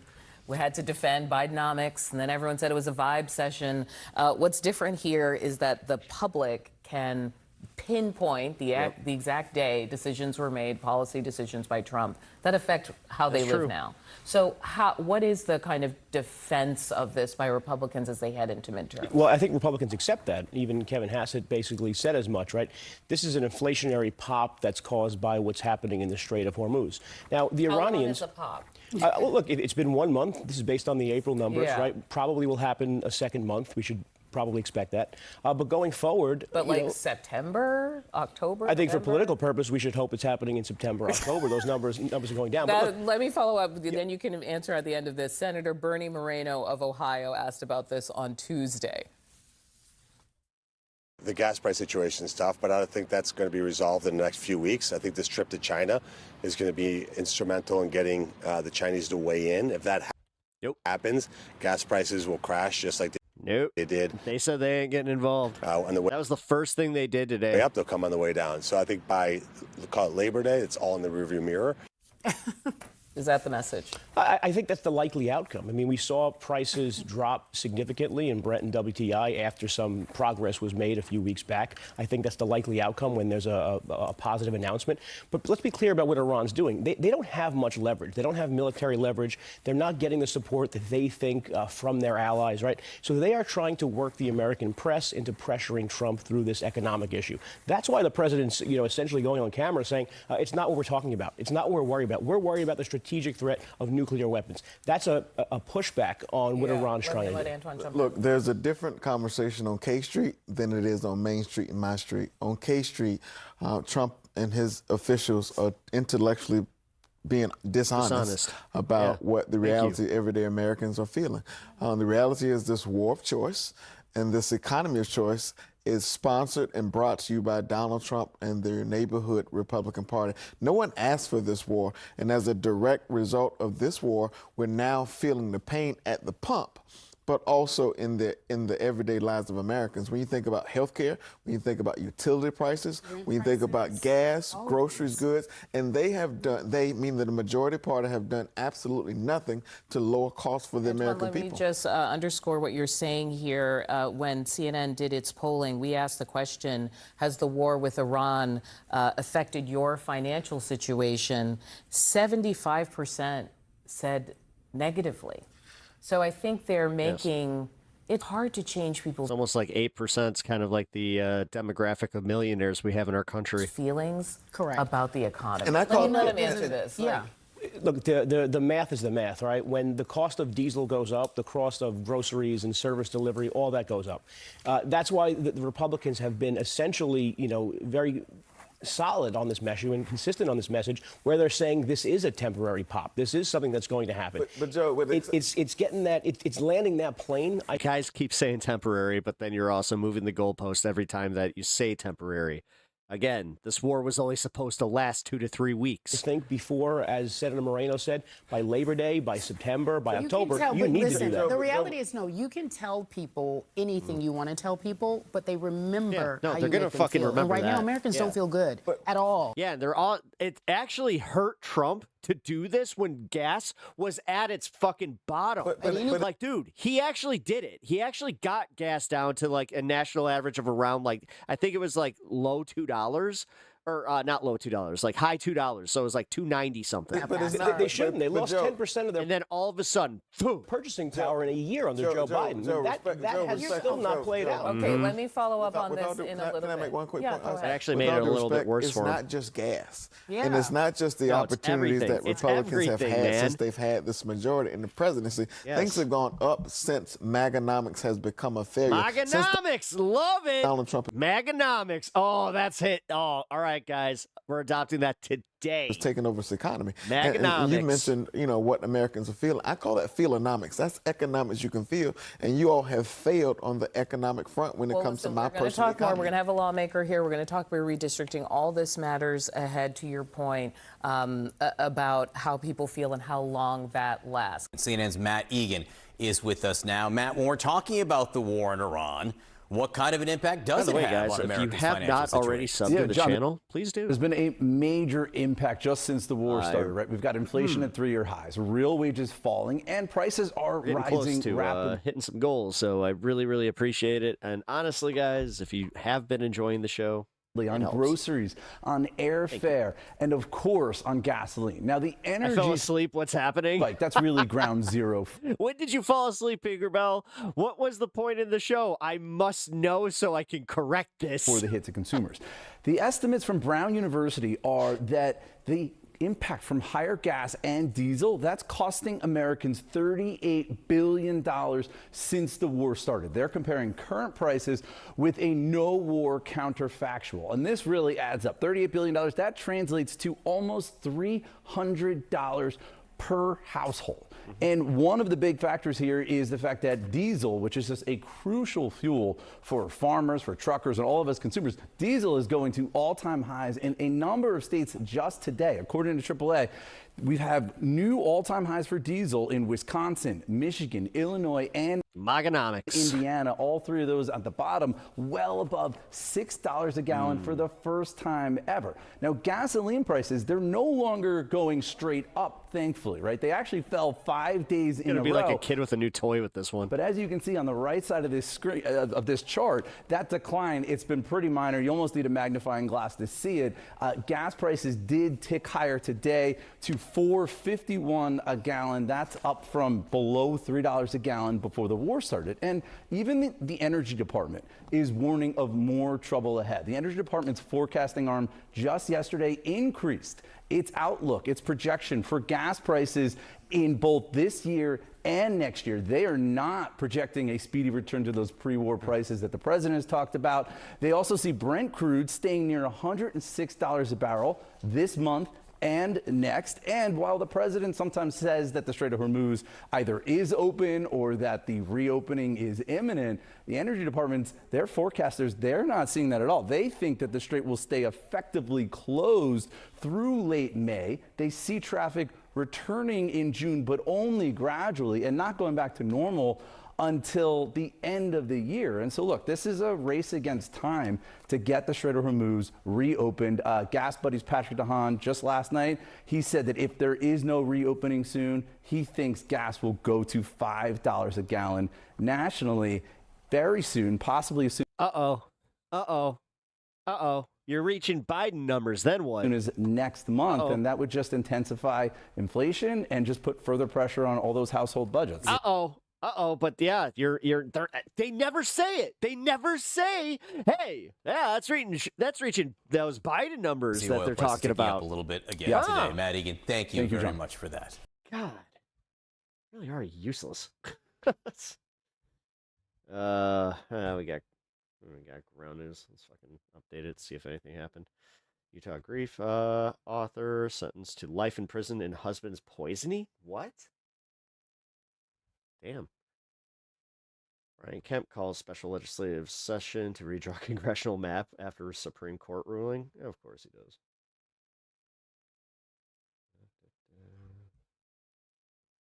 Actually kind of shocked that he didn't just give the 4,000 votes that Trump needed. Don't care about the massive insults. Don't care about Trump arriving in China. I really don't care. Here we go. Joining us now is our great friend, Professor Robert Pape of the University of Chicago. It's great to see you, sir. Thanks for joining us. Thanks for having me. All right, so Professor, originally we're going to talk about Iran. However, you sent along some slides that you've put together from your most recent travels to China. We just spoke with a journalist about what happened, or what's going to happen in this summit, but you have a little bit more of an interesting and more in-depth view. So let's go ahead and start with some of these and put these slides up here on the screen, and you can tell us a little bit about what we're seeing. So the most important thing that's going to come out of this trip is the world is about to rediscover China in ways they are going to be blown away. And I know because I've been going to China since 1979. I've been touring economic industries since 1979. And when I went back in June last year, while we were bombing Fordo, I was touring China's advanced industries 2 weeks. And China is just simply becoming an AI juggernaut. This isn't about is one company or one software ahead of America. That's a soda straw view of what's happening in China. The big picture, which is starting to blow away the journalists, is that China, we're beginning to confront the scale and the speed of China's already AI transformation in the economy. I don't just simply mean on the stock market. And so what China is doing is they are massively integrating AI, electrification, robotics, infrastructure in cities, and manufacturing to uplift whole regions, not just simply small areas or small cities. They are producing massive products. This is what the journalists are discovering as they drive through Beijing. Cars, brand new, that are seas of cars, not seas of bicycles. And these are electric vehicles you can't buy in the United States. They're beyond Tesla. They're going to come back and they're going to say, I want one of those. And the reason is because during COVID, what happened is we put all our money, $10 trillion plus, in debt.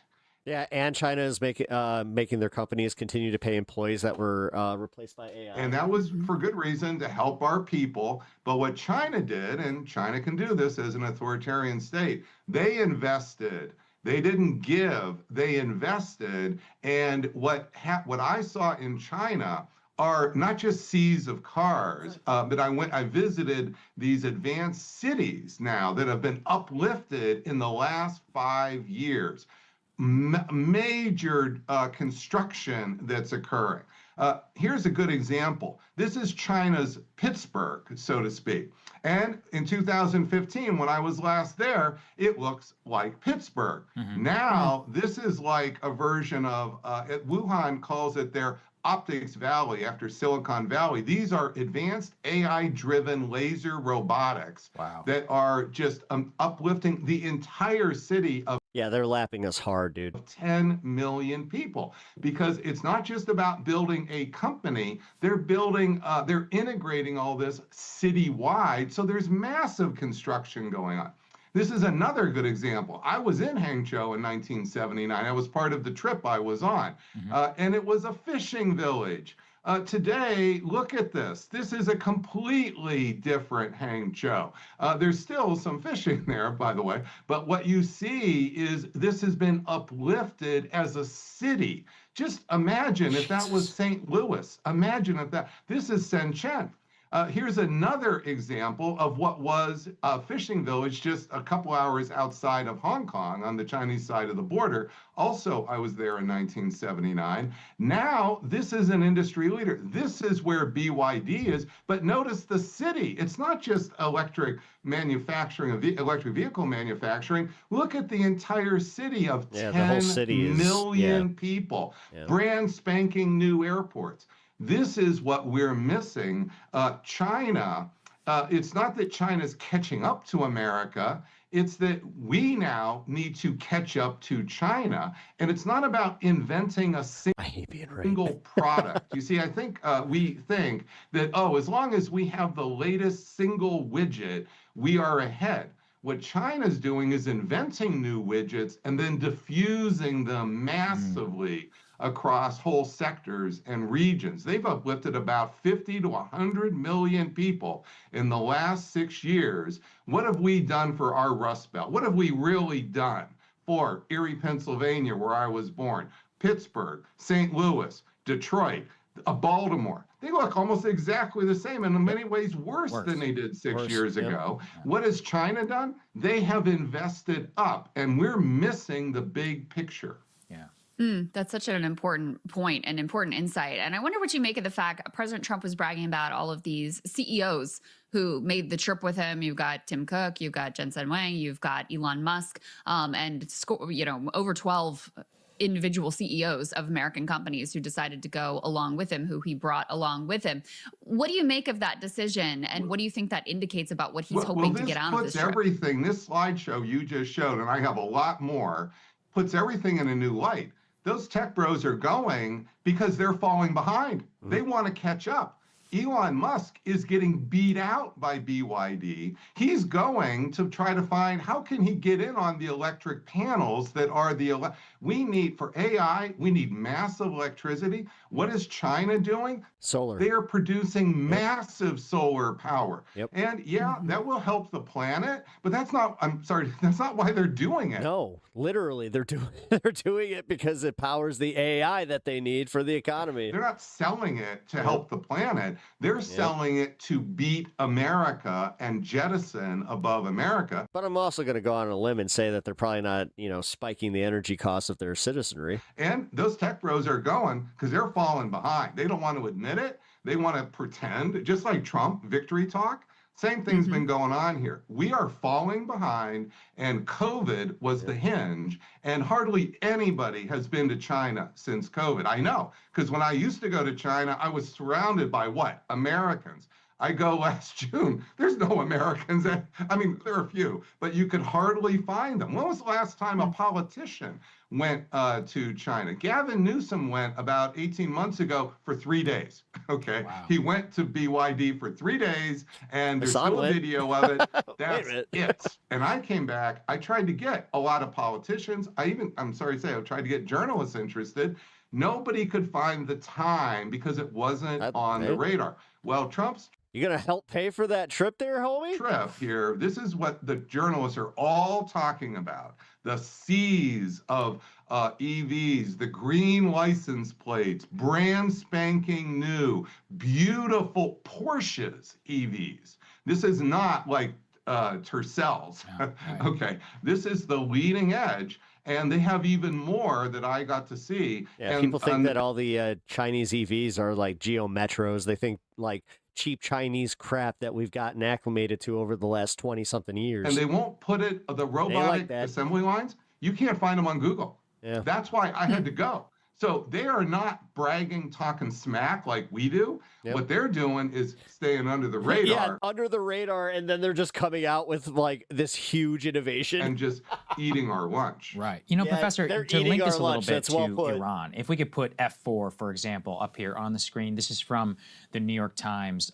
New classified military intelligence assessments from earlier this month show Iran has regained access to most of its missile sites, launchers, underground facilities. U.S. intel assesses Iran has restored operational access to 30 of the 33 missile sites it maintains along the Straits of Hormuz, and that 90% of their Iranian underground missile sites are partially or fully operational. We just spoke with Andy Brown from Semaphore. He made clear Xi Jinping's #1 priority, 1, 2, and 3, out of this trip is something on Taiwan. Not necessarily a total change in the status quo, but trying to pierce the armor of the American view of Taiwan and his own Taiwan problem. It seems to me an American president has never met with a Chinese or even any counterparty in an instance in the midst of such a tremendous strategic defeat like what we have just suffered. And how that's going to shift the trip, I mean, I'm not exactly sure, not just because of what you're talking about their ascendance, but of our own weakness, of the relative weakness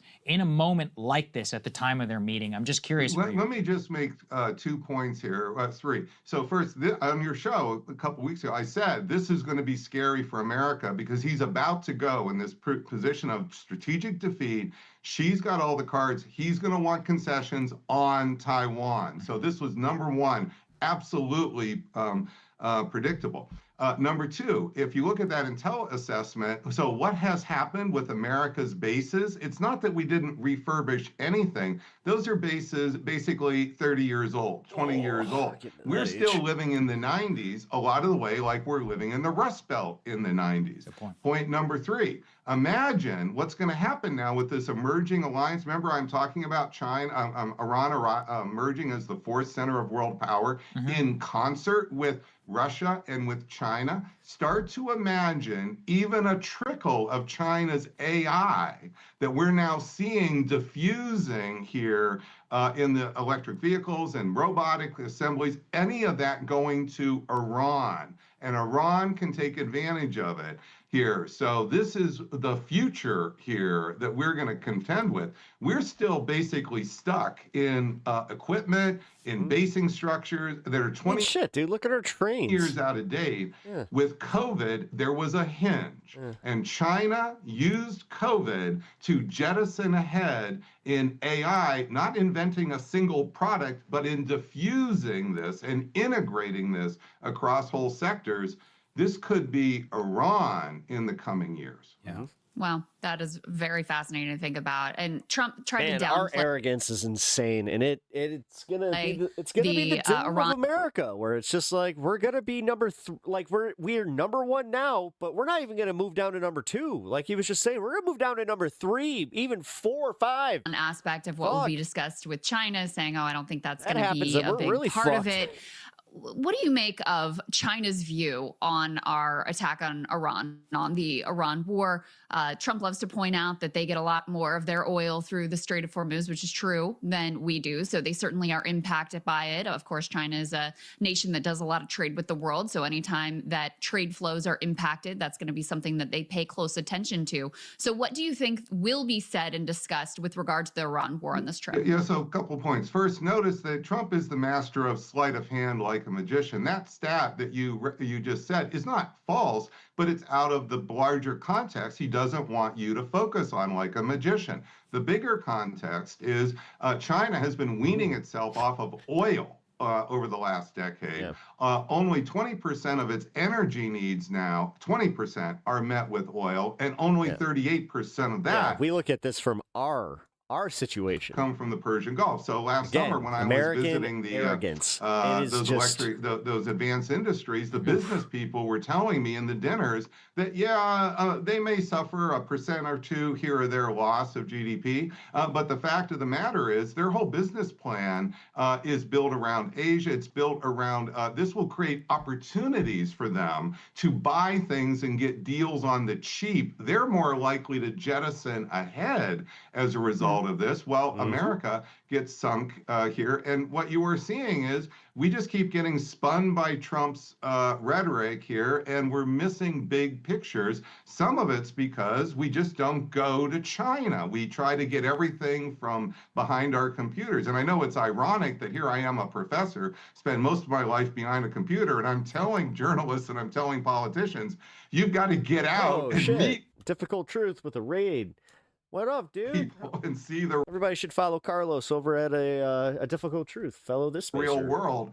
That's solid, dude. What's happening? Otherwise, we're just stuck listening to President Trump's vision of the real world. Right. I think it's very important. And I do think that this is like a collision of moments with the Iran war and this summit, because I do expect some sort of accommodation as something in terms of trade, Taiwan. I don't know exactly what it's going to look like. And it may not be immediately obvious. But in the long run, Professor, how do you see this playing out? Like the Taiwan question from China's perspective. It doesn't seem to me that they would want to do a full-on military invasion. They're more recent. They would be foolish to do a full-on military invasion, even if they could succeed, because what that would do is it would take the focus off of blame of the United States. It would push Europe away, push some of the other Asian partners away they want. So they could help us out. I say this only half jokingly here to my classes. The best way to bail out Trump from the Iran war would be if Xi would attack Taiwan,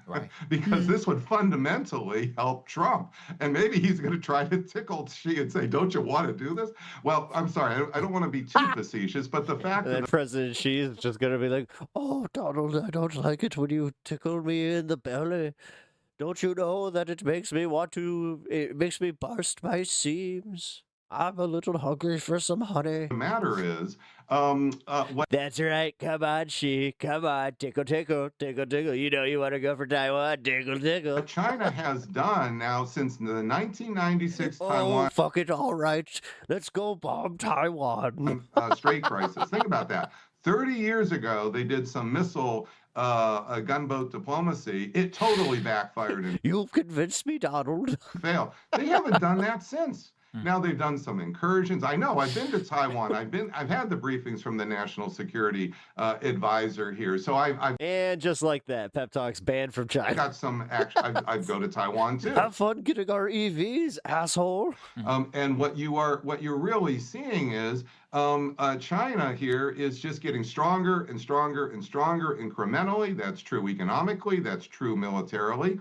And at some point, Taiwan may just fall in their lap. They may not have to actually use military force. And look, we've run out of all of these boutique missiles. There's so many of them. We're really hurting now in terms of supporting Taiwan. What's keeping Taiwan afloat is its actual Taiwanese military power, which is not trivial here.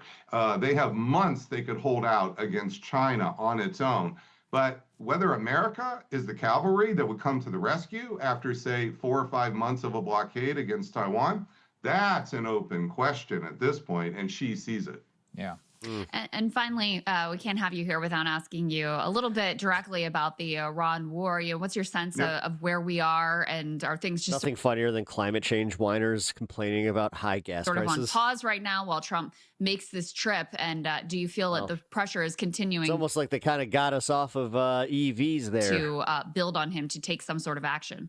Yeah, this is a lull before a likely storm. We just don't know whether that storm is going to be, sort of a cloudburst or it's going to be a hailstorm. And the issue here we've talked about many, many times is President Trump is going to have an incredibly difficult time swallowing that big L on him, which will, as bad as you think his political prospects are now, he's still got a large part of MAGA behind him. And they will be even more behind him as they get into the midterms. However, if he accepts the loss and really just says, yep, you're right, I've got to stand aside while Iran gets a nuclear weapon, think about that, because that's what the real future is here, then a lot of even MAGA is going to lose confidence in the great leader because that great leader isn't so great anymore. So this is where the real problem of the you got some faith there, guy. Trap is. As bad as it might seem to go down a road of escalation, going down the other road for Trump is worse. Now, the rest of us may be perfectly happy to let, make the choice. We don't want casualties. We'd rather go down and allow Iran to emerge as the fourth center of world power. That's the choice, and we may make a different choice. But the guy in the Oval Office is President Trump, and he's in there for 2.5 more years. Well, you always leave us with a lot to think about, Professor. You certainly do. It's Escalation Trap on Substack. Go subscribe. Link down in the description. Thank you very much, sir. We appreciate your time. Oh, thank you. You're always ahead. That's honestly, that was a solid-ass interview. Definitely hitting the like on that one. All right, next domino to fall will be the buying power of the paycheck. In just a few hours from now, the Senate is expected to vote on Kevin Warsh, the president's pick to head the central bank. Warsh cleared a key Senate vote yesterday, putting him on the Federal Reserve Board of Governors, and is now one step closer to becoming Fed chairman. Warsh will replace Jerome Powell, whose 8-year shift at the helm has, of course, been mired, the source of frustration with President Trump over the past year, the two repeatedly clashing over interest rates and inflation. Well, now inflation is spiking under pressure from the Iran war. New data shows that wholesale prices are up 6% compared to last year, the biggest jump since 2022. Let's bring in our MS Now Capitol Hill reporter, Kevin Fry, and former chair of the Council of Economic Advisors, Jared Bernstein. Kevin, the Senate is supposed to vote later today on whether Kevin Warsh will become the new Fed chair. What do we expect? Yeah, I mean, we expect the vote to be not all that different, if at all, from what we saw yesterday when they voted to put him on the Board of Governors to begin with. That was 51-45, with only one Democrat crossing the aisle to vote to confirm him for a spot on. Gee, I wonder who that was. The board. Now, if it does follow anything like that when it comes to this final vote for whether or not to make him the chairman, that is going to be very much a break. It was John Fetterman, if you guys don't know. Precedent over the last several cycles where we've typically seen these votes be very bipartisan. I believe it was back when Powell was confirmed the first go around under the Trump administration, the first Trump administration. Yeah, except the difference is Powell wasn't an election denier. That like fucking A, dude. 39 Democrats voted with Republicans. And now again, the worst thing that we could do right now is put somebody in charge of the Fed, a nonpartisan fucking organization that's blanketly partisan, and also a sycophant, to give him that top job. Like, dude, you understand that this is like, we're already there. These all-time highs in the stock market, like, this is a symptom of what we're going through. Like, the economy sucks. Job numbers, we are being lied about. Dude, this would be the final nail. This could send us into just a fucking long-term, not just recession, depression. And it's not just hyperbole, guys. Like, this is, for anybody that studies history and sees the patterns, this is what we see. This is much, much more of a narrow. And this is one of those situations where I would love to be wrong about this, but why do they constantly do the thing that they really shouldn't do? Also, 420. Divide that is certainly breaking with precedent and does speak to the concerns that Democrats have about whether or not he would just basically be a rubber stamp for the president's desires.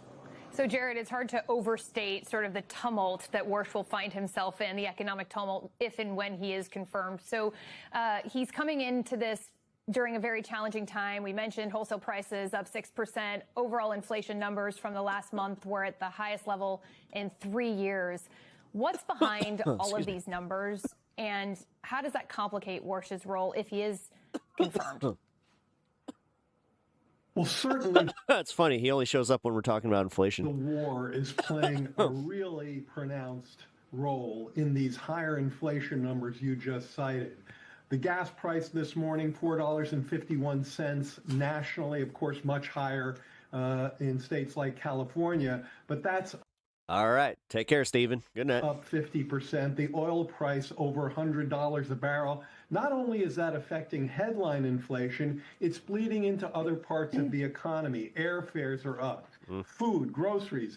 There may be, we often think that the gas price is the price consumers see the most, and that's true. But grocery prices are right behind that. And the fact that we now see food prices also spiking is of great concern to consumers. And that, again, takes us right back to the war, because 80% of our food is delivered by trucks, which mostly run on diesel, and that's up even more than the regular gas that folks purchase for their cars. So certainly the war, tariffs are in the mix too. And this is a big headache, as you've mentioned, for the incoming Fed chair. I agree that he's likely to be confirmed because it's going to be awfully hard to do Trump's bidding and cut rates in that kind of environment.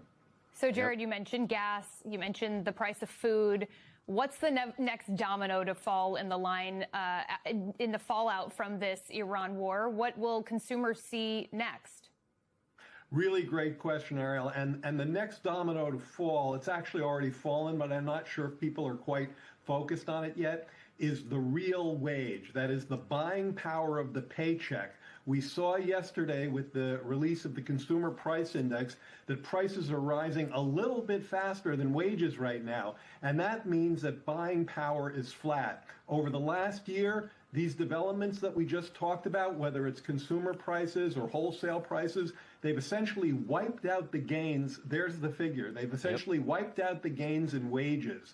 And that's going to be really big for people who are already stressed about prices. Now they've got a problem on the other side of the equation. Their buying power of their paycheck just isn't what it was. Kevin, Warsh has been a frequent critic of the Fed. He's even signaled that he's open to lowering interest rates, which President Trump has been pushing and pushing and pushing for. But during these confirmation hearings, he's promised. Okay, and then inflation fucking through the roof. Come on, man. To maintain independence. It's basic economics. Like, this is something that you should be learning in middle school. Let's be real. From the There's a reason that they don't teach us this. President. How could all of that influence how the Senate votes today? I know we said it's pretty much a fait accompli that he's going to get confirmed, but is he going to face tough questions?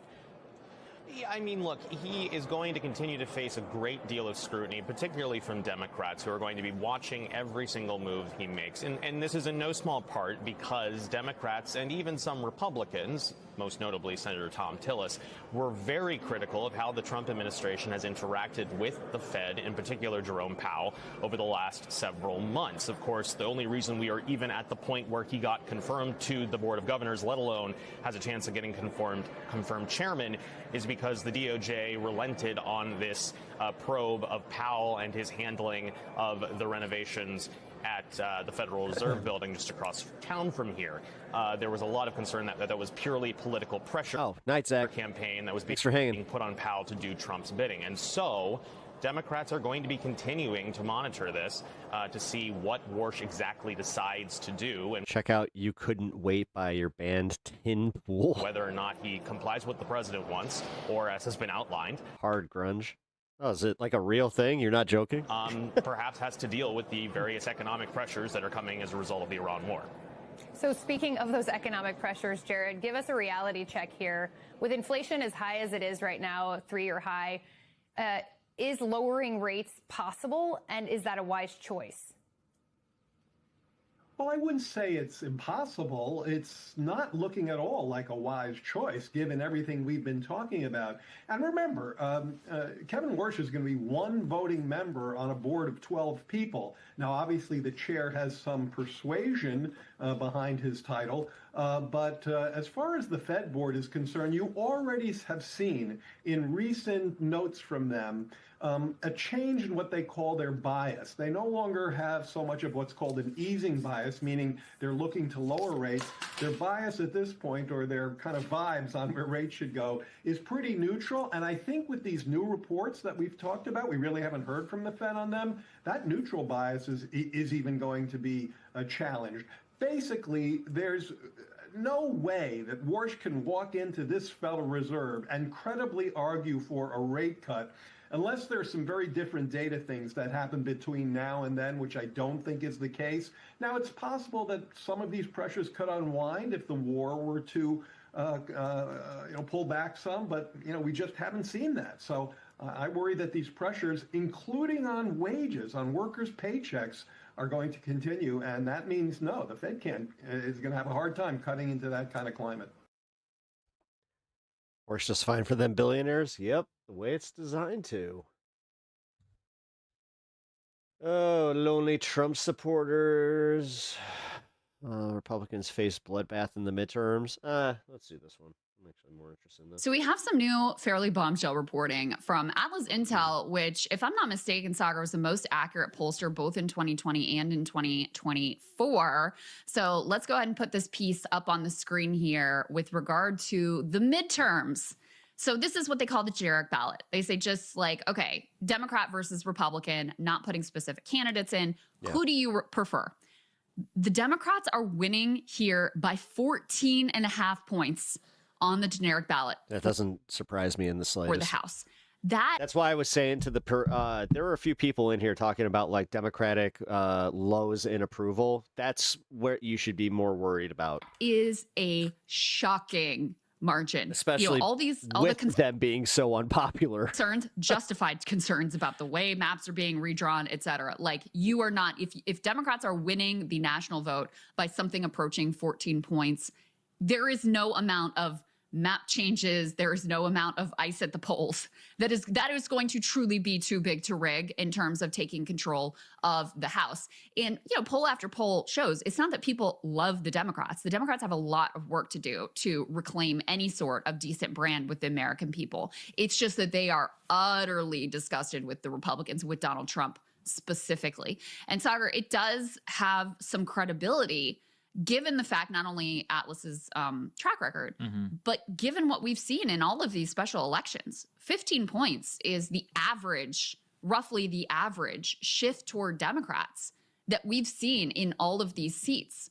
So, that gives it some credibility. Again, it's an outlier. I want to make that clear, but it does give those numbers some credibility, given that when people have actually gone and voted, this is roughly what we have seen. Let's start with that. So remember, special election is the most predictive of midterms. It is by far and this is the thing. They're like, but we want to be careful here. Back like they're many too years careful for what's actually going to happen. Then we can start to look at some of the polls and their past track record. Now, you're absolutely right. 2022 and 2024, Atlas Intel was A+, was within 2.2 points of the general 2024 electorate. It was the most accurate of that year. However, what we also learned is that Iowa Seltzer poll, traditional track record, can be wrong. So let's put all those caveats. But I think whenever you combine the two things, you could say a general trend in this direction, unless it's some sort of Seltzer-esque, crazy misfire. But, when I take a look actually at the issue by issue, that's where I really start to see huge problems for the Republicans. Let's put D2 up there on the screen from Atlas. Now lead on every major issue. Trump's two strongest areas are D+9 and D+7. This is from immigration and for defense. But at the very, very top, this is usual. Environment and education and healthcare. Democrats usually are there. But this is where it gets interesting. Employment and job market and inflation and cost of living. Those are two areas for very traditional Republican strongholds. You have +15, +17 Democratic preference. Trade policy and tariffs, you also have another shift towards the Democrats at +13. Foreign policy, immigration, taxes even, you have a +8. Crime at +3 for Dems. So things are absolutely insane when Dems are getting +3 whenever it comes to crime. Maybe a lot of people are taking all these headlines about these white-collar pardons. Wouldn't be, honestly. No, that's what it is. Wouldn't be surprised to me. I mean, to be real, there's another crypto bro that's a blatant scammer that is looking for a pardon, and it looks like he might get it. What the fuck?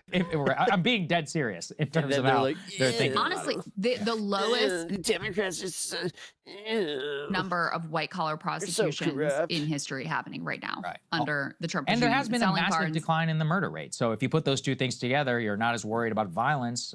Then you also have this white-collar prosecution. It wouldn't shock me. But I think what it comes down to is a rejection at the mass level, very similar to how the public reacted after Obama was president for a year. There are a lot of reasons largely for that, but it culminated in that huge wipeout, the shellacking of 2010. And I think, well, first of all, the problem with this is it all presumes that Trump cares at all about their chances, which it just doesn't seem like they care. Like anybody who cares about their midterm election chances is not saying things which we led our show about. I don't care or think about America. I don't care about the economy. No. I have this theory that he wants the Dems to win. Americans' financial situation at all, right? So this is. But then again, the gerrymander kind of flies in the face of that. Where I'm like, I genuinely think that they have given up entirely on the domestic front, like completely. This is the only thing that can explain the sheer obsession with Venezuela, 51st state, the reflecting pool, the ballroom, Iran. That's all they really have any control over. The rest of the party has a political future. He doesn't care. He only cares about the future, but he's going to drag it down with him because the one last thing that we have to be clear on with the Republicans is while many people are fleeing the Republican Party, in particular, many of these independent or swing voters, not just swing, non-identified Trump voters, the actual Republican base is all in for Trump. I mean, do you remember very recently, these Indiana Senate races that were happening where some of these Indiana Republicans crossed Trump? They all lost, okay? You're spot on. I've been saying this for a few years. I'm going to do a video on this. It's a planned collapse, and it's all about who gets blamed. I made it part of my goal to stop that collapse. The actual MAGA people, they're still all in. And that's just a caveat that I want to make very clear. Nice. Like, Trump is still the chief of the declining. In fact, it might be more powerful because at this point, if you're still all in for Trump, there's literally nothing he can do, including shooting someone on Fifth Avenue, for which they will decline. And so that actually leads a very good place, I think. Who knew he was so right about that? For the Democratic Party. I would compare it, I'm trying to think. Maybe the 1970s, where like McGovern, this is a good example. So the 1970s, the entire, post Watergate Democratic Party was having a tough time, especially after Jimmy Carter, kind of figuring out like what we're going to do. And what they did is it opened up this huge space for, remember the Reagan Democrat? That was like a thing back in the 1980s. Really what it was an inverse rejection of kind of the embrace of the new left and this identitarian, this Democratic Party which had no real identity. There was a very hardcore base of people who supported it, but not enough to create like a majority coalition, which is really what all these people decided to do when they voted for Reagan, even if some of them even didn't even agree with their policy. I would compare it now to the other. So you have a very, very small slice of the country, which is still very much all in and believing, but it leaves all of this open negative polarization space, which is the defining politics of our era, towards the Democratic Party. They not like them, but they don't like the Republicans at all. It kind of very similar to the 2024 dynamic. A lot of voters hated Biden. They didn't love Trump. They didn't like a lot of things about him. He still had a negative approval rating. We're still willing to vote for him in the end. Yeah. I mean, you could also potentially compare it to, depending on how bad things get here with the Iran war and a possible global depression, you could also compare it with Herbert Hoover, you know, and we're not there yet. We're not there yet. But that's a possibility, you know, I mean, but that requires having that FDR-like figure who can have a really broad appeal centered around, you know, a sort of not only national patriotism, but also a broadly shared prosperity was really the cornerstone of what he offered, obviously within the context that there was not completely shared by Black Americans, certainly Japanese internment camp, all the caveats notwithstanding, and very significant caveats at that. But, you know, if you had that type of figure, I do think there's a possibility for that sort of coalition coming together. You know, we get very used to this very narrow partisan victories when you have both politicians basically sort of playing to the culture wars and not really promising significant economic change in a way that's credible. And that part, the way that's credible, is the most significant part, because one of the biggest questions is whether you can get Americans to really believe in a big national project of any sort, given the level of humiliation and decline that we're suffering right now. But in any case, you know, all of this, so you've got Republicans falling apart in terms of the national standing. Certainly the Trump coalition has broken down. His hard discourse supporters are always going to be there with him, but it is a minority, is somewhere around a third of the population. That is obviously not nearly enough to win House elections, when, you know, even maintain control of the Senate, let alone hold on to the presidency in 2028. This poll from Atlas Intel was also very interesting on the Democratic side, and very different from what we've seen on other Democratic primary 2028, you know, trial runs. So let's put this up on the screen.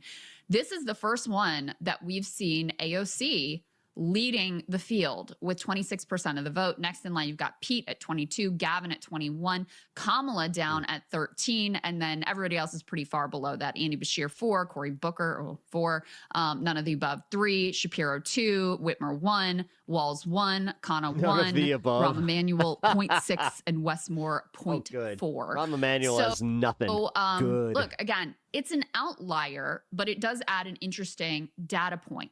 AOC is very much seen as the heir to Bernie Sanders. She is seen as the vanguard of the left of the party, and the sort of inheritor of that legacy. What we've seen in primary contests around the country, and actually if we can jump forward and put Abdul's numbers up here on the screen here, D5, is that the energy in the Democratic Party is very much with the left of the party in a way that it truly, in our lifetimes, has never been, including during the times when Bernie Sanders was running, where people liked Bernie, but they were worried, oh, is he electable? I don't know. And there was kind of a limit to how far people were willing to go in terms of voting for him or voting for candidates who styled themselves in his image.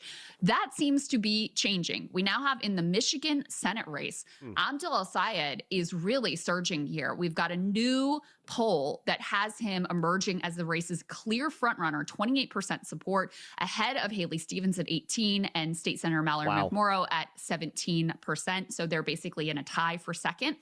And this is really stunning.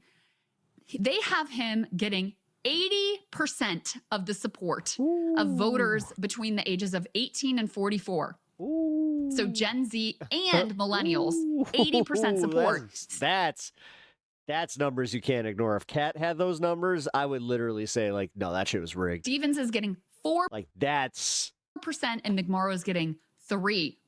So massive, That's good. massive generational divide in terms of the view of this race. We can also look in terms of that left energy dominating the base of the party. Certainly Graham Plattner coming out of nowhere, having never run for anything before, and easily dispatching with the sitting governor of Maine, who was backed by the establishment of the Democratic Party. So, you know, this poll showing AOC in the lead fits with that trend of voters in the base of the party looking around and going, okay, well, who is... Which finally I can say that is partially because of the politics. And yes, that partially. No, that is because of the politics and the policy that she, and policies aligned with that Sanders wing. Wow. Who is going to, you know, who is going to stand up to corporate interests? Who is going to be different? And, you know, I've got my concerns about AOC that I've voiced on this show previously. But in terms of voter perception of who she is and what her branding is, I think it's very consistent with the energy that we've seen behind Abdul El-Sayed and Graham Plattner. It is interesting. I don't know. I just don't see her coming out of a primary. I don't. She's not a good debater. She folded in Munich.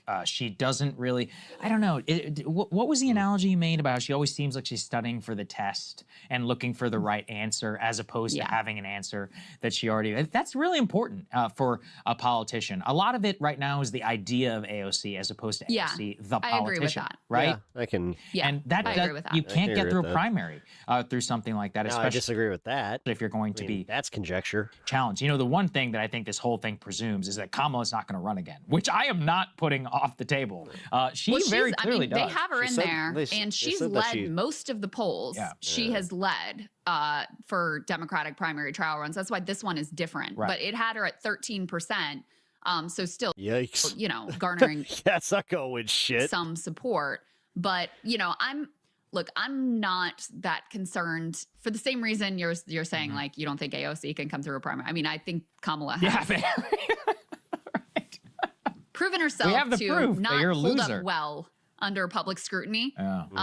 So, you know, I think even though she'll be able to come out and say, look, I warned you that I said this about Trump and I was right. Like, I warned you, I tried to tell you. And there is there continues to be a lot of warm feelings towards her, you know, in certain parts of the party. But I'm not personally that concerned with that translating into a Kamala Harris primary. The last thing I'll flag, because I don't think she'll hold up to scrutiny once again. Last thing I'll flag, because we have our guest standing by, is the primary calendar here matters so much. It matters so much how that primary calendar is going to look like. And as far as I know, you can tell me, I don't think that it's yet set in stone. But if they go the traditional route, or at least the Biden route, where they wanted South Carolina and first, and without any of the Rust Belt or Nevada, any of these places where Bernie did really well, remember, it can significantly skew the way things go. And I wouldn't put it past the DNC after what they've pulled with his Biden autopsy and everything that they've done. And I mean, remember, before what's her name, Mills dropped out against Plattner, the Schumer and them were going all in for them. So I would not put it past them whatsoever to nominate or to rig the scales, rig the system in favor of a Gavin or a Kamala. It's so annoying that we have to fight the right wing and like the fucking DNC. If it I know I'm or somebody really like that. So that's my last flag for people, because it's so hard to overcome. Yeah, they're gonna try. They're gonna try. I just think it's gonna be difficult to do what they did in the past, because just like with the Mills race, people were like, "Oh, you're Schumer's candidate. That means I'm definitely not voting for you." Yeah, no, that.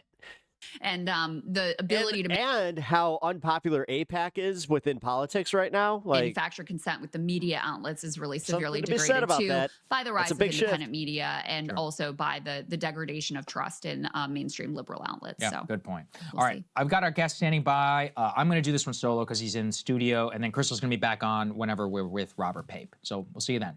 Hey, if you like that video, hit the like button or. Cool. That was fun. All right, let's hang out for a little bit. Decompress. Oh my god.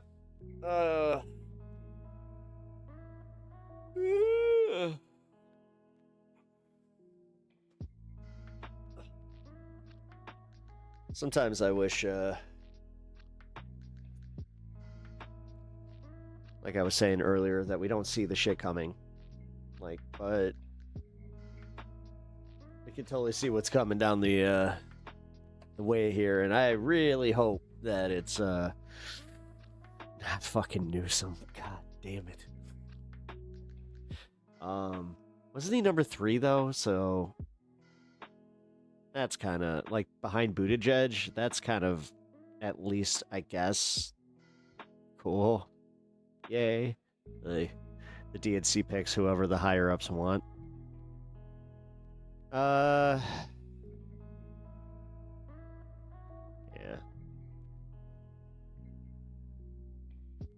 Yeah, that's why I can see some of the arguments, like from like Brianna Joy Gray and some of the people in chat today.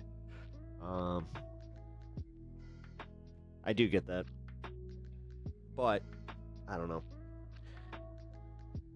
I think that you could argue that if there's enough pressure on them, that like, and it's just like undeniable, like they can't ignore it. It's kind of the same thing with Zoran. Like, we can actually start using Zoran as a jumping off, like a launch pad now. Like, we really should. The fact that he's already succeeding in what he was running on, like that, it's kind of fucking crazy to think about. Like, we're not even 6 months in and he's already doing, like, he's achieving so much of his agenda. We would be very stupid to not be using that, but that is why, for lack of better terms, we need to make the primaries too big to rig. Yeah, exactly. No, that's how, and that's where I think that with Abdul, what is it, Al-Zayed? Or is it Al-Zayed? Whatever. I'm trying. That one is too big to rig. Like I said, like if that was like Kat's numbers and I was just, and then they were like, yeah, she's Daniel Biss still won. It's like, no, you slow. What's up? How you doing? Every once in a while a name will pop up and just kind of be funny. By the way, guys, Primetime Propaganda will not be live today.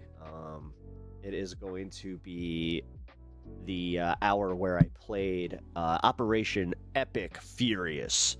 The audio is a little bit better.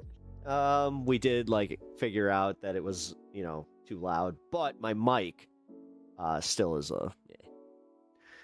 still fun though.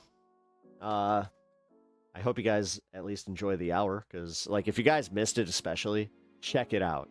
Like just watching the gameplay alone is worth it. I thought it was also something a little different to add to the space lineup. So watch. All of a sudden my buddy gets here and he's just like, yeah, I want to come on. It's like, God. It's like, well, damn. No, that'd be awesome. There is always a possibility that that could happen. I know that he was really comfortable being on stream, so he has expressed interest in coming back on. I do have to figure out my second mic issue. Shouldn't be too hard. Let's just add one more source, right? Let's see. Yeah, that might not. I'm gonna have to figure that one out. Game time was a lot of fun. You seem to be enjoying it. Yeah, no. You know what? I do need to. Alex has kind of pointed out that I should be playing like a Pokemon game or something. So what I think I'm gonna do is I'm gonna be playing Pokemon either Diamond or Final Fantasy 11. Oh, not 11, 9. Final Fantasy 11. Oh my god. Because Final Fantasy 9, I would be playing my actual like first time. Like I watched my friend play it like back in the day. Back when you watched your friends play entire games. But yeah, no, I'm gonna do that. Yeah, with Vivi and Zidane. Yep. Yeah, so yeah, I'm gonna be doing something like that where the back end of stream, I'll just be doing that. Or, you know what, a Saturday stream. Like, it's coming up. Gotta chill out a little bit, and I think that that's a good way to do it. Try and get people over here, too, from different avenues of streaming. I have had that pointed out that does help, when you do that. Oh, shit. That's really something. My door is... Yep, oh, it is shit.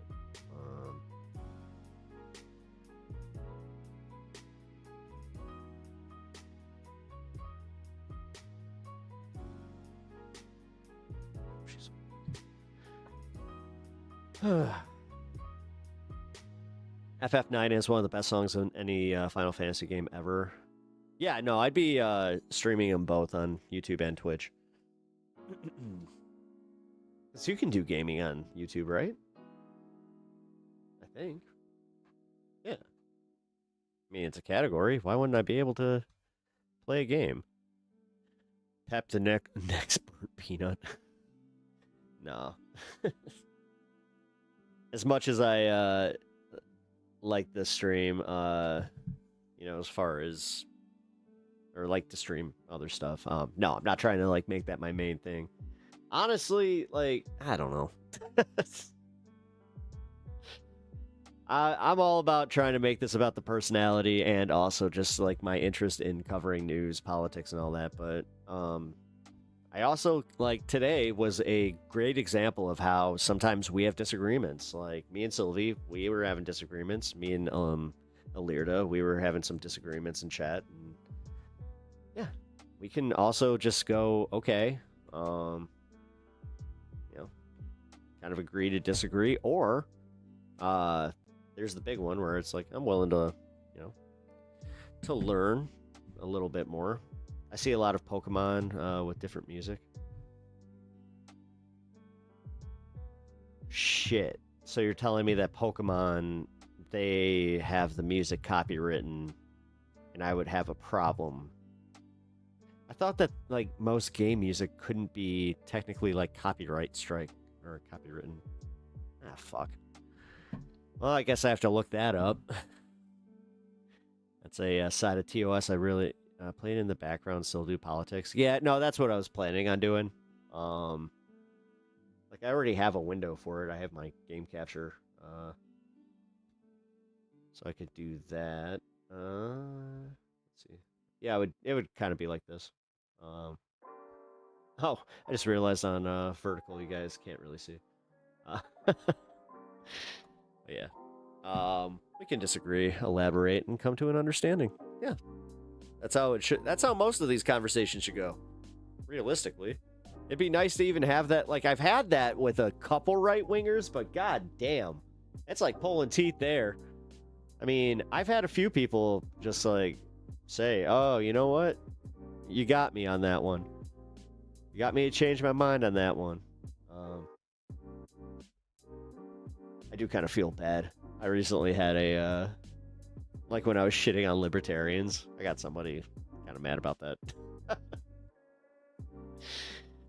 It's okay though. I hope they realize that, no hard feelings.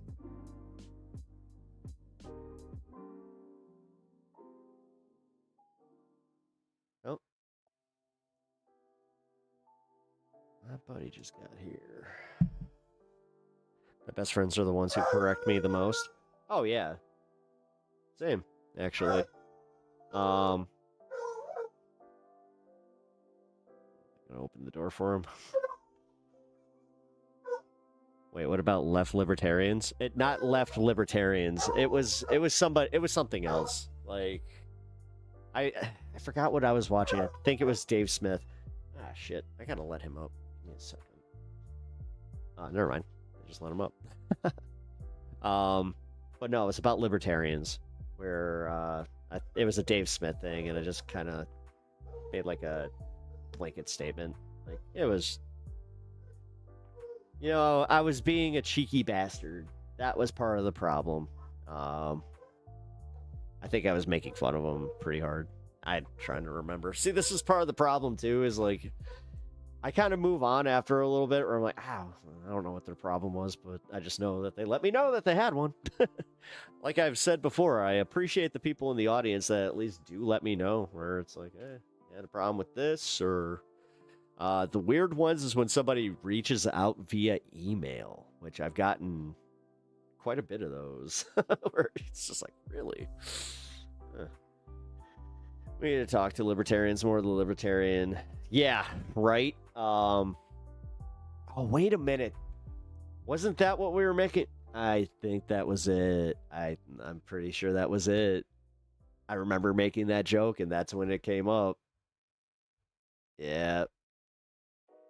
Sylvia, do you remember who it was?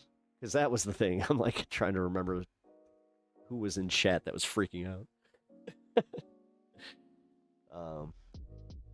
Either way, just so you guys know, I'm gonna be wrapping here in a minute.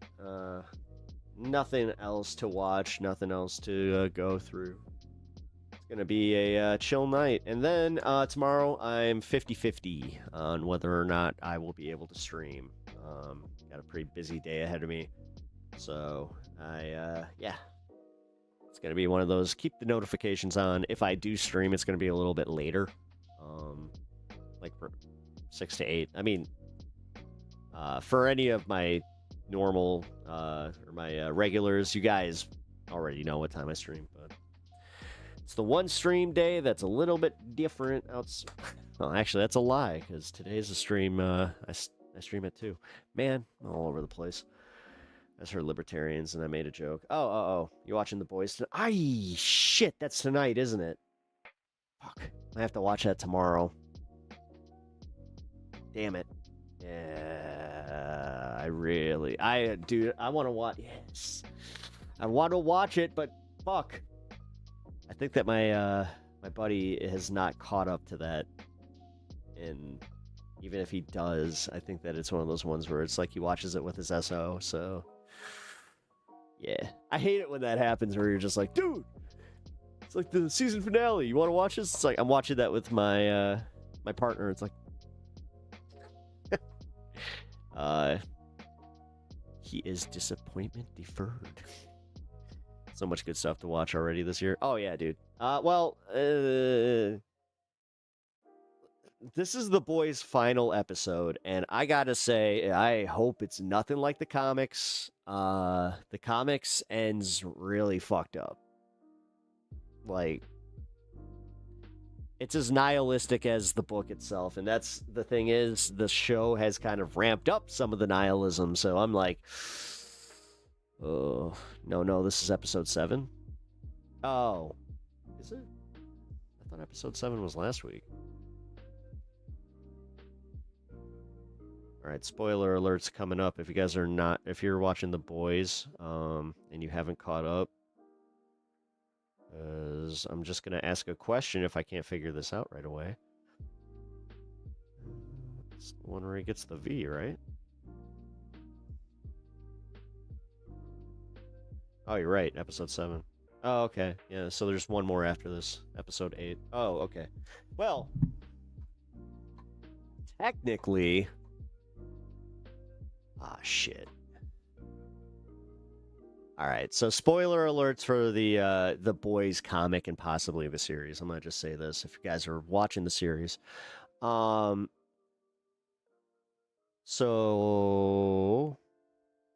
Billy Butcher is like, he's a real bad guy. Like, and I mean, like, there's no redemption like arc for him, and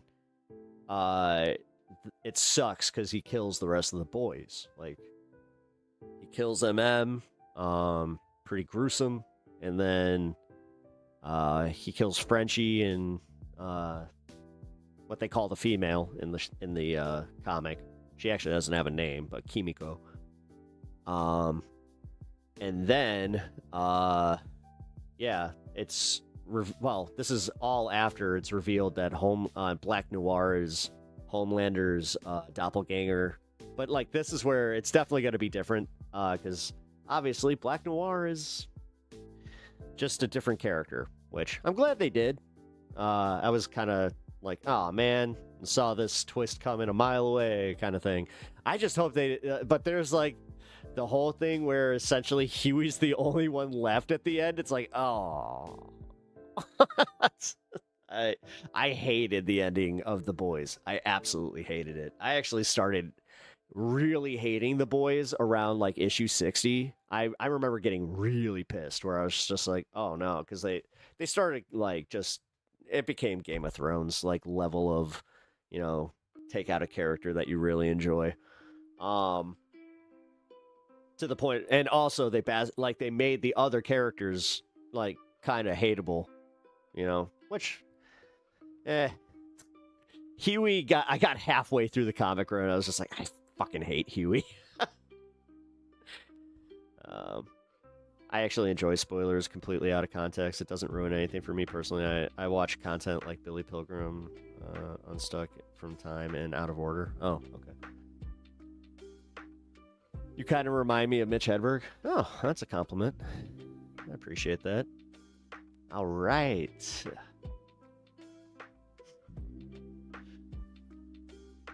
You know what I like about an escalator? That it can't break down. It can only become stairs. Escalator broken. Sorry for the convenience. Anyway. All right, guys. Well, I do appreciate you hanging out tonight. That's where I'm actually going to leave it. So I'm going to take the compliment. Thank you for that. Yeah, if you guys have not already, please double tap the screen, hit the like button, and subscribe to the channel if you guys enjoy this content. And also just enjoy, like, come on. We got a pretty kick-ass hang here. You guys, like I said, you don't have to agree with everything. It can even be, you know, hate watchers, but please consider subscribing. And also keep the notifications on, guys, because, like I said, kind of 50-50 on stream tomorrow. But regardless of whether I see you there or not, I will definitely catch you on Friday. And normal time, 4 p.m. Central. Alrighty. Take care, guys. Bye. Who the heck is PepTalks? I'm not gay, but I fantasize about Marco Rubio. PepTalks. PepTalks. PepTalks. Let's eradicate the Kung Flu. I'm literally coming. PepTalks. PepTalks. Who the heck is PepTalk? They want our women. They want our children. PepTalks. Sometimes no means yes. Grab them by the PepTalk. Grab them by the Marco Rubio. Obama is a racist. PepTalks. I'm literally coming. I'm literally coming. PepTalks. We found weapons of mass destruction. My fellow Americans, it has been confirmed today from PepTalks that we are indeed all high on politics.